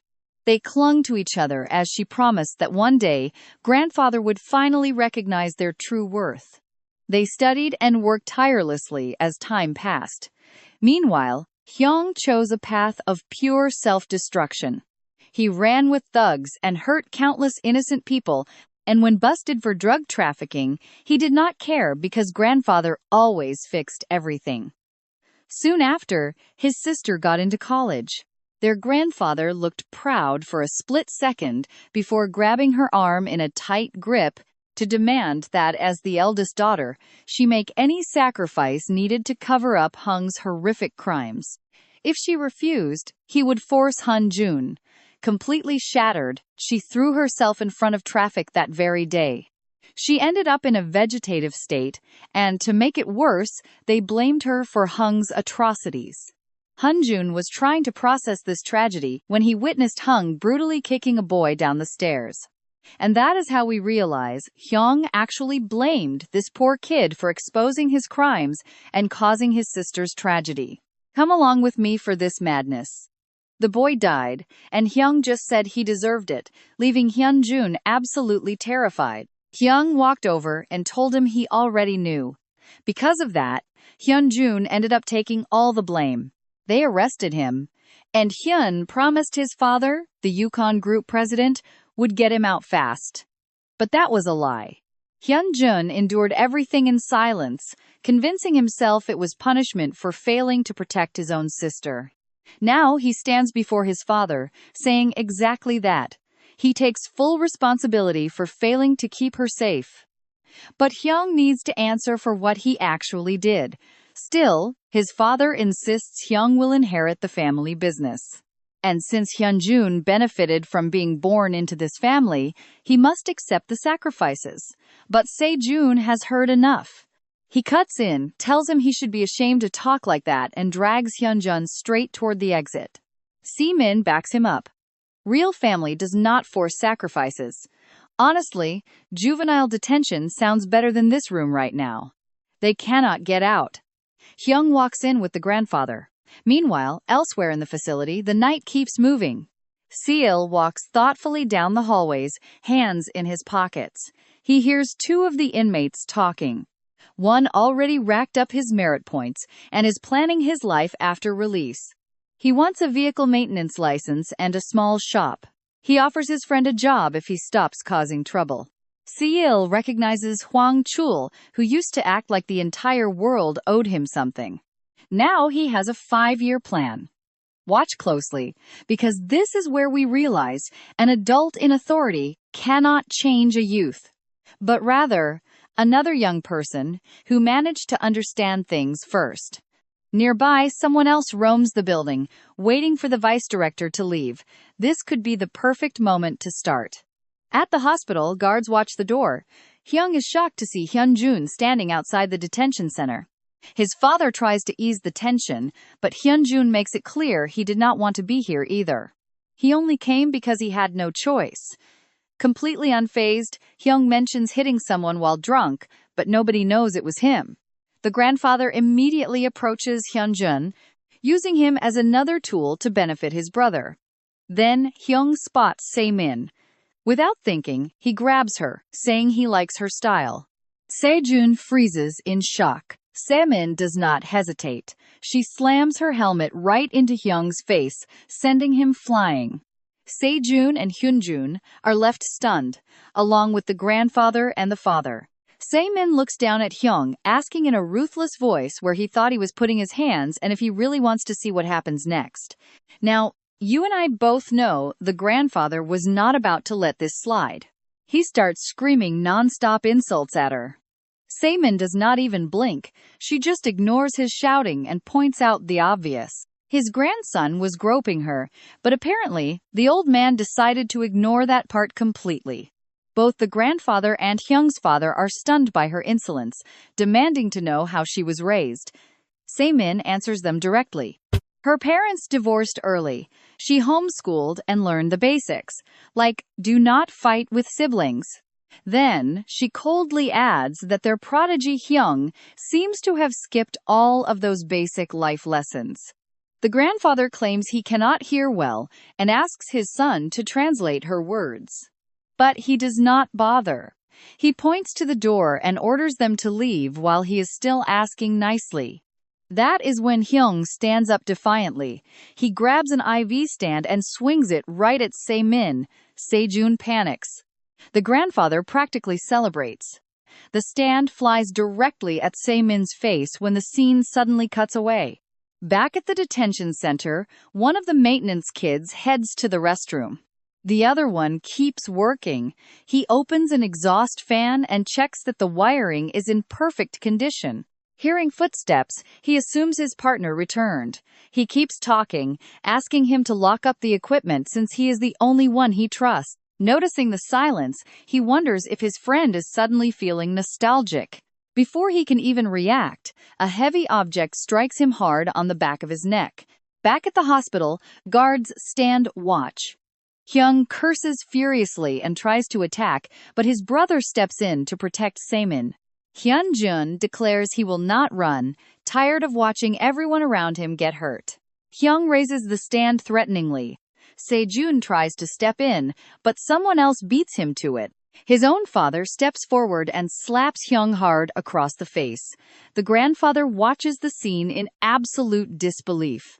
Hyunjun watches as the old man hits his son. Trust me, this will not end the way he expects. Come along with me. Hung is shocked because his father has never hit him before. His grandfather tries to comfort him, but the father's powerful voice cuts in, shouting for everyone to stop because he just can't take it anymore. He watched his eldest daughter's entire life fall apart because of Hyung. He saw his youngest get sent to the reformatory, yet still believed Hyung would grow up. That faith cost him dearly, but in the end, they are all his children. Tears fill Hyunjun's eyes as his father bows deeply, solemnly begging for forgiveness for his awful, terrible neglect. He vows to take responsibility for Hyung's actions from now on and promises to get Hyunjun out of that reformatory. The grandfather completely loses it and repeatedly slaps his son, demanding to know who gave him permission to decide that. Then he spins toward the guards at the door and orders them to arrest everyone in the room immediately. There are way too many guards. Meanwhile, back at the reformatory, the attacker stands over the boy he just knocked out. He tells him that since his only wish was leaving, he technically just did him a massive favor. His bones are so badly broken, his life outside will never be the same. Suddenly, footsteps approach. Hasunil is returning from the restroom. The attacker realizes this newcomer was on his hit list too, and moves to finish him fast as Sunch walks right in. Seeing blood pooling on the floor, he barely has time to react. Meanwhile, Minsu waits anxiously in the bathroom, wondering what is taking his crew so long. He knows they absolutely must get back before the guard returns. If everything goes sideways, he will have to buy them some time. Now pay attention here. Another kid approaches Minsu, admitting he totally misjudged him. He used to believe anyone wearing that red uniform was a monster, but Minsu's heroic actions during the collapse proved the exact opposite. Minsu asks if he hates the red uniform too, and the kid admits he is tired of being a brainless puppet who only fights on command. If it is not about fighting, he is down to help. Minsu appreciates the support, but honestly wishes the guy had picked a much better time for this deep talk.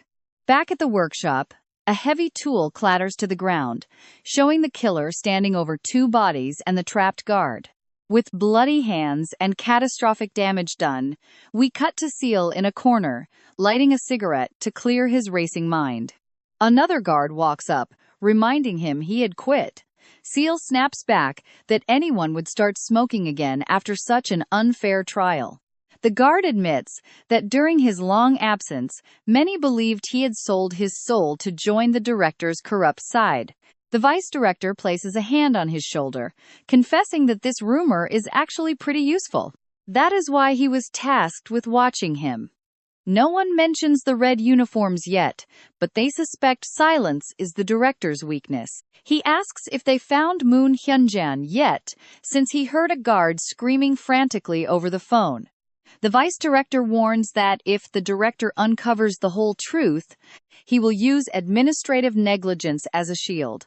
They must act completely normal, buying time, while Young delays his grand arrival. This means they have to wrap up the entire incident before his plane lands. Seal agrees, that would be ideal. But you and I know things never go that smoothly. Right on cue, a chopper appears. His partner heads out to search for Hyunjun's trail, leaving Seal with almost zero options left to buy time. The director spots the vice director from the cabin, waving down at him with a cheerful grin. Nearby, a guard strikes an awkward pose to snap a photo of the director handing over a massive flood relief check. He also grabs a quick photo with Minsu, exploiting the moment for as much political clout as possible. The guard flatters him, praising how great the photo turned out because the main star is incredibly photogenic. Then, Minsu steps up and bluntly asks if they are actually getting 50 merit points, which is way more than usual. The director scoffs, saying 50 is nothing since he saved a life and the media coverage is going to be massive. He adds that his release evaluation is coming up soon, telling him to keep pushing just a little bit harder. Secretly, the director knows that review will never happen. Meanwhile, back at the bloody crime scene, the injured guard's phone begins to ring. With nobody able to answer, the tension climbs dangerously high. He should have been back by now, and if he doesn't show up, this whole mess is going to spiral out of control. The director realizes Gas Jun is missing and wants a photo with him, but Min-soo covers by claiming he has a bad stomachache. The director mentions the restroom was empty, so Min-soo lies and says he went upstairs, prompting the boss to send his deputy to check. The tension is thick enough to cut. Seal has already resigned himself to the fact that getting caught is completely unavoidable. He chuckles, stops calling, and surrenders. Now, why on earth is he just standing there instead of chasing the kid? You and I will find out very soon. Just look at this. As Seonil tells him, the boy is right behind them. Sejun apologizes for being late, instantly relieving Min-soo, and explains he was just in the restroom. Constipation, he says, dead serious. But now we see what actually went down minutes earlier at the hospital. As the guards rushed toward the boys, Hun's father stepped in to block them immediately. Right behind him, the grandfather screamed in rage, threatening to fire anyone who dared to disobey. Even so, the guards did not budge. They answered only to the president. The grandfather snapped back that the man is just an interim president who answers to him, promising everything will go back to normal once he gets his position back. That was when the father reached his limit. He grabbed the old man's arms tightly and begged him to stop. The old man could not understand why his son was acting this way. He did everything for the eldest grandson, but the father made it clear that grandson betrayed his siblings without hesitation. His eldest daughter is in a vegetative state. Hunjun ended up in reform school, yet they are still his grandchildren. They were supposed to be precious to him too. But the grandfather simply refused to listen. He said that is why the other siblings had to understand the eldest must succeed for the family. Next, the guards dragged him away under presidential orders, while the father promised Hunjun he would get him out. Pay close attention right here, because back in the present, Sejun appears in a very important photo with the director. Min-soo quietly asks Hun if everything got sorted out. He nods, apologizing for causing so much trouble. Min-soo hugs him warmly, telling him not to worry. Now they just need to earn merit points to be set free. Suddenly, a deafening blast shatters the quiet. Absolutely everyone in the area hears it loud and clear. Min-soo and Hun run toward the sound, arriving right outside the attacked room. A guard screams out in absolute terror. The boys get closer, and what Min-soo sees freezes him completely. Two bodies lie motionless on the floor. Seonil orders them to back away immediately and rushes to check the guard. Shin-yup has no pulse left. The vice director cannot process this horrifying scene. However, Taeyoung is still breathing. Sunchul desperately demands to know who did this. The injured man says he did not see well, but whispers one single word: civil. The attacker was from civil engineering and had one very obvious feature. The boy manages to add before passing out: long hair. Long hair, civil engineering. I know exactly what you are thinking. And yes, the director uses the ambulance call to immediately frame Sejun. Hun loses his temper and tries to defend Sejun, but the long-haired guy cuts him off completely. Right at that moment, Hun's face says it all. He cannot believe his friend is actually letting this happen. If Sejun runs away quietly, he will look like a cold-blooded killer. Min-soo steps in instantly, arguing the description is wrong. And actually, he remembers a crucial clue: a guy with long hair who fell asleep on his shoulder during community service. Min-soo even remembers his name, Haoshin. But Seonil checks the records on his phone and finds absolutely nothing. No long-haired inmate, and no Haoshin listed. The director glares at Min-soo with those accusing eyes, showing he has already made up his mind, warning him that covering for his friend will only drag him into the exact same dangerous trouble. The vice director starts to wonder if this entire twisted setup was orchestrated by the director from the start. Sunchul, holding his friend, pieces everything together and reaches the obvious, terrifying conclusion. The main suspect is Sejun. He completely snaps and throws a direct punch right at the long-haired guy. Guards pin him down, but he keeps screaming in rage that Sejun did everything right, was about to leave, and never caused trouble. They drag him away kicking and screaming. By sunrise, when the inmates return from community service, their tragic fate is already sealed. Sejun was thrown into solitary confinement for the investigation, and he was not alone. Sunchul got the exact same punishment for the fight, so, consumed by anger, he wanted revenge on Sejun. Park Tae, the maintenance leader, was rushed to the hospital in critical condition. He survived, but nerve damage completely ruined his arm mobility.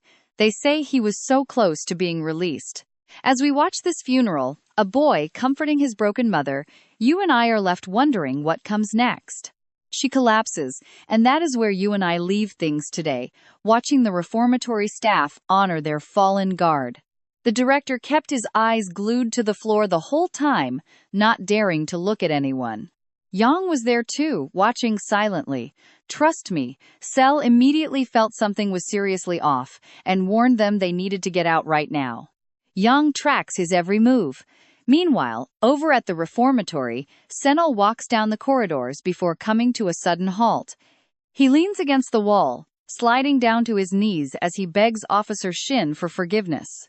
Elsewhere, Min-soo chops wood while brooding over his issues, while Sejun remains locked away in the solitary confinement cell.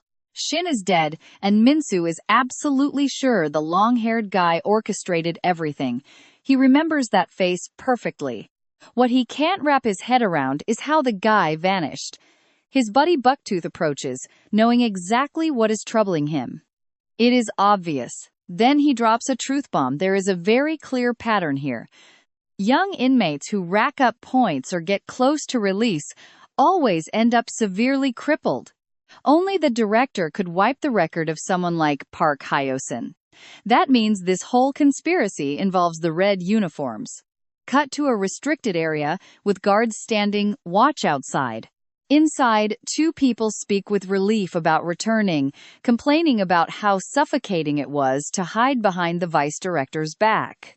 Now, the vice director is suspended and under house investigation because someone had to take the fall for what happened. One guy causes the accident, and another gets the blame. Parkin calls it a perfect two-for-one deal. The director got rid of his deputy by finding a scapegoat. Pay close attention here, because as they toast, they are already picking their next target. The other replies that there is only one logical choice, Lee Min-soo. Since Hwang Chul refused, they had to remove him from the equation. Park Hyosun assures them that he already has a flawless plan to handle the situation. Sunchul is furious about what happened to the maintenance leader, so they plan to weaponize him against Min-soo to make them destroy each other. Park Hyosun cuts off his long hair. He hates losing it after all this time, but he puts his inmate uniform back on. He looks like a completely different person as he asks if they can begin. Days later, Hwang Chul finally leaves solitary confinement. He has taken the place of his injured friend as the new leader of the maintenance crew. Hyosun, looking unrecognizable with his fresh haircut, approaches Sunchul, pretending he needs a hand to complete some quick repairs. While Sunchul explains, Hyosun plays dumb, asking if he is the boss around here, before immediately warning him to watch his back.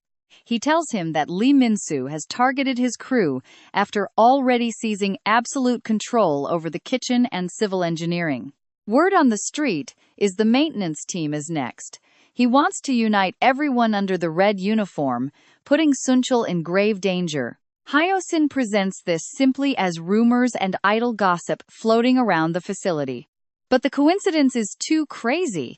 You won't believe it, but right at that very moment, the star of the rumors walks onto the scene.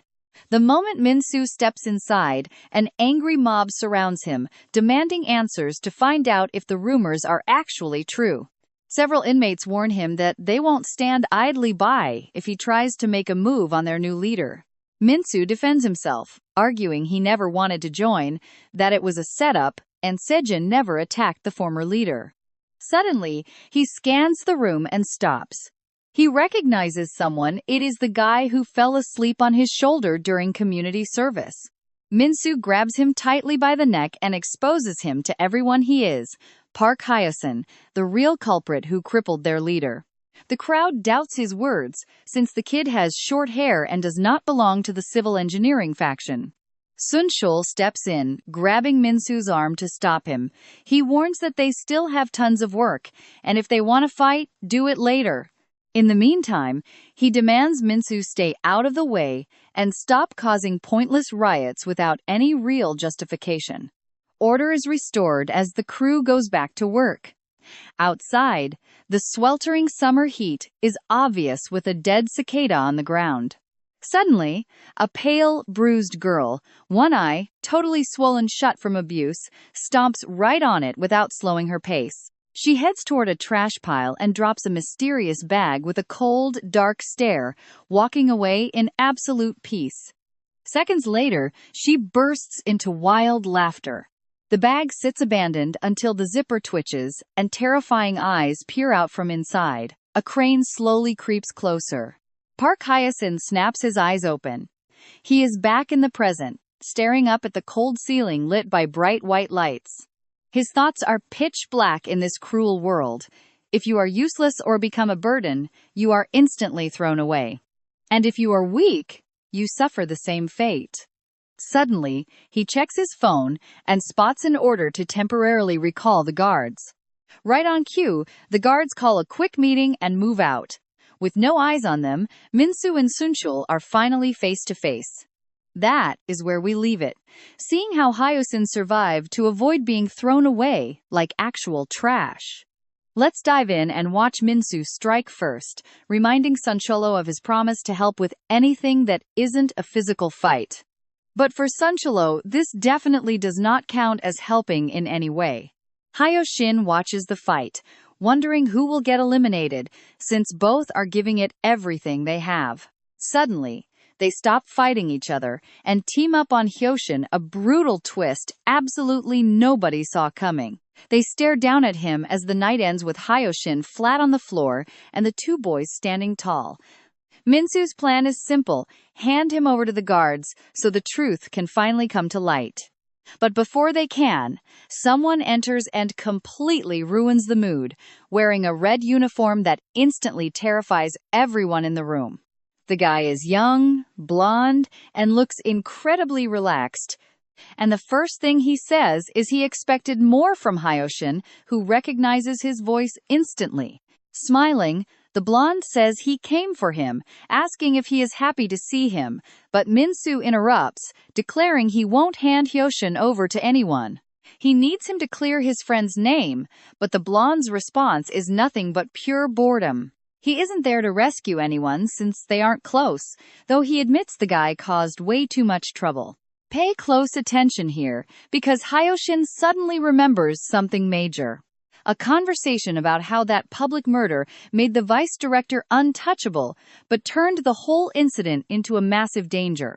A loose end pointing straight to the director, meaning Hyoshin knows too much and has to be eliminated. Connecting the dots instantly, he throws a direct punch at the blonde, who doesn't even flinch at the attack.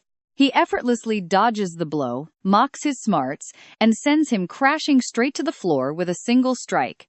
It was so fast that Minsu freezes, struggling to process how he dodged the hit without even seeing the movement. The blonde drags Hyoshin by his hair, saying he is in a hurry, but Minsu blocks his path and stops him. The response is a devastating kick to the head that Minsu barely blocks, somehow managing to stay on his feet, and counters fiercely. The blonde blocks the strikes with curiosity, asking if he trained with a master or learned alone. He says choosing him as a candidate was a good call, but Minsu makes it clear he won't be anyone's puppet. He screams with rage as one of his brutal punches manages to barely graze the blonde's face. Then, he yells at the top of his lungs that he plans to destroy every single red uniform here. The blonde catches his arm, slams him down, and cleanly finishes him off on the floor while Suncholo watches in shock. I know you probably think that was too easy, but even the blonde admits Minsu is incredibly strong.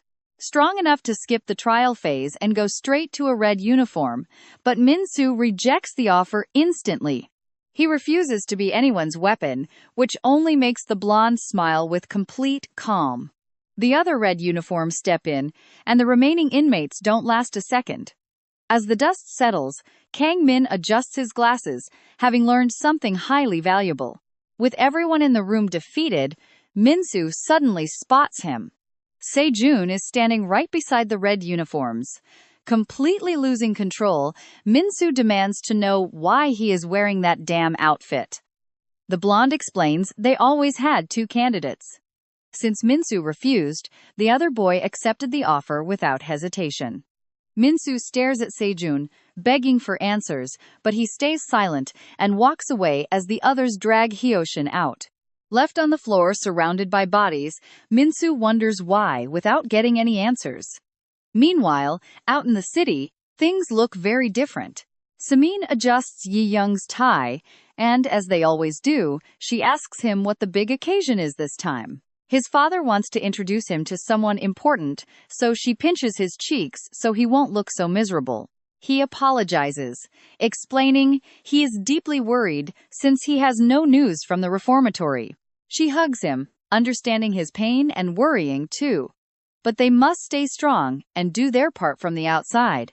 Then, she asks about the search for the real culprit who framed Minsu. Their only clue is a pair of limited edition sneakers. 50 pairs that were never even sold here, making it almost impossible to track down their distribution. Their best option is to find someone who saw them in person, since such expensive shoes easily stand out. They even offered a reward for information. And suddenly, Samin's phone lights up with a new message. Someone asks if the reward is real because they saw those sneakers. Trust me, things are about to get wild.